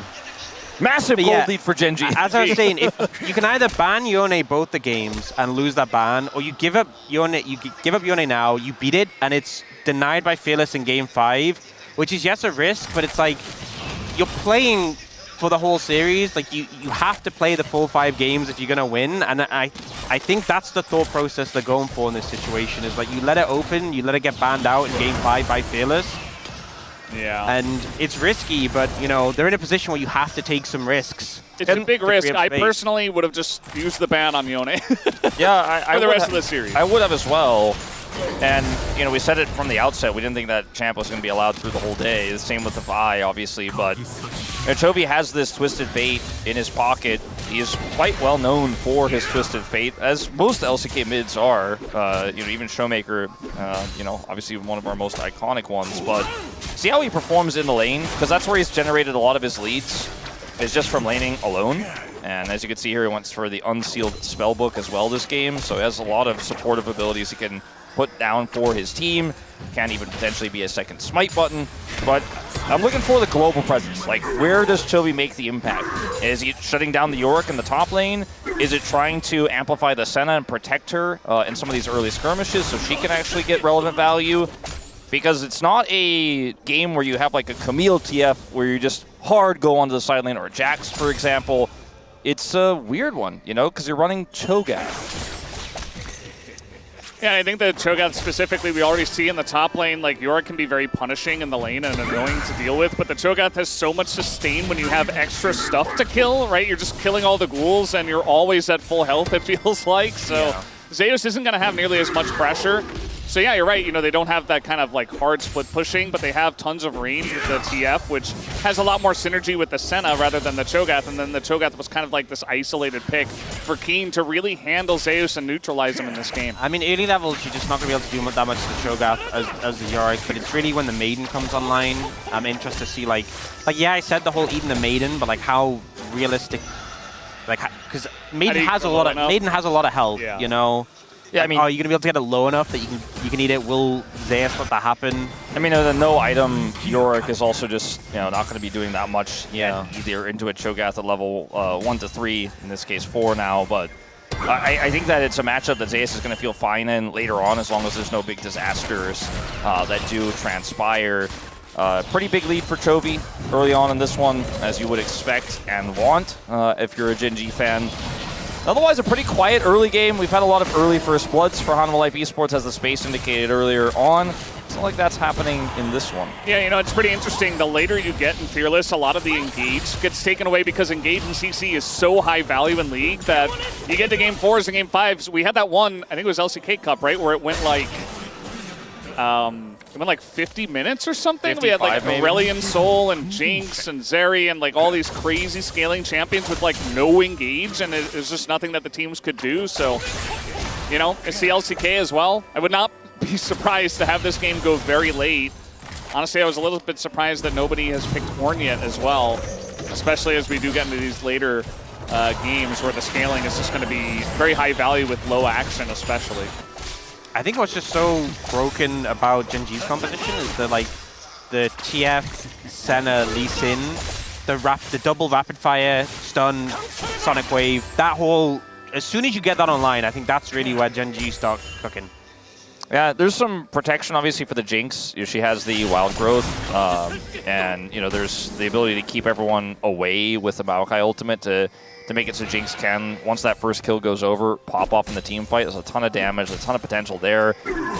Even though it's not traditional engage, I do think both teams have a lot of ways to set up initial CC and then pile onto someone.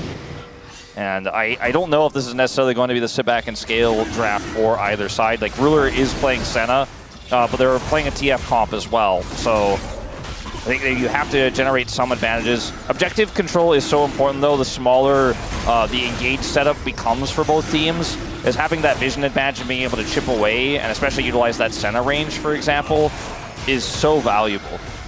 As it looks like Gen G are just going to get this one here initially. Peanut has no backup. Yeah, he's playing with fire here a little bit. He's got to be careful. And he will, in fact, be careful. I don't think giving free kills over to Gen G, who want to get the ball rolling, is a good idea. Yeah, I mean, Chovy had ult too. Yeah, he started walking down with ult and with Spellbook Ignite, so that was not a game you wanted to play. And Ignite is really good into Maokai because it's, it's a tree. It burns pretty easily. Yeah, so. super effective. Yeah. Yeah, we learned this at the Lord of the Rings movie, where poor trees get burnt down, the ents. Yeah, I was thinking more of Pokemon, but... I can see where you're going with this one, Wolf. I mean, Maokai's kind of ent-like. Makes sense. That's a dodge. Now just going to utilize the walk strategy. Still going to flash away. Showing immense respect here to the both of them. That's Zeka's Yone. I just walked it off. I do think a situation like that, though, shows how bad it could have been if he hadn't dodged the ultimate. Duro coming in, Delight coming in full backup, and the fact he had to flash anyway. If that had hit, it could have been a bit of a rougher situation for Chovy. Might have just ended up going down. Yeah, Chovy, he sees the Vampire Scepter. You see he's not even trying to harass Zeka anymore. He's just like clearing waves over and over. Oh, Duro! Duro is like, sit down, buddy. What are you doing this far up the lane? As Zeka says, well, there's nothing I can do. First blood is given over to Chovy. And just like that, Duro says, sit down. It's my time to shine. I mean, we've seen so many of these Alistar mid-ganks be incredibly impactful, and when you're that far up, you just get headbutted into the turret, and he gets the nice interrupt there. It's incredibly well played from Duro. These are the types of mid-ganks we've seen so much from Duro this year, where he's just on the edge of making it happen. The mid laner feels safe. Like, there's no way he can get me, and then he just outplays them. Yeah, we've seen it on Nautilus, we've seen it on the Alistar. Blitzcrank as well. It was super slick. And now... Oh, that's the slow. Zeus in a bit of trouble here. He is going to dodge the Q, but there are 3 people in the top lane, and already Zeus is going to be punished here. And they're just going to give the kill and the stack over to So that from Canyon, he safeguarded away before the execute damage came through. He was like, no, I'll let you have the gobble. Very good idea. Gen G have a lot of momentum here in this early game. Canyon taking a bit of damage, but that Yone... not sure he can stick around for very long. He needs his ultimate. It's just a few seconds away. Then he could make a big impact, but the timing here is so good for Gen G. TP gonna come through. They want to make an engage here on Duro. He doesn't have his flash because he used it for the engage in the mid lane. And so they're just gonna try to give this kill over to Zeka. Nicely handed over. And now Canyons? Yeah, there's a lot of people joining up here for the side of Halma Life. It is at least Sin, so he will be okay. I thought Zeka was going to follow there since he got his ultimate back up, but wanted to make sure Chovy didn't have control of this lane, so just went back to mid instead. I think Gen G overall pretty happy still with how it turned out. It was a trade of kills with them getting the Yorick. They do end up losing the Alistar, but they also got the 2 grubs to the 1. So working out pretty good for them. And we'll see. This is Duro's play. If he comes, I'm going to go for it. There he is. 넘길게. The flash is good. And thing is, Zeka knows he's dead, so he actually tries to go into the tower. So it goes, he tries to give credit over from the Ignite to the Alistar and doesn't manage to. Unfortunately for him. That was just a really good proactive play from Duro where he knows the angle, he knows Zeka's that far up, and he's just fishing. And he caught a big one. We are in Busan. That's right. Yes, Known for that's seafood. true. Yeah, known for catching big ones. That is what happens here. It's a port town. I'm really liking this Cho'Gath into Yorick. It just feels like the Yorick is sitting there, and yeah, he doesn't have any items, and he bought a call, but he's fallen pretty far behind, and the Cho'Gath was gifted a free champion stack as well for his first couple of stacks, or his first one. We didn't see him eat the maiden yet, though, so... Yeah, I kind of feel like obviously it hasn't been a true 1v1, and that was a big gank that did come through onto Zeus, and Zeus, had control at that moment. But I do kind of feel like this matchup is showcasing Keen's mastery of it, rather. Keen is showing that he knows how to play this matchup. He was happy to play this Cho'Gath. Thinks he has like a bit of a counter pick here. I wouldn't call it a hard counter by any means, but he knows how to play it well and abuse the weaknesses. I feel like the theme has just been Keen pick a tank and win lane. He's just done that. Yeah, Scion game. Yeah. The Cassante game, and now this Cho'Gath game. Yeah, it's part of why for Hamalev's first 2 wins, we didn't really highlight Zeus because he wasn't the guy we were trying to highlight. It was mostly Viper, who was putting up the big numbers and carrying really hard. Think about the Callista game. Ruler kind of in an awkward spot. Yone can be very pesky. Yeah, if he ults and hits, that's the end of that. I feel like that's a moment right there where you're really thinking about the decision not to ban the Yone. That's the sort of moment. I'm still thinking about it. We'll see how it works. All right, Peanut, with his ultimate available, makes it so difficult to collapse in here. Ruler's at half health from the last exchange. He is Senna, though, so is able to heal up quite significantly. Yeah, it's going to be a straight up 4v4 unless the Yorick can get here, and the Maokai just going to zone with the ult as in goes. Oh, he stole it! He got in! He moves past the Maokai and says thank you very much. That'll be the second dragon over to Gen.G. Now we got the ult, not going to hit anyone, and they just kick him away. Gen.G say, we don't want to fight. We just want the Drake and we want to get out. I mean, it was so came down. It's so clean. Canyon gets the steal. The ult comes out from Duro. He's so tanky, so he could just peel there and make sure the rest of the team is totally fine as you have a Senna on the other side healing up, gets healed up right before the fight, and there's just no way in. As they get just barely out of Zeka's ult range, his ult doesn't connect, and Gen.G just get away with it. They get the steal, and there's no consequences whatsoever. And you know HLE, like the steal's frustrating, but they were ready for the fight. They were bringing the Yorick down. They wanted a rumble, and they don't even get their opportunity. They have to TP Zeka up to defend the tower, and they feel so bad about that outcome. Yeah, and Ox Rumble was played in game 1, so. Oh, sorry. Not able to Rumble in this one anymore. Oh, they would have loved to. Yeah. I mean, would be pretty nice we talked about the Pantheon's ability to avoid the ult from Peanut, right? But Canyon actually just simply walks on Lee Sin and gets into the pit, avoids it. Is that a really nice angle to have access to that pit? The kick here for the disengage as well, really well played, but it's just moments like this where Peanut thinks it's kind of a done deal. He's like, I just Maokai ult towards them, and that's that. And Canyon says no. Super mobile on this Lee Sin, I'm gonna find my way in. And then the follow-up from Duro as well, just his zoning with the Unbreakable Will. With it being a Mountain Soul as well, you know, I feel like a lot of HLE, how they want their comp to function, it's the fact that you have, you know, the Yone threat on the back line, you have the reset potential of Viper. A Mountain Soul drastically limits that impact. So if Gen.G are able to keep stacking up those dragons, it's such a huge win con. I agree. Very panda-looking cat, meowing a lot. They do kind of look like pandas, don't they? Well, I think this chroma like is just it's a panda, but it still meows for some reason. Yeah, very funny. As this mid game here, we're going into Herald in 1 minute's time. Look at all the vision that Gen.G already have set up here. Chovy's gonna grab a plate on this top side. He has 1,000 gold. Yeah, 1,000 gold. The lead gets it right before the fall off. And because he is going to have his ultimate as well, he can see any sort of flank angles that Hanwha Life are looking for. He can track everyone. It feels like this Herald is almost just a foregone conclusion at this point. Hanwha Life are just not going to get it. And it's just all the legwork that Gen.G has done with the lead they have. And this is the Gen.G that everyone predicted, right? This is the Gen.G from ahead that just doesn't give you any inches, doesn't give you any ends. That people expected to come in as our first seed. And it's going to be really interesting, you know, if Gen.G, they win this game, and you think about, well, they were very close to winning game 1, too. Like, they probably should have if there weren't a couple of iffy moments from them that kind of threw the game away. So, Hanwha Life, you know, we've given them a lot of credit tonight, and I think they deserve it for their ability to just play so much better when it comes to best of fives and big matches, but Gen G are still the favorites. I mean, look at this too. Chovy's just going to get this whole turret, while they made a sort of attempt to gank Keen there, who got a demolish proc, gets away. And Gen G just get more and more. They're getting literally everything there is to get. Hanwha now grouped up for Herald so that they may be able to win a fight here, but it feels like Gen G can do no wrong. I mean, they got feats of strength. I mean, HLE will have come into this draft where they have the Yorick and the Yone and thought, oh man, our side laning, we're going to have so much control. And they just don't.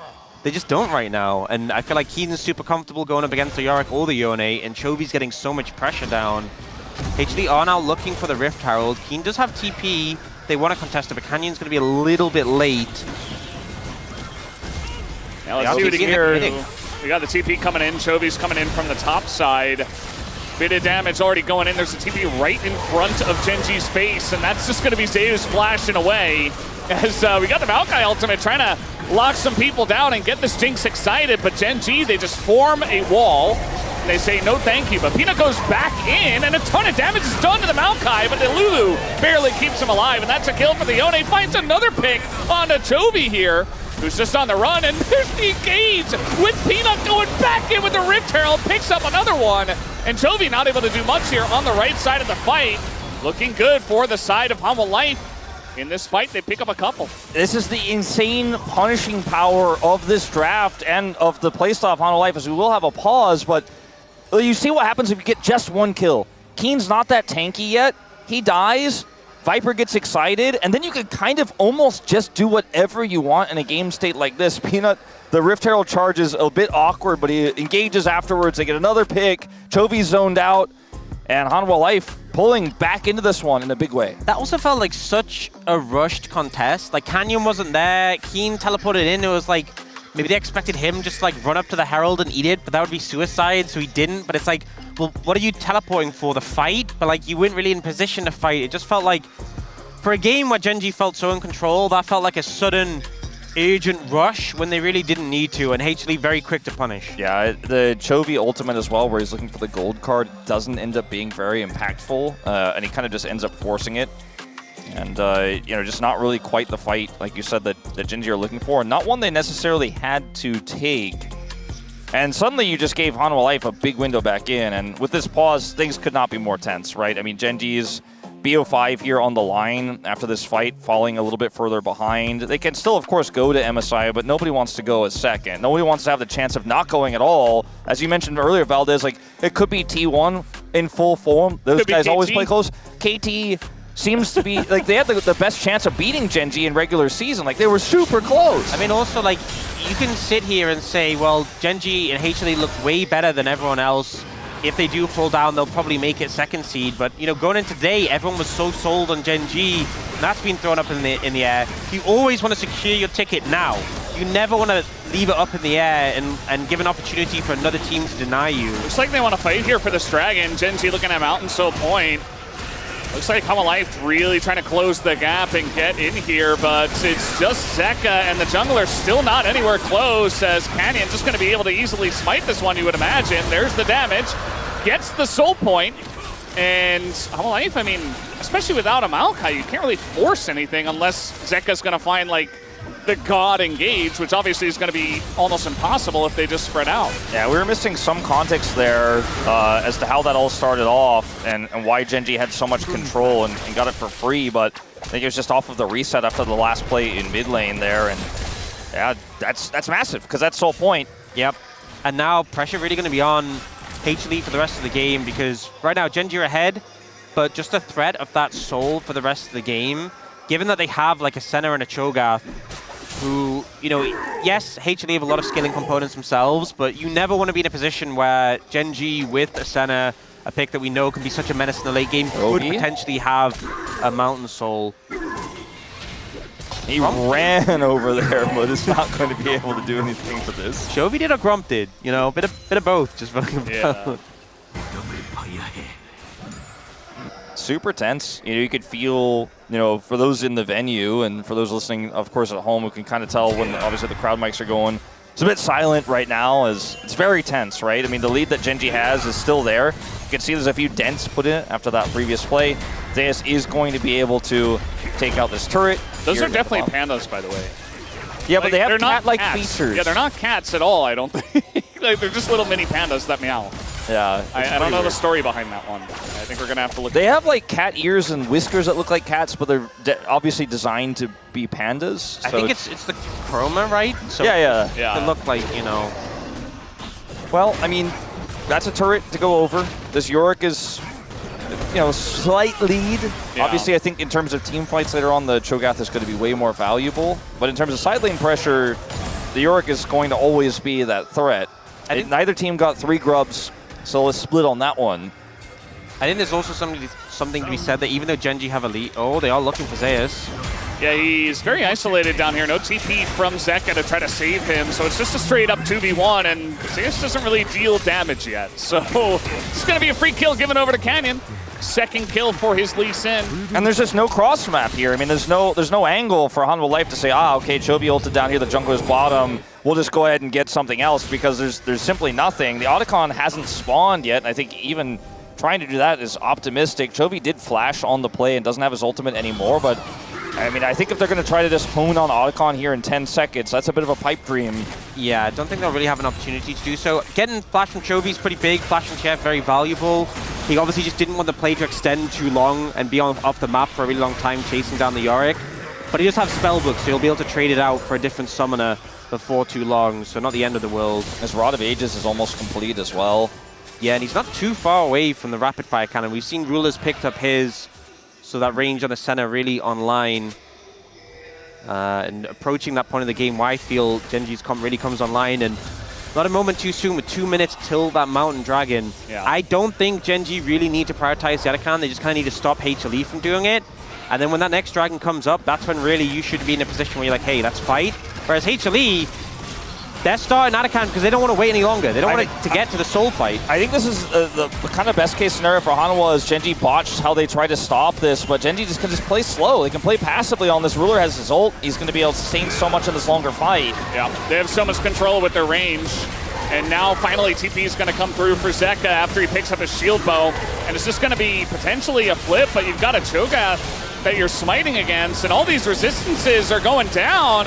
Chovy going to take a big chunk here on the left side, has to cleanse out of that one, but Zeka also being chunked out as in goes Canyon, gets Lulu ulted in the sky, but look at Peanut, he can't get in there, he's going to try, but he is not going to succeed, and now he does get punished as the rest of Hanwha Life just has to run away, tail between their legs, as down goes the Peanut's Maokai, and it was just such a weird fight to go for that Otacon. And look at the death timer. Peanut is up with 10 seconds until the soul spawns, so that the timing's super tight.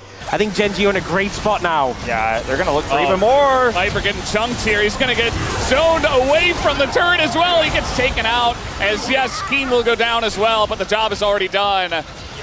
Duro and Canyon behind them, and Zeka and Delight have nowhere to go, just being chunked out by Ruler and by Canyon. Genji running the rift right now. I mean, it did die to the tower, I think. Duro is also going to be potentially an extra donation, potentially. Yes. You know, this is one of those weird situations where that looked really positive on the back end for Genji, but now with these death timers, it's a little messy, the setup for the Dragon. Exactly. Yeah. Chovy hasn't unsealed in a little while. Might try to go for like double smite plus Cho'Gath if Keen has TP, but he doesn't. The timing here is going to be quite awkward, and I think we are still going to end up having that fight because it's a Maokai who can't solo this, but at the end of the day, it felt like Genji could have just played that a little bit safer, walked away, and guaranteed soul. Now, it's a team fight. It still favors them, but I feel like you could have just had it for free. Yeah, I think they saw Blood in the Water. They were like, we can wipe them, guarantee soul, rather than hope Peanut doesn't get here in time. Now it's going to be a 5v5, and they are still in a great position for this. We'll see how they set up for it. And they're trying to get Prio in mid, but I mean, even with your Jinx that has pretty good wave clear, you're just kind of getting outranged. And so Genji feel very comfortable to just sit in mid. Asana with the Alistar. As now going to get a lot of vision of this. Yeah. Chovy just ulting to make sure he's here for the fight. And get vision control of this Banana Brush, which is always crucial. Be able to just stick bottom, clear out some of the wave. and then go ahead and join with the team. I mean, Ruler just is so far away from anybody that Gen.G can kind of slow play this and don't actually have to force an engage. Yeah. Jovi's still looking for options. Might as well. He was so close to finishing rapid fire cannon, but I believe he didn't. Yeah, he doesn't quite have it. Yeah. Yeah, pretty rough. This is Mountain Soul. Hamalife have to do something. You don't want to give this one over for free. The Maiden taking a little bit of chip damage. And Gen.G, they have Banana Brush control. You can see Hamalife trying desperately to push into this brush. They actually will be able to do so. And they have the Maokai to attempt to zone them away. They got to get a kill for that Jinx. Yeah, they're not really doing anything. They're just kind of sitting around. The Maiden's dead. No engage comes through, no Maokai ultimate available. Bit of damage comes out from the Jinx and a nice ult here, but it's only hitting tanks on the side of Zeka. Duro is going to get quite low, but so is Zeka. Zeka's just out of this one. We do get a kill on a Duro though. And now Viper has the damage. And Jovi just very zoned away, so I think Gen.G might just have to give this one up. And that they will. It was a really close fight. The amount of protection Jovi gave to Duro to try to keep him alive there to prevent the reset was pretty insane. But it's definitely a big trade up here for Hanwha Life. They win the fight, they get the dragon. Canyon also likely caught. Yes, flash and kick, but I don't know if he's actually going to get out here.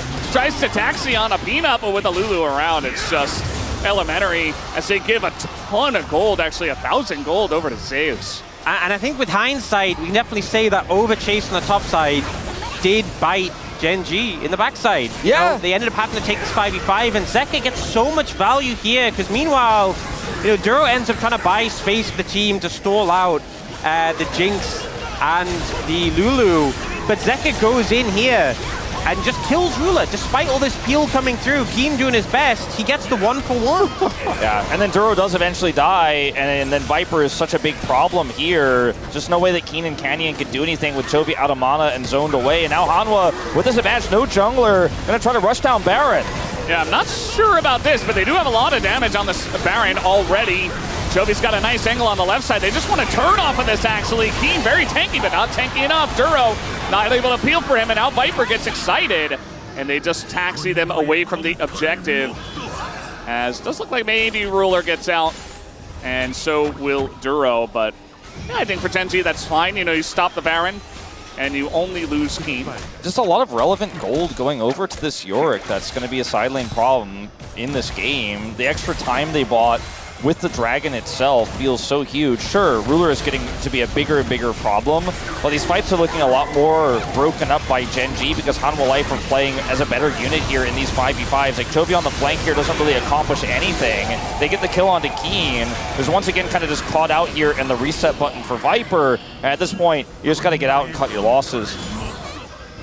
They get enough damage to stop Hanwha from getting the Baron, I suppose, but it's again that kind of pickaxe chipping away bit by bit that we talked about in the previous game. This time it's a much closer game.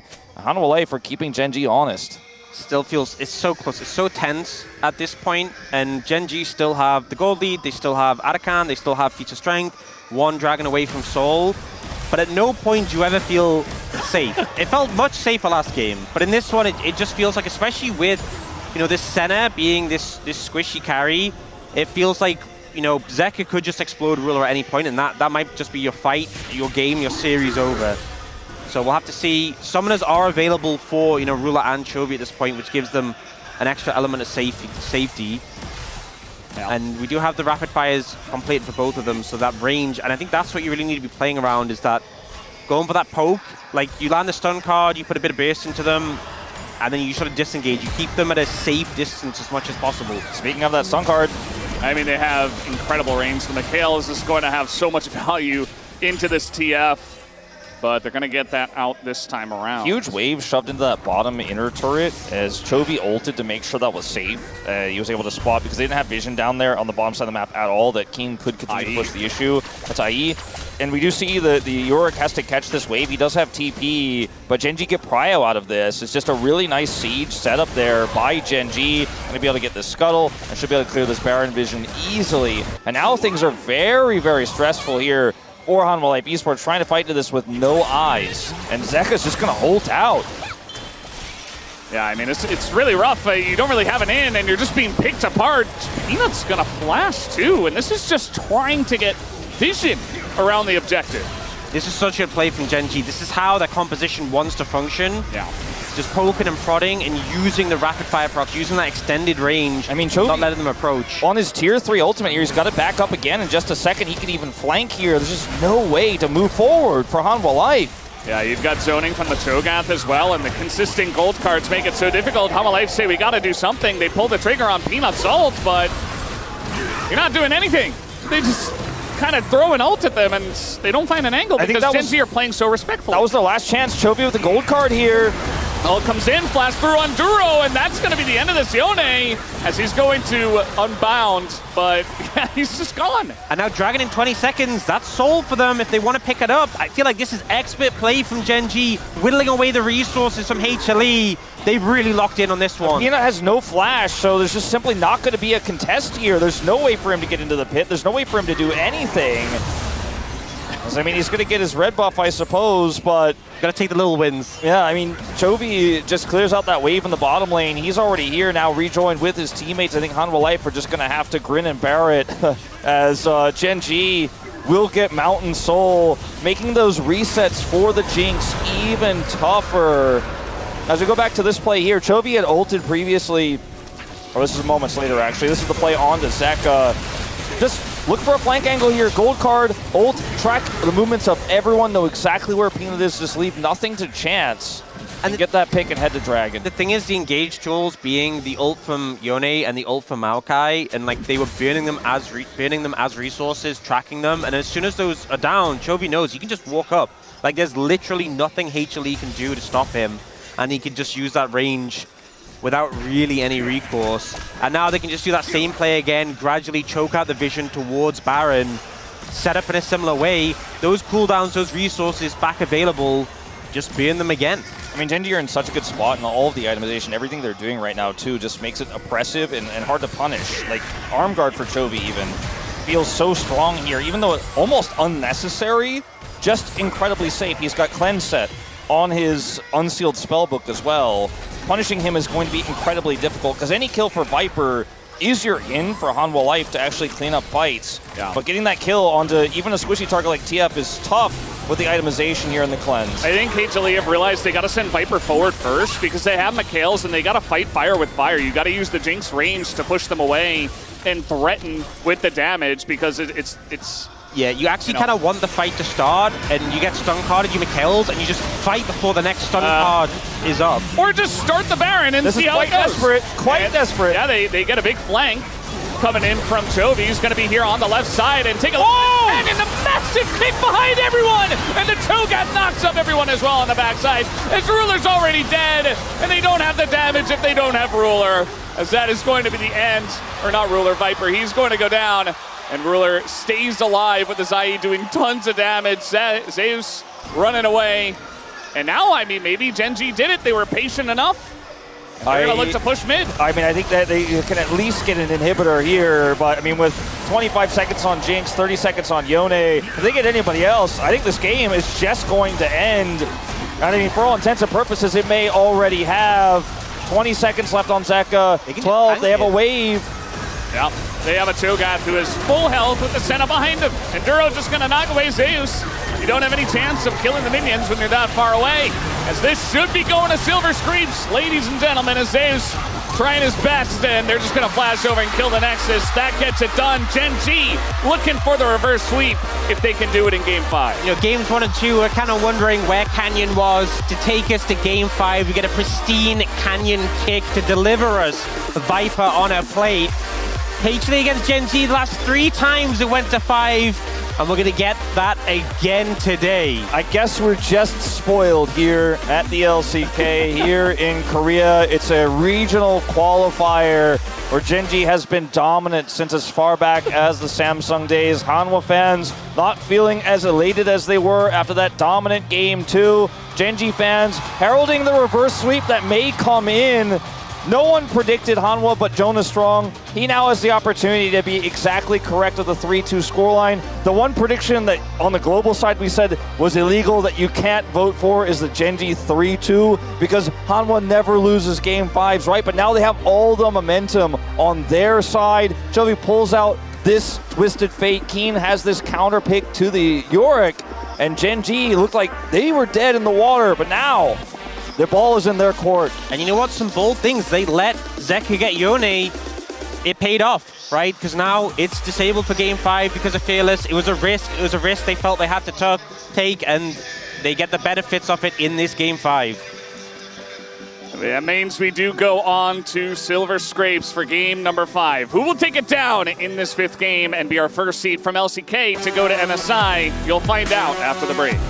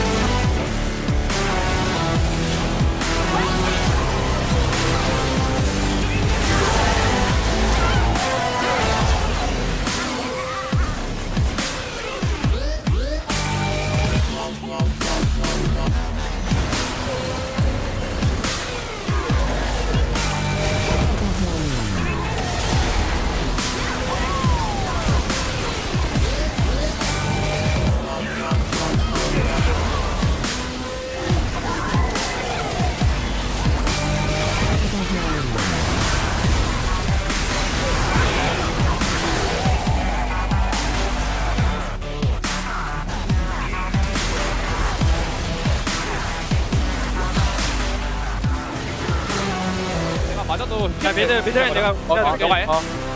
상대 이번에 촬영 가나 말아. 여러분 뭐라 너. 나 그냥 연애만 막 할게 이거. 천천히 하면 돼 천천히. 여기 와드. 네 들어갔습니다. 천천히. 아우만 노플. 상대 안 좋아. 노플. 딩크스 노플. 딩크스 노플. 자 요네 봐야 돼. 요네 봐야 돼. 이겼다. 끝나. 미드 가자. 나이스.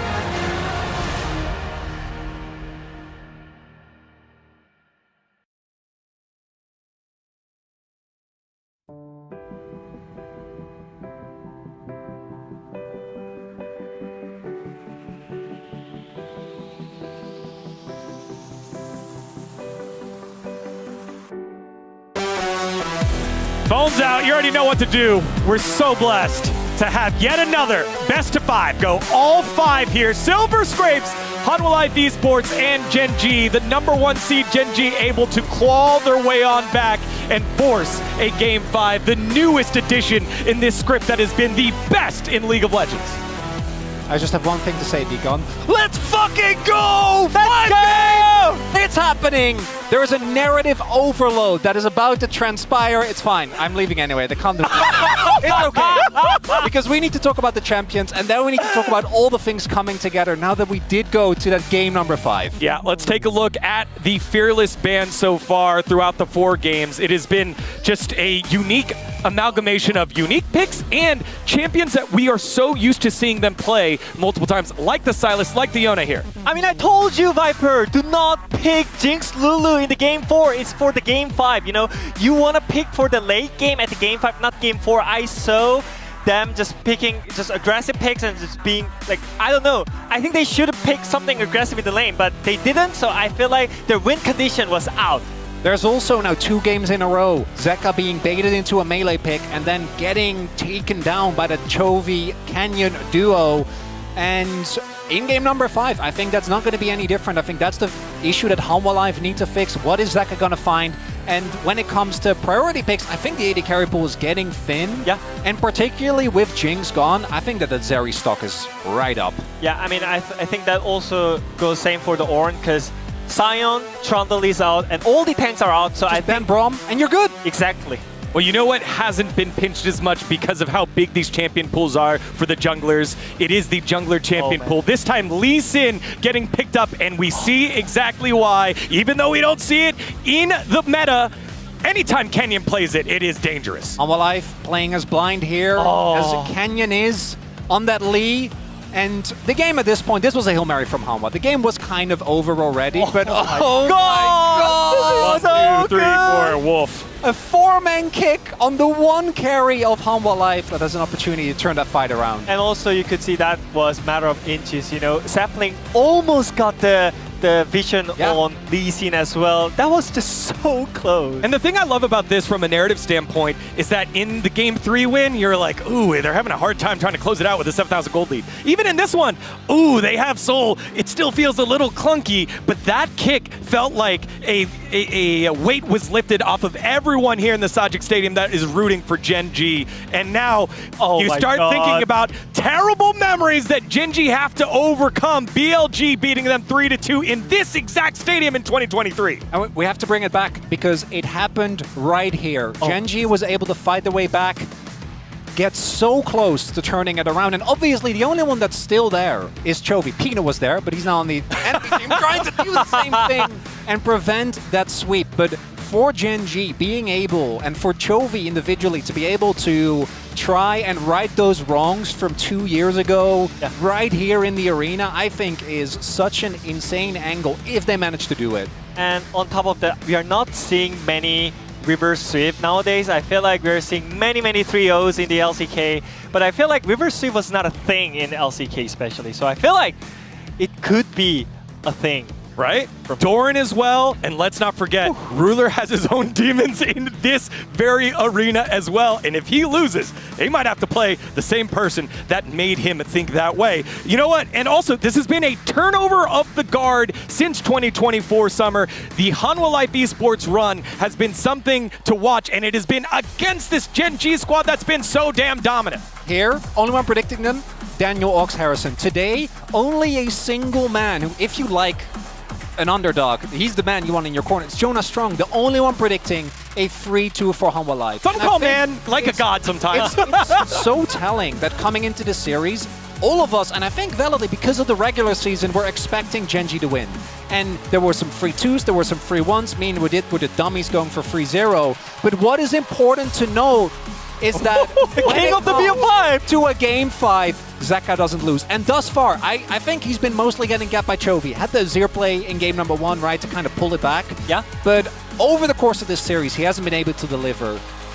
I mean, This man, he gets it done. Yeah, I mean, I think it was really great strategy to open up the Yone because Sejuani, like all those good combination junglers were gone. So I feel like open up the Zeka's favorite pick and pick TF into it. It was kind of a brave choice by Genji, but this time around, I think you have to do something about the mid lane champion again.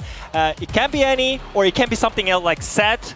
I'm not sure, but I can already see that it's going to be interesting. Regardless of outcome, like either the Game 5 streak gets broken, Genji gets back on the throne, or Hanwha Life are truly taking over. It's so good! It's so good! We went with key champions. Who's your key player here that's going to be the difference maker? Because you can pick the ones that have been the front runners, you can pick the ones that have come up, you can pick the ones that started to slow down here. What are you going here with it? I mean, again, I'm going to pick Chovy. Like, even though Genji was down 2 games, I feel like his Talia, his every single champion was on point. So I feel like he's going to bring another unique pick in the Game 5.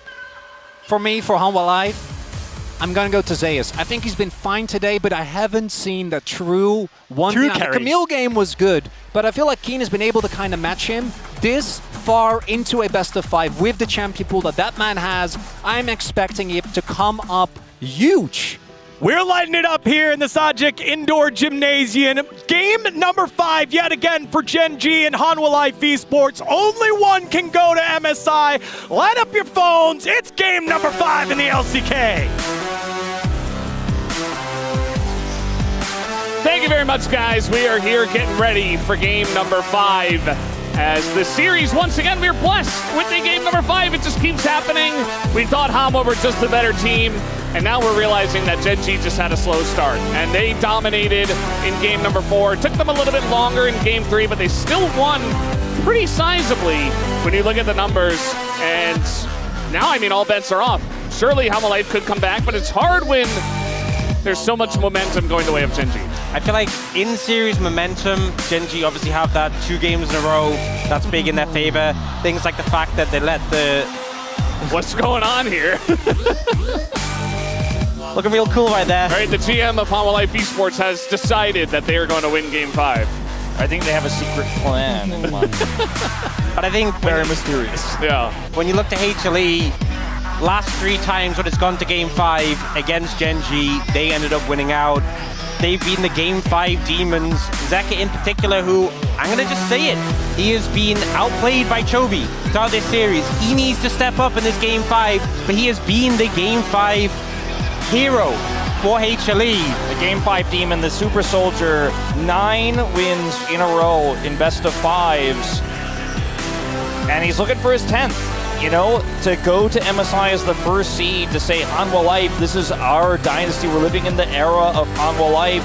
Defending international champions, right, of First Stand. They weren't able to take the world's title, but when they upset Genji in LCK Summer 2024, I don't think everyone really realized at the time that we might be seeing the birth of what is a new dominant force, our new #1 seed, our new representative here for the LCK, but Genji have an opportunity to stop that trend. Sure, Hanwha might still win MSI, they can go as their 2nd seed, but they want to take it now. They want to continue that trend. They want to be the elite #1 team they were back in LCK Cup. We've had so many different eras of dominant teams, SK Telecom, Damwon being our almost shoe-in representative. Then we had T1 for a bit. Then Genji's era was finally stopped by Hanwha Life.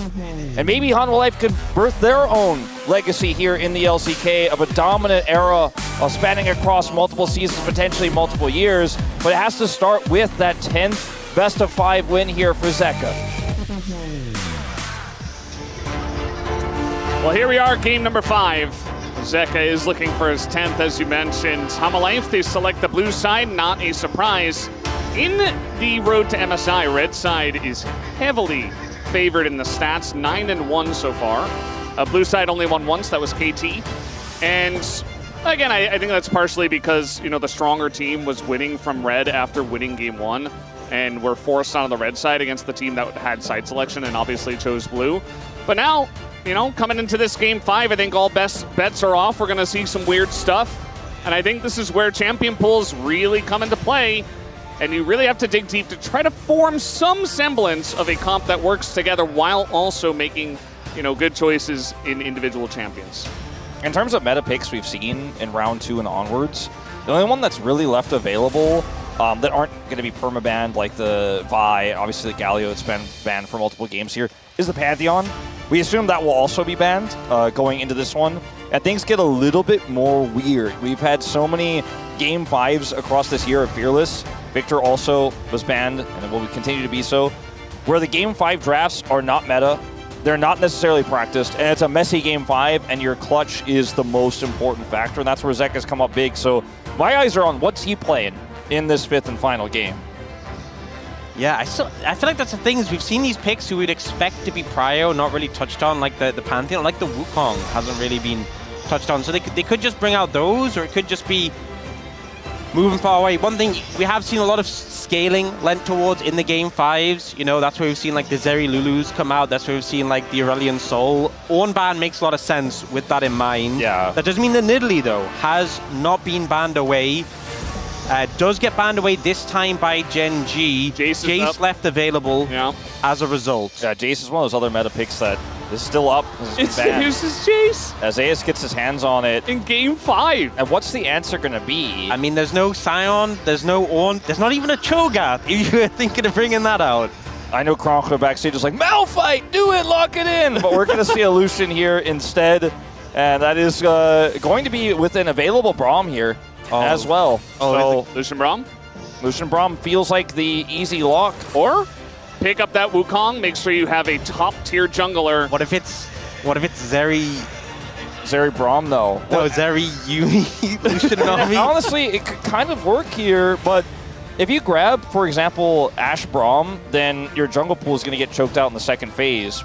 If you go for the Xayah here, Khan, it's also available. It's relatively safe into a lot of picks, but I feel like Wukong is not one of them because his CC persists on the ground after you ult. Yeah, but I do feel like denying the, because as much as Lucian Rakan doesn't sound like the strongest duo, Rakan with Wukong is so strong. Denying that feels like a lot of value, and getting Rakan for Delight in a Game 5 feels insane. Plus, Rakan is a fantastic matchup in a Braum. Like, you often, when you pick Braum, you want to ban Rakan because you can never really stack up the passive on him because he's so mobile. So I think HLE, they feel so happy right now with how the first 3 have gone. See what the... Praying for Gen G. See what the response is going to be here, because obviously we're looking at jungle and top here for potential target roles to ban away, with Life not having a jungler locked in, and of course for the side of Gen G not having one. So there's the Pantheon, which seems pretty obvious. We talked about it. I guess it's just not going to be seen in this entire best of 5. And then answers to Jace that we could see. Obviously the Ornn is gone. Sion is Fearless banned. I don't think we're going to see a Malphite in this composition, but it could kind of work. I wonder what the read here for Hanwha Life Esports is going to be in this situation. I mean, Keen's got a crazy champion pool, right? Like, I don't think he's pulling out the Urgot. And because it's so hard to counter the Jace here, I actually like the pivot to just say, no, let's focus on Chovy instead. Yeah, I mean, you would definitely want something that's got engaged from the mid lane if possible. And the Tibbers as well, even if the Xayah dodges it, there's a lot of sustained damage over the course of time that Tibbers can do and be very annoying. So, at the same time, though, you're banning out Chovy, a guy who's probably just going to play Aurelion Soul or pretty much anything. You know, he could play Wei. Yeah, play you and I are linked on that one. Xerath, or, you know, I don't know about Xerath here, but there are a lot of options. Even Akali going to be banned away from Zeka. I feel like that's a good ban away from Zeka. I feel like definitely something he could and would bring out. I mean, it works really well with Jace, too. You poke them down, the Akali comes in for cleanup. A lot of discussion about this final ban here. It's Fearless Game 5. It's one of those moments where, as a caster, you could predict what's going to come, but it's more fun to just kind of let it roll, because it's only what the players know and what they're talking about, which is going to come onto the forefront here. I think the Orianna makes sense for how it syncs with the Wukong, you know, and the late engage that can provide, especially because as much as you have the Xayah, as you said, like if you ult and then come down again and then the second charge is waiting. Yasuo and Wukong. Who's that for? I mean... Aatrox? Okay. Aatrox makes a lot of sense here. It's very aggressive, but I think there's enough setup for it, and there's so much mid-game power in this draft here for Gen G. It fits the theme, it fits the identity. And now Zeka has the blind pick, which... not going to be easy. We've seen that he has gotten bullied when he picks first. Chovy will not let him get away with anything. I mean, I mean, are we just going for something like a Tristana mid? I think that Lilia value here is pretty big into what Gen G have. Like very short range comp, a lot of melee champions. A lot of setup. Really good. Yeah. Especially with like if Rakan gets a big charm, easy setup for a big sleep. It's also, though, fairly risky into the Wukong because if you get caught and the follow-up is just so much burst damage, you're just going to get locked down and die. So you really have to have a lot of control. But I agree. I like this pick here a lot. And I trust that Peanut will actually have a game that's worthy of what its potential is and won't just simply be bullied. What are we playing, Zeka? There's not a lot of options left that are in his wheelhouse. I mean, it could even be something like Veigar, you know, zoning the melee. It's Jace mid. And Gnar into the top lane to deal with the Aatrox. Bit of so a the swap curveball. comes through, and it's Zeus's Gnar. This is interesting because once again, I think they need scaling damage, and I think this is the only pick left. You know, I feel like it's an interesting one because the Gnar into Aatrox matchup, we've seen good Aatrox is able to play that matchup, you know, pretty well. Like if I'm gonna pick something for Zeus to dumpster the matchup. You saw him saying it there. He was saying Zoe, and we're gonna get a Zoe in this game. No, I feel like I don't want to derail your point, Ox. Sorry, go ahead. It was go a ahead. good one, but I feel like these two picks couldn't have been more opposite in what they do for this draft. The Aurelion Soul, a lot of zoning, a lot of big ultimate power around objectives, and just insane scaling damage and execute value. So good into the Xayah, but the Zoe is just pick and burst, and this makes Gen G's composition all in on the mid game, and if you fall behind, I feel like this comp does practically nothing. It feels like so much, you know, we talked about how a lot of these game 5s went to like scaling, you know, slugfest, like 50 minutes, who scales harder. These drafts, I feel like just haven't done that. I feel like even the fact that HLE, I feel like their comp leans more towards the later stages. I don't even think they lean heavily there. I feel both comps, a lot of mid-game power in these compositions. We didn't see it in the last game, but so many of these games, or all the other ones, Hanwha Life got first blood, had an early lead. I think if that kind of game happens here, and Hanwha Life have a mid game where Gen G have no agency, it's just done. Like I don't feel like Hanwha's comp is a scaling draft, like the way you mentioned we saw in lots of game 5s in Fearless with no engage, where it's just sit back and scale. But I feel like Gen G, from behind or even neutral in the late game, their comp just doesn't scale very well. Like Lucian can burst somebody down, there's always that pick potential, but on the other side of things, you have this Gnar that's going to be relatively safe. It's just a lot more of a full package on the side of Hanwha Life. You can see the 5v5 team fight from HLE no matter what. Even if they're behind, you can see how they can get the wombo combo together. But like the Lucian and the Zoe, it needs to be a good laning phase from Chovy, which we definitely expect. But the bot lane 2v2, they need to do work, which they need to step up in game 5. It's game 5, guys. Let's hop onto the rift right now.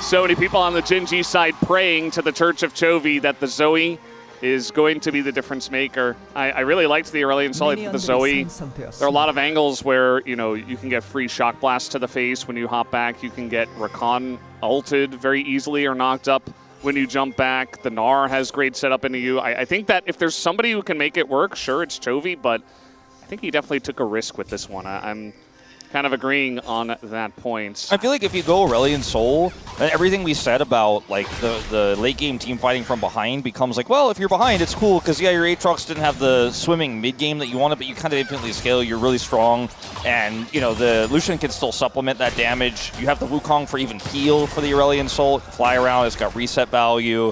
There's just so many things the Aurelion Soul does, especially because we know Chovy is insanely good at Aurelion Soul. It's one of his favorite picks, and yet we got this, which is still good with what Gen G has. It just makes it so all in one way.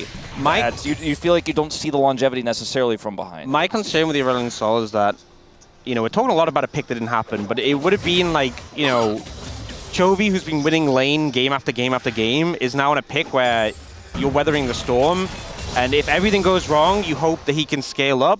And I feel like they put him on an active pick to make that impact, and I feel like, for me, that's the right call, because I wouldn't want him to be on the sit back and scale. I want him on the take charge, because he has been doing that so far. And you know, whether it works or not, whether the game explodes in the face or not, I think it's the right call to put him on a pick where he can actually have an impact sooner rather than later. And so far, you know, at least in the bot lane, they're getting off to a good start. Yeah, I think in the microcosm of this series, that has been absolutely the way. Because like you mentioned, Zeka has really just not lived up to Chovy in most of these games. Even in the wins for Hanwha, Chovy's had a great early game.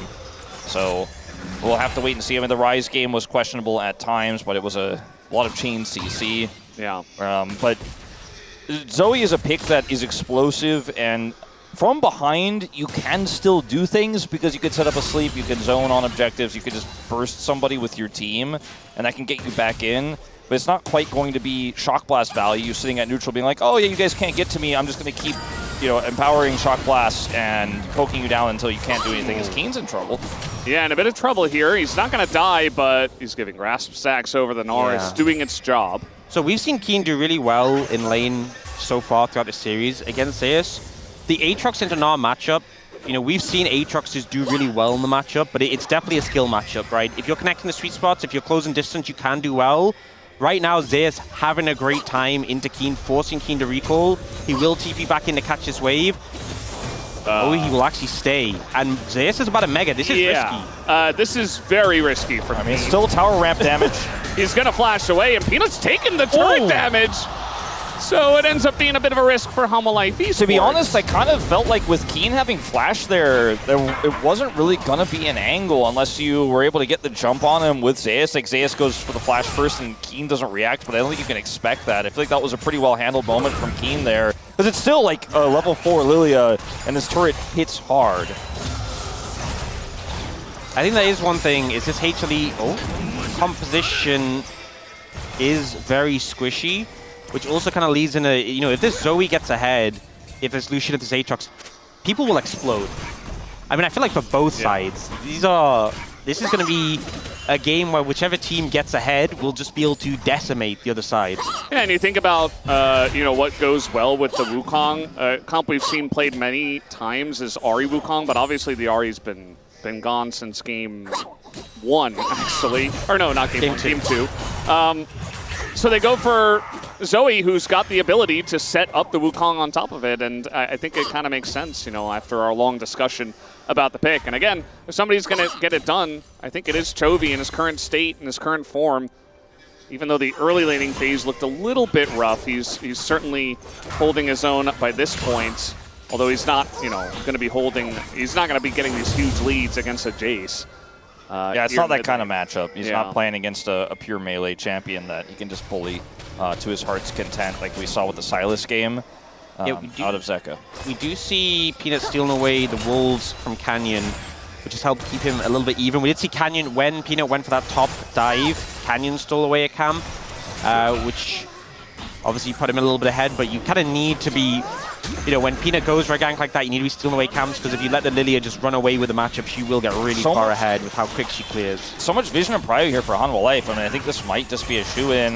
Canyon does not have level 6.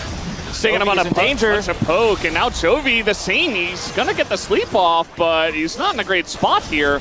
Knows that Zeka's cooldowns are down for now, trying to bait him in. Flashes at the very last moment, but you're not really giving your team any favors here, as Canyon trying to fake go in with the clone. Might just be able to steal this one away, and yes, he will, as he even flashes out of here. So Gen G living for now, as the bowling ball going to land asleep here on the top side against Zeka, as they're barely going to try to survive, but it doesn't look like Canyon is getting out of this one alive. Should be first blood over to Hanwha Life Esports after Canyon steals the dragon, and they will give that kill over to Viper. When Canyon went in that pit, he knew he wasn't getting out. He knew that he was sacrificing himself. He put his hand up, and I think he was happy to get the dragon secure for that. Yeah, no, 100%. I mean, this is really high value here for Gen G. If they end up losing more there, which Hanwha Life was fishing for, they wanted to stop those retreats. They wanted to get a scoop and get multiple players. You can see the positioning of Zeka to try to punish. Then, yeah, it's a different story. As Chovy goes incredibly low, watch this as he flashes. The last auto hits. He is like sitting on 40, 50 health on this one.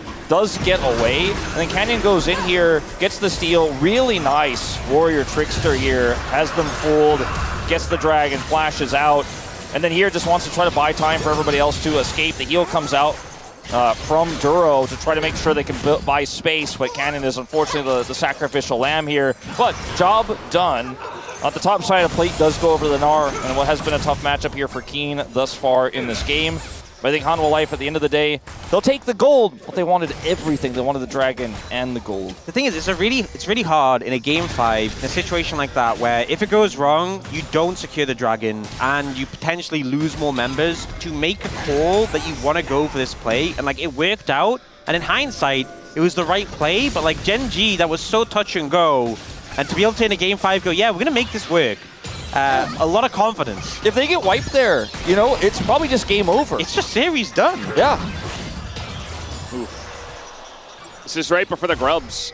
And so Zeka, you know, he still kind of does the same thing, but he doesn't have any items at this point in time. So getting chunked out by the Zoe before the fight even begins is something that the Zoe is really going to offer into the Jace, into the Xayah as well. I think they're just going to, with Viper being under turret and the fact that Zeus has demolished proc and he's going to get multiple plates here, they're just simply going to give this one up. Although, maybe trying to get the one, but I think it's kind of a... Canyon didn't smite. Oh, yeah, and Peanut's smite isn't upgraded yet, and Canyon's is, so there's I zero chance. just don't think there's any reason to go in there.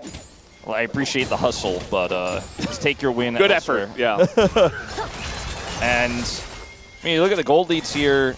It's a really close game. The biggest one, of course, being that Zeus lead into the Aatrox. He did pick up a bunch of plate gold down the bottom side, 2 solo plates to the Gnar, and a swap back towards the top side once again.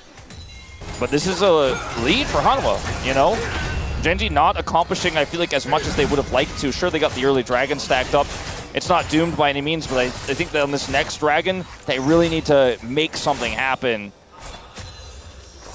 All right, well... Peanut's looking for something topside. Yeah, let's see what he can do. Might be able to get the sleep in on a ruler, but the wave is already being cleared. Do they care about it as the Braum trying to zone them away? And that's going to be a kill on the Rakan already. Another flash comes out from Peanut, but at least Viper gets the kill. But not a very pretty dive at that. Zeka down a level here, just bullying Chovy in the mid lane. As now we've got Canyon, total darkness here on the right side. Zeka is moving away from him. Maybe if they hit some kind of sleep or damage, but too high on health is Zeka. Zeka also has flash, so could try to avoid the bubble. I think that's going to be the end of that. A lot of lost minions there on the top side for Gen G as the trade did happen. 2 kills for Viper. Feels really good here, as the initial part of the dive was a bit touch and go, let's say. Yeah, Cleanse comes in to stop the sleep, and then also lowers the duration of the charm. But unfortunately, Viper sets up to get this great pullback on the feathers.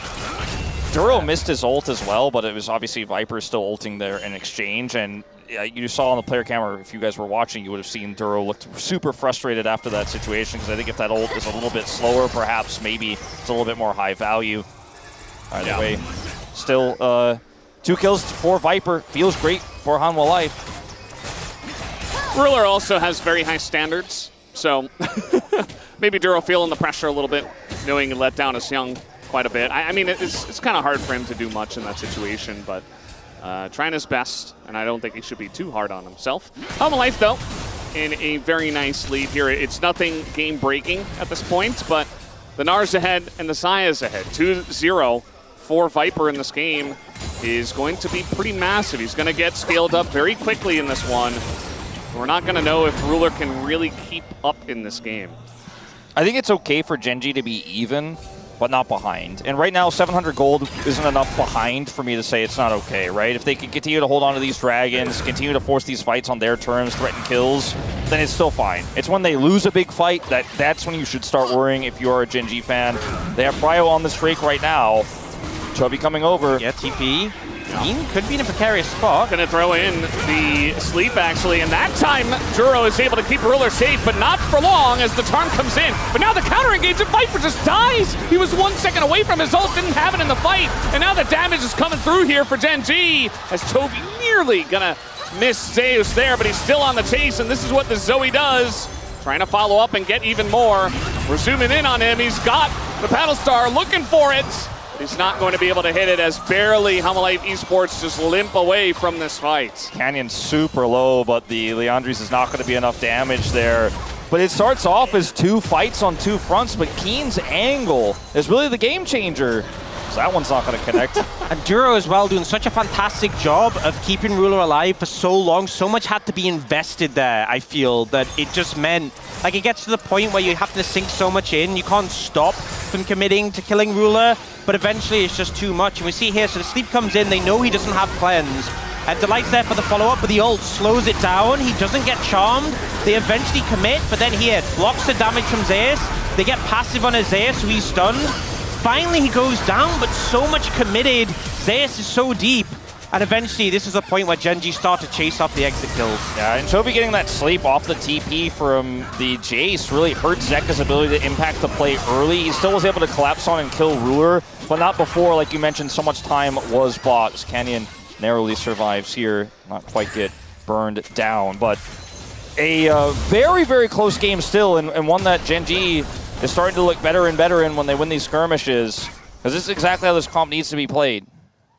Genji fans very happy as well that the comp still has relevance at this point. I feel kind of bad for Viper. I said it in the play-by-play, but he was 1 second off of his Featherstorm, and so he just got bullied so hard because he didn't have Sums, and he's Isaiah sitting there. And Isaiah without Featherstorm doesn't really feel like Isaiah at all if you're getting engaged on. And Genji do have so many tools to get on top of Isaiah, and if she doesn't have Featherstorm, she's just dying super quick. And that's the thing, when games are a bit faster paced like this and Sums and ults are being burnt a lot, it makes it so much harder for like Isaiah to function when they're always just on cooldown. I like this from Keen, trying to bait him into the fight, trying to give him a false sense of security here on the Mega Gnar, trying to avoid the Gnar into the wall. Is Canyon doing a ton of damage here already as now the Gnar comes out, but might be too little too late as well. Canyon's going to get the kill, but it is traded back. This does give Keen the free wave in top, but as a turret as well, they are pushing bot. Yeah, I mean, I feel like you'll take this as HLE. Again, this turret's very healthy, and the bottom turret goes down. You got the kill back anyway. Sure, some assist goal goes over as Chovy. Yeah, I think, this is what I was talking about on the counter push. As Zoe, it's so hard. You can be in so much trouble if you get over aggressive, and now they're looking for more. Duro just barely, okay, he's going to get charmed up, and I think they've got the damage here with the Jace. And there you go, very nice juggling of the aggro as here comes Ruler. He doesn't have flash, and he's alone. Yeah, he decides against the one after another to go into the play. Duro trying to save his mid lane and ends up getting punished for it. And Chovy just overstepping there, trying to get a bit of damage down onto Peanut and Zeka. Now Ruler looking for Viper. Yeah, looking for it here. They're going to get the Featherstorm out. Canyon doesn't have... Yeah, I think maybe some miscommunication there. Yeah. Canyon not having the... Like, they knew he wouldn't have ult because obviously he used it top. And I don't think he really had to ult there. Yeah, just perhaps like a reflex from Viper there as he sees a Wukong coming in on top of him and just feels like he needs to buy just that extra space to get to the turret. So sure, this is great and all, but Zeus outplays it, pushes Canyon here into the turret on the second activation. Canyon's just stuck. Meanwhile, traded. Zeus making his presence known elsewhere. With the team, he's able to go in, chunk out Ruler before the fight even begins. And now they're just going to start up here on this Rift Herald. Chovy's up top. I mean, it's just going down too fast. There's no real way for Genji to get in. Yeah, Canyon's nowhere near. He's going to get his Raptors in exchange, or the Big Chicken at least, on this one. And things are looking a little bit dire now. Before I was saying that Genji are still in it. The Goldie is getting more significant here for Hanwha. And this Lilia is starting to become a relevant force in this game. Yeah. And Nar's just chilling.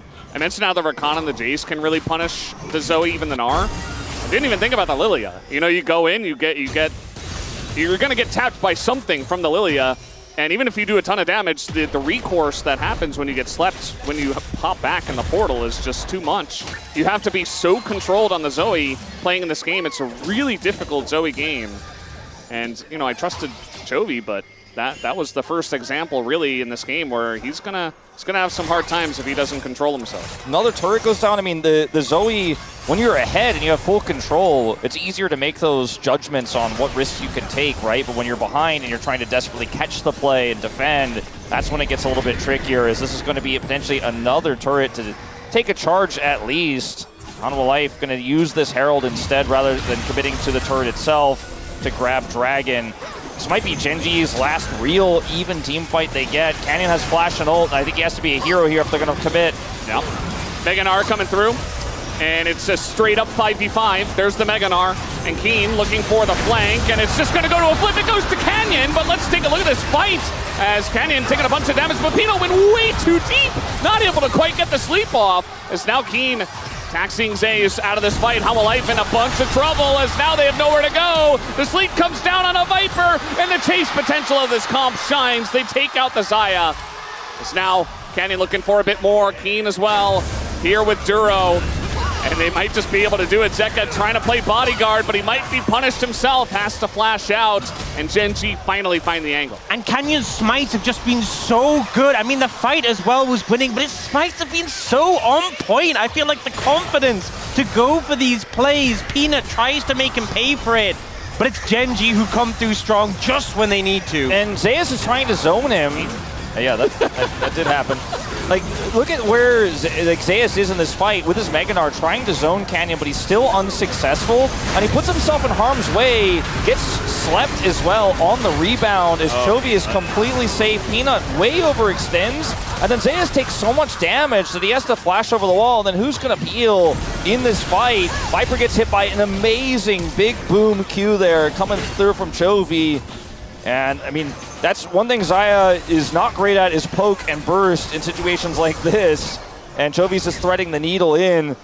And what looked like might have been if Gen G loses that fight, they lose the game. They get Soul Point. They get a massive injection of gold.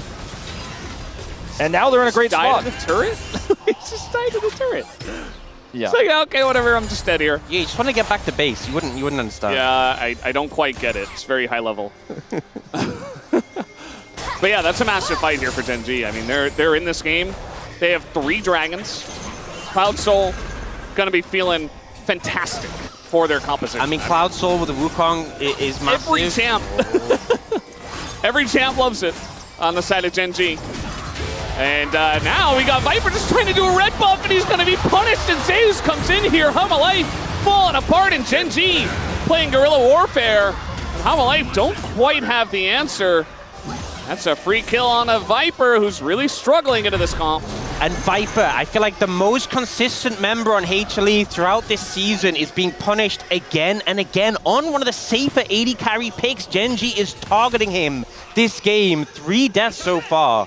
And I just really feel like for the comp, the Xayah was safe, but not safe into all of this, right? And that call to be on the red buff there without vision of where Gen G was when so many members were missing is less safe than that. It's not about the champ in this moment. It's just about the greed and the punish that comes through from Gen G. And he dies, and Gen G get more. And Gen G continue to actually start to take these turrets off the map. As I mean, there's a control ward here, and he just doesn't know that Canyon's there, but it's not just Canyon. And obviously, if he ults here, it doesn't matter because it's Wukong, which is another issue. Zeus also, you know, over here trying to save the play, but is going to be unsuccessful. And I mean, Gen G, the more these picks they have, the more map control they have, the more this comp becomes so oppressive because Chovy could be anywhere. If you don't have vision of him and he hits that sleep, hits that burst, you're just dead. And the fight, there is no fight. Then there is no contest of the objective. Gen G just get it for free. Zoe with control and a mid turret down. I mean, it's the wolf point we've talked about a long time, man. Zoe gets that mid turret, then you're really feeling good about what you can do as we move out of the mid game into the late game. Yeah, I mean, it's going to be something to look at. We haven't really seen the Jace have as much power. You know, the Jace from ahead can also do some very nice things, but last couple of fights haven't really been set up here for Life. Also, Chovy just got like the Horizon-focused Luden Spike. Both those items so cheap now and so much damage. And the thing is, we now have Adakan on the bot side, and it's Soul in 50 seconds, so you can't even do like the split map where like you go towards one, or they go towards... It's like HLE, you have to set up around the bot side of the map. Like, there's no alternative. You're going to have to try and outmaneuver Gen G, and I feel like you're going to have to try and find an angle. I think the best thing is try and find a pocket of vision, an angle where you can just get on top of the backline. But the problem is, Ruler has Cleanse, and Chovy, because of Spellbook, also has Cleanse. I actually think the best way for Hanwha to play this Dragon fight is to actually just slowly approach and continue to poke with this Jace and hope that you can whittle the health bars down fast enough before Gen G can actually smite the Dragon and look for a follow-up there. Or, obviously, if Gen G start to feel that pressure on the Jace poke and look to engage, then you have the counter sleep engage, you have the charm for peel. Try to play it that way. Because if you just try to look for a pick, I mean, there's just so many defensive options here for Gen G. Like, if you try to all in on the backline, Duro ults multiple people, that's just it. That's the fight. They turn on you, and it's done. I mean, the Wukong as well. Chovy the target here, but his spacing is good. Now they've kind of broken this open, though. Delight's on a cool angle. Yeah, it really just comes down to what the approach is going to look like on this fight, because it could be the Jace getting big damage, or it could be the Zoe getting the big damage from the two mid laners, which was a very key matchup in this series. They're playing around this wave so well. Okay, Zeus going to be pulled back here. Kind of awkward for him. That's a lot of damage, you know. We got some poke from Zeka on a Chovy as well, so that was positive, but Gen.G just start up the dragon as quick as they can. Zeus is going to have to TP back in. And this is the timing I was talking about. Gen.G is starting to get a little bit antsy. That poke is landing. There's that TP. Yeah, a bit more poke coming down. Oh, the sleep. Yeah, the sleep is going to catch him. He is able to hop away. His Mega's in such a good spot. Take away some of the ability of him to engage. Another sleep going to hit onto the Rakan, who does just hop away. And this is what I'm talking about. The burst comes in the second you hop back. Chovy has to make these panel stars count. Delight he has on to the start angle. hitting some stuff. Could look for the charm into the back line. Zeus uses his Meganar, he has to. And now it's going to expire. There's an angle here for Gen.G in this interim. They have to really be aware of Peanut, though. A big sleep could be a game changer. And it's a poke war. Yeah, the poke war is beginning. HLE do have position on this objective. Enduro getting pretty low himself. Zeus gets over the wall, but that's not Meganar as they turn immediately on Zeus. He's getting burst down, but down will go Canyon immediately, and the smite goes to HLE as it's a broken up fight here for Gen.G. Two people go into the back line, and one of them immediately gets burst down. Just going way too deep to try to catch people out. Chovy looking for the follow-up picks. And maybe he's able to catch Zeus here, but no, Zeus is going to walk out. And the Braum not able to catch him either. He is going to try to flash, though, and in goes Ruler. And finally does take him down. Gen.G at least get the Gnar on the back of that. Yeah, HLE with the Dragon, definitely big. They were able to secure that one, but a 1-for-1 at the end of things. That being said, Zeus is down for a long time without TP. Ruler? So Canyon's going to be up soon. Zeus down for a long time without TP, so I wonder if they can try and get some pressure maybe around Atakan on the back of this, or if they'll just slow play it. Well, I think they definitely need to move towards it here. There's no vision on it right now. There's a control weird nearby, but I like the all-in here of Zeus onto Keen. As soon as the sleep is down, he comes in and he's going to absorb a ton of pressure. Delight comes in as well and gets the double charm. This forces Keen to flash out of the pit. They end up getting the secure on the Dragon. They want to chase and get more, but it's too difficult to chase into this. Very risky as Chovy's bubble's going to come back up. Looks for the sleep here. Zeus decides to flash as he does not want to get concussive blows, but then Ruler just dashes on him and sets it up anyways, and down he goes. But very, very clutch moments here. I feel like Zeka didn't do that much damage, but the threat of the poke was really what made Gen.G pull the trigger. I feel like Gen.G, their carries were sort of blocked by the Dragon and were focused on the Dragon, whereas HLE all just looked at Canyon and killed him. Like, all 5 members were like, we're killing this Wukong, that is our prime focus, and as a result, easily secured the Dragon. So there's no risk of like losing the smite fight when the Wukong is dead. Looks like Chovy looking for the Banshee's Veil next. I think that, you know, when there is a lot of recourse on your hop throughs, can definitely get some value there, but... I mean, the Jace poke is more what I'm concerned about, though, and how do we worry that's going to be just so much burst that the Banshee's Veil isn't really going to help you too much with. Once you pop it off once, you just keep poking. Yeah. I mean, the way you think about it is as much as like Jace can spam Shock Blast, if the Banshee's Veil blocks like a 400 damage Shock Blast, it's a lot of value, right? Yeah. Sure. And the Shock Blasts are hitting, and that sleep is not. And that's the thing, the Jace outranges the Zoe poke. And as long as Zoe doesn't set up a sleep, you just kind of keep her at bay and continue to win the neutral. And that forces Gen.G to eventually go for a harder engage. And Wukong is really their best bet for that. And I think Hanwha played so well around it, but this is still such an incredibly close game. I mean, it's going to be an Otacon attempt here for Gen.G. No vision for Hanwha, but they're rushing over. Guro has TP, so he's going to TP over. And it's just going to come down to this. The sleep not going to hit anyone. And teams all day have been throwing on the Otacon. Is it going to happen again? As they zone Zeus away. He doesn't have the Mega just yet. He really wants it, but the reset comes through on the Otacon. And Delight has to hop away. We're going to reset ourselves in the fight. Here we go again. And Zeka's got another Shock Blast at the ready. He hits with it. It's just going to be Canyon. Yeah, Canyon not the best target to hit with that one. But better than nothing, I suppose, and it's just going to come down to this one. Goes over to the Wukong, and Delight goes in, but nobody follows up as the Braum gets the disengage through. Peanut getting no value on this Lilia. They're just trying to abandon ship, but Genji have other ideas. They catch up to the Gnar, and that'll be the first pick on top of the Otacon that they just got, and they're looking for more. Delight looks like he will be able to hop away, but now Genji have their sights set on this Baron. Oh, you're going to look for Delight here. Canyon go in, and I feel like maybe just turn on the objective. Yeah, here. that costs them a lot of time, and it's a flash down for the Wukong now, but I mean, maybe Hanwha Life will be able to punish. It's a big maybe. Viper still has ult and sums. Not even going for it. I think this is the safe call. They want the soul, it looks like, but that's in a minute. I don't know, maybe we're thinking if they get one more person, that would be enough for them to go for the Baron. This fight is so broken up. Like, Zeus is trying to look for a Narbar on the flank. Delight's engage comes in so late after the Otacon is already taken, and the rest of Hanwha Life is making the call to disengage. It feels like rare nerves in a game 5 here across this roster against a Genji who's looked so incredibly confident and solid throughout this mid and now moving towards the late game. And Hanwha Life definitely regretting how that one went down. 100%. I feel like definitely a little bit slow to approach, hoping to get maybe a bit more poke down when it came to the Otacon, maybe hoping to get a big sleep, and then when the moment came, didn't connect. Maybe some split calls, which very uncharacteristic for what we've seen from HLE so far. Now, I mean, 2-level lead for Ruler. He's got that IE finished, and he's got that BF, so this Lucian's super strong right now. And if he gets the Bloodthirster completed, that Jace poke just stops being relevant. Yeah, it's not going to be an issue for him. It's not really an issue for the Wukong. The Aatrox, you're really taking away targets. Zeus on the flank with no Mega, and he's going to need some time here. The Jace poke needs to keep landing.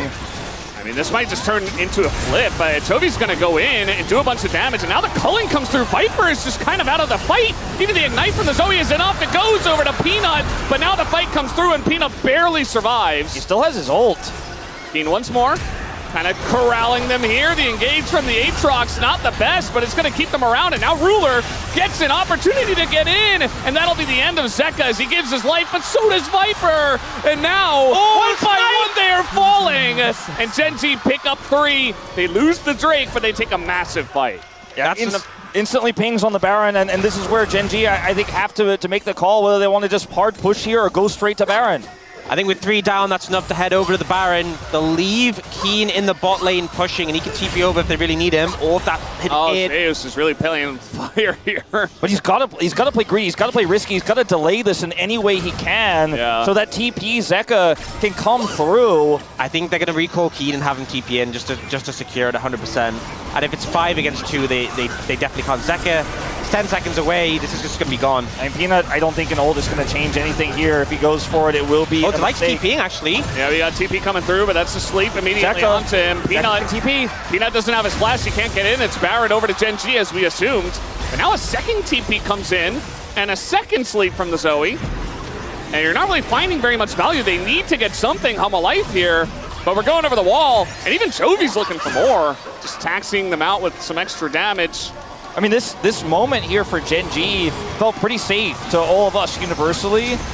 We go back to this fight here where Ruler's culling pushes Viper out of the fight. He still gets a little bit of work done, but again, Zeus doesn't have his ult either. Peanut gets the steal, but it's Canyon's engage and the follow-up that's so problematic here. The TP comes through.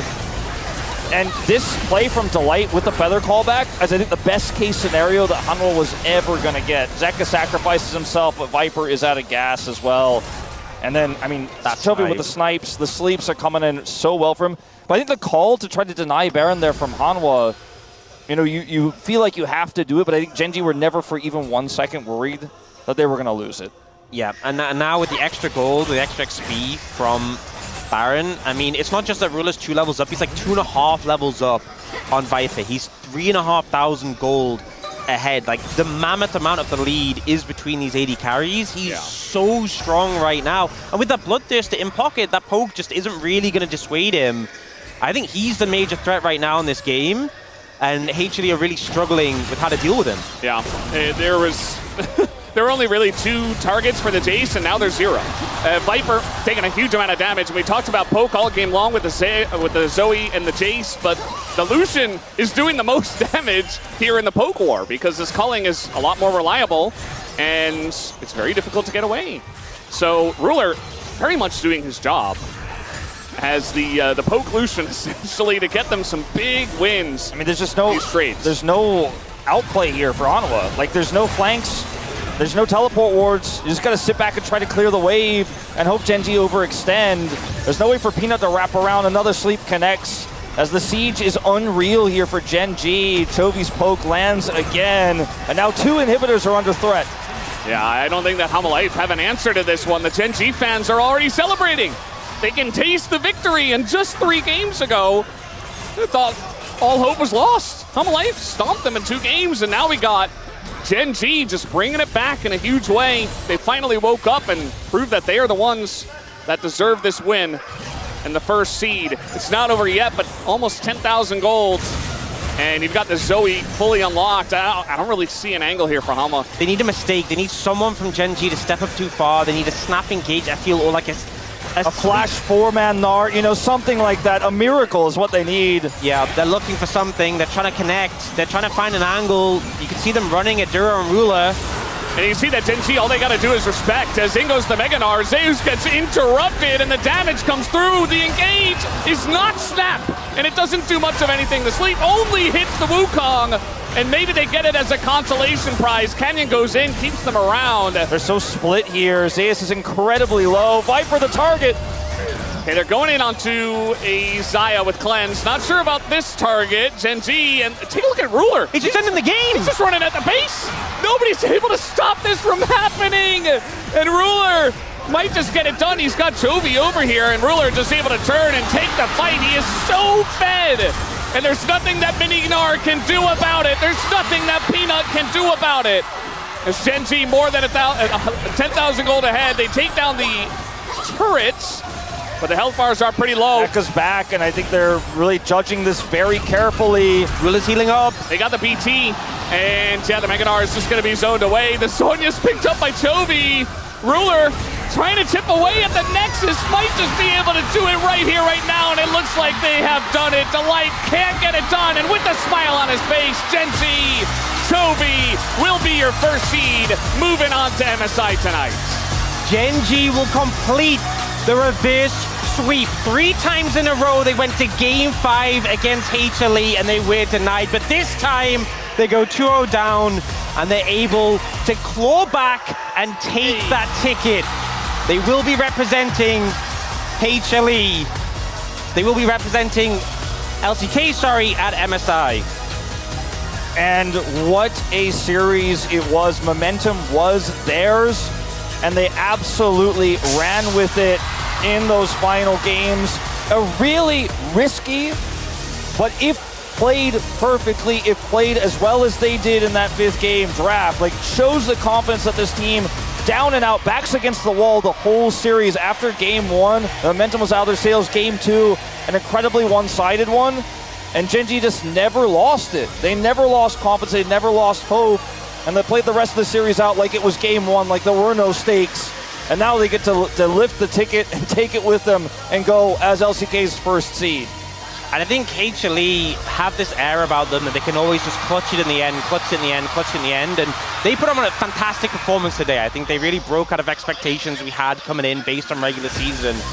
But there's always this air of, hey, game 5, that's their forte. And today they weren't able to do that. And, you know, they will have another opportunity to make it to MSI, to continue and see if they can, you know, live up to their fair stand expectations. But today was not their day. There's a real difference in how these teams approach this kind of series and the style of play. It's Hanwha's clutch versus Gen.G just saying, we are the well-rounded, elite, best, most standard team that can win with anything but through fundamentals and not clutch. And a team like that from ahead, the oppressive nature of how they play, the constant sleeps, the constant threats, the Wukong engages from Canyon, that's peak Gen.G, and right now, that's peak LCK. The wait is over. MSI 2024 champion Gen.G. They're going to get a second chance to go for the back-to-back repeat by going as our first seed. And even though they looked a little bit shaky in the first couple of games, they're still the big favorites at MSI. There's no question about that. Really? Really now? I mean, after 18-0, you would imagine. But today was moments. There were some moments, okay? They had some moments. They put it together at the end. Now the story goes, who's going to be second? Will it be Hanwha? Well, that's the question, because Hanwha want revenge for this moment. They'll have to, of course, earn their right on Sunday to go to MSI, but maybe they get their revenge at MSI itself and take the title away from Gen G. And honestly, I'm going to say that I think situations like this, where they go down 2-0 and they have to like lock in, bring it back in this way, I feel like if anything gives more faith to, for me, in Gen G, because, you know, yes, they have this really clean regular season, but they had struggles today. They had to really bounce back. You know, we saw Duro, who is still a very new player. The bot lane had some struggles early in the series, and this Game 5, I think the bot lane played fantastically. I think they were a big reason why this Game 5 came together. Ruler was super far ahead. Duro was doing some fantastic work, peeling, especially denying Delight on his signature Rakan. And I think it sort of quells a lot of concerns that we were starting to have after Game 1 and 2. And I think, yeah, Gen G really making a lot of claims during the regular season. They're just the best team in the world. And after this series, definitely showing that they are favorites for MSI. Now, even though this isn't the LCK, the streak isn't broken, right? Like, Gen G continue that momentum and prove that they can do it in best of fives as well. This is the first time they'll beat Hanwha Life in a best of 5 this year. And it also breaks Zeka's 9 BO5 winning streak. Will not get a 10 double-digit streak. As we watch these final moments here. Pulling out the Jace's no flash. I need to heal. This is a very tense moment, because if they mess this up, you know, you never know what's going to happen, right? And for a moment, it kind of felt like maybe there was a chance for Hanwha to defend this and keep the game going, but then you see moments like Chovy's perfect Zhonya's there, where it's like, there is no chance, there is no angle, not against this team. And the celebrations are warranted. That's what it feels like to reverse sweep, you know? And it finally all comes together in Game 5. The momentum you have in a Game 5 as the sweeper is insane. And I feel like they carried it from start to finish in the end of that 5th and final most important game, MSI first seed qualifying game. And I feel like anything could happen for the rest of this weekend. We don't know what's going to happen tomorrow.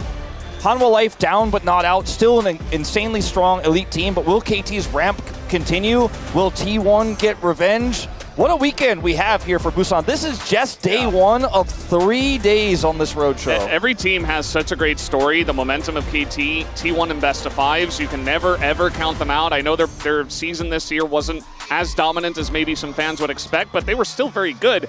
And now you get into best of 5s against teams that are kind of in wonky spots. Like KT, were they even meant to be here? I mean, yes, they have secured their spot, but like they weren't the favorites at the beginning of the year. And now you've got Hanwha Life, who's coming off with this big revenge arc. They deserve second in their minds, but will they get it? Yeah, revenge arc, KT with the crazy gauntlet, you know, T1, who are honestly, they had some great run towards like midpoint of the season, but looking for a bit of redemption there. I feel like there's so many.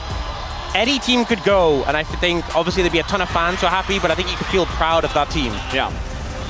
I don't know which one makes the most sense, you know? Like, I don't know. Well, Gen G, everyone has... After that, I don't know. Yeah, Gen G is the one guy, the one team, rather, that should... Well, there is two. As of one like guy. 3 minutes ago, Gen G, yeah. It's kind of a weird feeling because like the Golden Road is still possible for Hanwha Life because this does not break it because it's just a qualifier tournament for MSI. So Hanwha could first stand into MSI, into LCK, into Worlds. Like that's still possible, but it feels weird and a little bit tainted now. I think Hanwha is super frustrated that they couldn't be the best of the LCK back to back, and maybe that motivates them to win it on Sunday. But maybe it's the pressure of being up 2-0 and it feeling like a shoe-in and falling apart in that final game that gives them extra pressure, which might give the other teams an edge. So it's a hype weekend.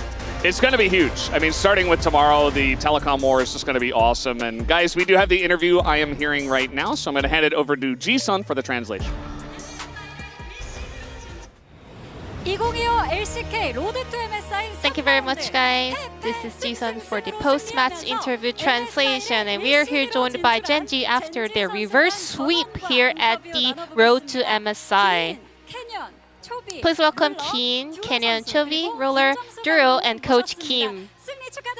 Congratulations. 네, 기인 선수와 먼저 인터뷰 나눠보도록 First off, 하겠습니다. Kiin, 선수 정규 시즌 전승에 이어서 undefeated regular season, and then now you're qualifying for the MSI 2025 as the LCK number 1 seed. How are you feeling? This is my first ever reverse sweep in my history. It feels amazing. I'm so happy that I made it to MSI. 패 상황에서 멘탈을 다스리기가 쉽지 I know, I 않으셨을 think 것 it was 같은데 all about the mental 마인드 컨트롤 fortitude. 어떠셨나요? And how about game 5? How did you maintain your strengths mentally? I mean, like, we were really flustered in the first 2 game losses, but we just wanted to make sure that we can stay strong together and push through game 5. And then game 5, fearless mode, there were not many champions to play. But in the end, we were able to get the best draft possible, and then it turned out great. Top lane feels a lot more important these days in the current meta. So what was the top lane concept going into the match today, and did it play out as expected? We're seeing a lot more different champions on the top lane. I think they have a lot of synergy with each other. You can also play tank, you can sometimes play damage carry, so it depends on your kind of approach to your drafting. We are so excited to see Genji at MSI as well. What are your personal goals there? Genji won MSI last year. I want to repeat that today. I mean this year. Best of luck in the MSI, and let's head over to Kenyon. With this victory today, you are heading to Canada, Vancouver. That's 3rd straight MSI appearances for Genji. How do you feel? I'm very glad that I made it back to the MSI, and being the number 1 seed makes it even better. Red side won every single game today. And in Road to MSI tournament, Red side's win rate is immaculate. What do you think that makes Red side so strong these days? Mostly because it can counter the enemy's comp? And that makes Red side super strong. I want to talk about your Lee Sin in Game 4 that brought the series to Game 5. What made you go for Lee in that game? The very decisive moment. I think Lee has a pretty good resistance against Maokai Yone comp. And then we already had Twisted Fate locked in, so I think Lee was able to kind of round out the comp pretty well. Now, as the defending MSI champion, what are your goals and mindset going forward? We got really lucky and won the MSI last year, so I want to make it happen again this year as well. Now let's hear from Chovy on the mid lane. Chovy, your dominance continues even in Busan. It was a very fierce series, but you made it to the MSI for the 3rd years in a row. How do you feel? I mean, I was just playing the match as if I'm playing any other matches, but definitely reverse sweep feels different. It was amazing. Shutting you down was the biggest priority for Honor Life Esports. People say, don't give you mid lane champions, don't give you keyboards. Did you feel any pressure regarding that approach from the opponents? Not at all. No pressure at all. I was just playing as we normally did. Game 4 was so crucial. You picked Twisted Fate and Lee Sin despite the enemy was able to maybe take Pantheon. Why did you go for TF? If we let Yone through, we knew that the opponents will take it. And then once they lock in Yone, we knew that Maokai will follow up. So we wanted to just let Pantheon through as well and kind of play against Yone, Maokai comp with TF. And then Zoe in Game 5. What made you play Zoe today? Zoe got buffed recently, and with the changes in the AP items, I thought Zoe is a very strong pick. And today, there were so many target bans towards the mid lane. Also, we went all the way to Game 5 on a fearless mode, so Zoe was one of the decent champion options that we had for the mid lane. Lastly, a word about your mindset heading into MSI. 힘겹게 이겨서 MSI 진출하게 되었는데 It was a very, very tough series, but we managed to push through the end and get a win and qualify for the MSI. So I want to make sure that we can win the entire MSI as well. 이어서 룰러 선수 만나보겠습니다. 룰러 선수. Now, let's hear from Ruler. 아쉬운 기억을 오늘 선발전 승리로 You once said that you wanted to erase your bitter memories here in Busan Sajik Arena with a win here today. And it happened. You did it. How does it feel? I mean, I think I left a lot to be desired today. So I'm not completely satisfied with my performance, but together as a team, we managed to stay strong and get the win. The match went all the way to Game 5 with the fearless draft mode. Were you short on picks by then? So any games kind of removes all the potential picks that you can play in the further games. So we wanted to kind of focus on the fact that playing one champion can also affect the upcoming potential games. So drafting in the fearless mode in the best of 5 series was definitely a challenge. And then we had Lucian for you in Game 5. And Ruler Lucian is something that we always trust. What makes your Lucian so special? I'm not sure about my Lucian performance today, but generally my Lucian is pretty good. Anyone you're hoping to face at the MSI 2025? I mean, I'm pretty sure there will be so many talented players at the MSI, so I just want to dodge them all, you know? I'm afraid. Any message over to your potential MSI opponents though? Well, Genji is a team that has a packed lineup. It's just not about me, you know. All 5 champ players can carry the game, so be aware of that. And then let's hear from Duro, the support on the side of Genji. This is gonna be your first ever MSI appearance. How do you feel? My first ever international as a professional player as well, and it was a very challenging 3-2 victory, so I want to make the best out of it. And today, Genji's GM, Genji Hoon, mentioned that Duo versus Delight, the support matchup, will be the key today. How did you manage your mindset today?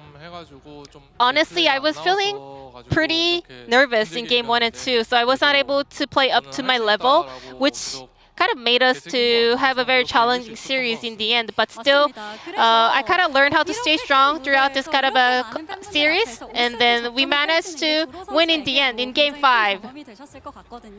Yeah, I mean, full 5-game series experience is huge as a player. What would this do for you moving forward? I think this will be a stepping stone for me. I kind of leveled up with this experience. Now, you just mentioned that MSI will be your first ever international stage. What are you most excited for? I think I had a lot of lows and also some highs, so I hope I can just always display my ceilings at the MSI. And lastly, let's hear from Coach Kim. Congratulations on securing the MSI first seed. What do you think was the key to the win today? When we were losing 2 games in a row, I just reminded the players, don't give up, just give your all. I think their mental fortitude was the key to the victory today.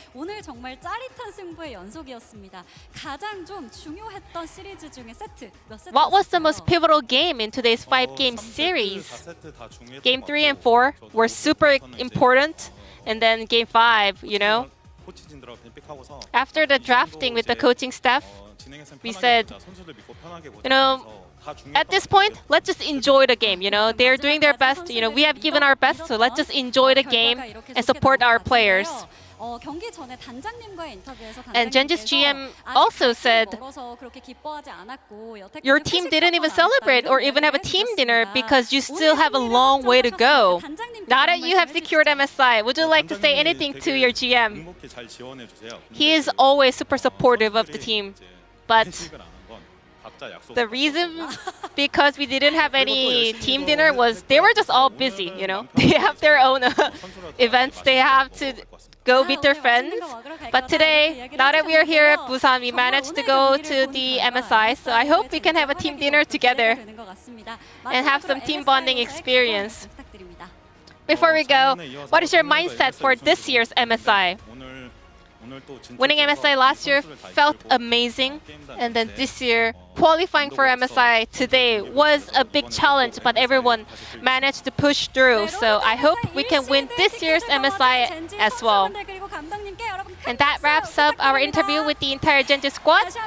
Thank you so much for joining us, and now let's toss it back to the analyst desk. Thank you.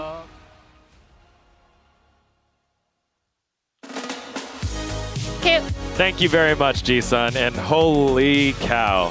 Just every time these two teams play, it is just watching two amazing, nimble, heavyweight fights. And it's just every single time these guys come down to that game 5 where it's wobbling back and forth, haymakers are being thrown, and this time a new narrative is written. Gen G get the job done in Game 5 against Hanwha Life Esports, and on the screen here, new history made. Zeka's previous record of never losing in a Game 5 comes to an end here at the road to MSI. And this in and of itself is big, but it's also what Hanwha has relied on, right? To the point where Digon over here actually initially predicted 3-2 for Gen G, and then was convinced that it was a bad idea. And that makes sense, because Hanwha have been so good in these Game 5s. Yeah. And I think, even though Gen G ended up being just a little bit better in the clutch moments, and I think the depth of champion pool goes a long way there as well, that Zoe coming out of nowhere, for me, the big thing is that Game 4 was, or Game 5 was still so insanely clutch as it's Chovy. I don't think it should come as a surprise to anyone. But I also want to highlight, I think Canyon, the redemption arc that he had, even though in Game 1 and 2 he was without a shadow of a doubt. I mean, I already knew that Chovy is gonna get the POM. I just wanted to shout out to Canyon, because the reason why they lost the Game 1 and Game 2 is because of Canyon. And the reason why they bounced back is because of Canyon as well. Yes. Because him stealing a lot of objectives, especially when it comes to the Drake, it means a lot. But again, Chovy had most consistent performance with every single champion, especially with the TF and Zoe at the Game 4 and Game 5, means a lot for the team. And it's also different styles of champions, right? And I think him going for Zoe instead of Acel is a really big deal. We have seen, because he went Acel in LCK Cup. And also, you know what? Like every time whenever we see Zoe and Aurora mid lane, we hate those champions because people don't know how to play around it. People don't know how to play with it. But he's the only one player that he exactly know what you need to do on the champion. And when it comes to individual performance, I think the Chovy to Zeka gap was the biggest in today's game, right? Like, I think that when it comes to individual performance, there was no match. Yeah. Zeka, unfortunately, was just not able to step up to this man. Domestic Chovy, we're still in Korea, we're in Busan, but it's still close enough. The man looks insane. Yeah, let's see what else that we had here. I guess we have Wolf on the cast. Let's see what he had for us in terms of comments. Just because, I mean, he was watching it head on. I don't even remember what it was like before the era of Chovy. It seems like it will never end. And for me and Wolf, that is also 4 out of the 5 years we've been at the LCK. Because we had the tail end of the DK era, right? Yep. Back in 2021 when they were still the best team. But ever since, it's just been this guy. And also, it's great redemption for Gen G as well, because they lost last times, you know, whenever it comes to the playoffs, whenever it comes to the BO5, it's horrible memory for the Gen G fans, you know, but finally they got some reliefs. And me and Woodit, I'm sure, having the same calls. Canyon was way worse than Peanut, but I think the level of gameplay that he showed in Game 3, 4, and 5, the interrupts on Rakan engages, the Lee kicks, the steals. The steals. I think that getting those objectives is so big when you're already in such a deep hole. In Game 5, the Wukong was so huge. The catches on Zeus, it was just... I see the angle. I see the angle there. He's gonna wake bear. I'm gonna be honest. I'm gonna be honest, right? Yeah. So, without setup, relying on the steal is bad. I think it's really bad. But when he can actually pull that off, 3 times in a row, then you can say that player carried that game. Yeah, definitely. Why do you need the setup whenever you have Canyon? Well, yeah, you got Canyon there, and he's making the plays happen. Don't let Chovy in the arena. Prince has already said that's the only way you can win. So it started out as don't let him play his champions. Yeah. Then it was don't let him play mid lane. Then don't let him play any champions. I don't know. Now, just don't let him into the arena. Don't give him the gear Don't as do well. it. No gear, no keyboard. You play on Dan Dan's Revolution, okay? No way of actually interacting. The dance pad, we're going dance pad here. Cloud Templar, just so good, so insanely good, and that's the truth. And here's the final one from GoGo. They say no player is greater than the team, but Chovy plays so well that it makes that saying feel meaningless. Absolutely, guys. I mean, it's so epic. And the fact that they're doing it here in Sajic against not only Hanwha Life Esports, who's beat them before, but all of the history that each player has in this specific arena, it feels like a weight has been lifted. Amazing, amazing stuff here by Gen G as they get it done. 3-2. A reverse sweep, a rare reverse sweep here in the LCK, and they booked their ticket over to Vancouver and MSI to defend their title. I mean, again, I think every single player showed up insane performance, especially in the game 5. We see Keen playing Aatrox into Gnar. Keen we just don't have the time. Even Duro, some of his counter engages into the Rakan, his and ult, Ruler his cancels. Ruler ending the game with the Lucian. It's too much. At the Nexus. It's too much. This series is just so good. All right, well, we moved this graphic at the end so that everyone can enjoy Ji-sun. There she is. She got it right.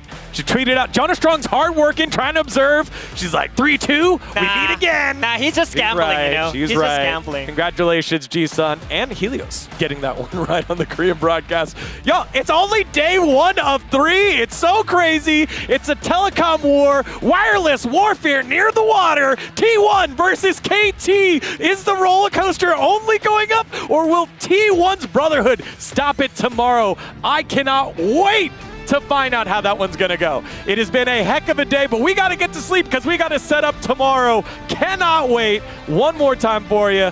Holy cow. Final thoughts here, Wajid. Do I even have a thinking right? Am I thinking right now? No, I was just feeling the mood. And the mood was just so great, you know? This series is actually the best series I ever met. We're standing in the corner, crowd going berserk as the Zoe bubbles were flying, the Braum Fishers were everywhere, and again, we might get 10 more! 10! Well, 15 is the total amount. I hope that's what we get. On behalf of everyone here at the LCK, thank you so much for watching. We'll see you tomorrow for more action from Busan, T1 versus KT.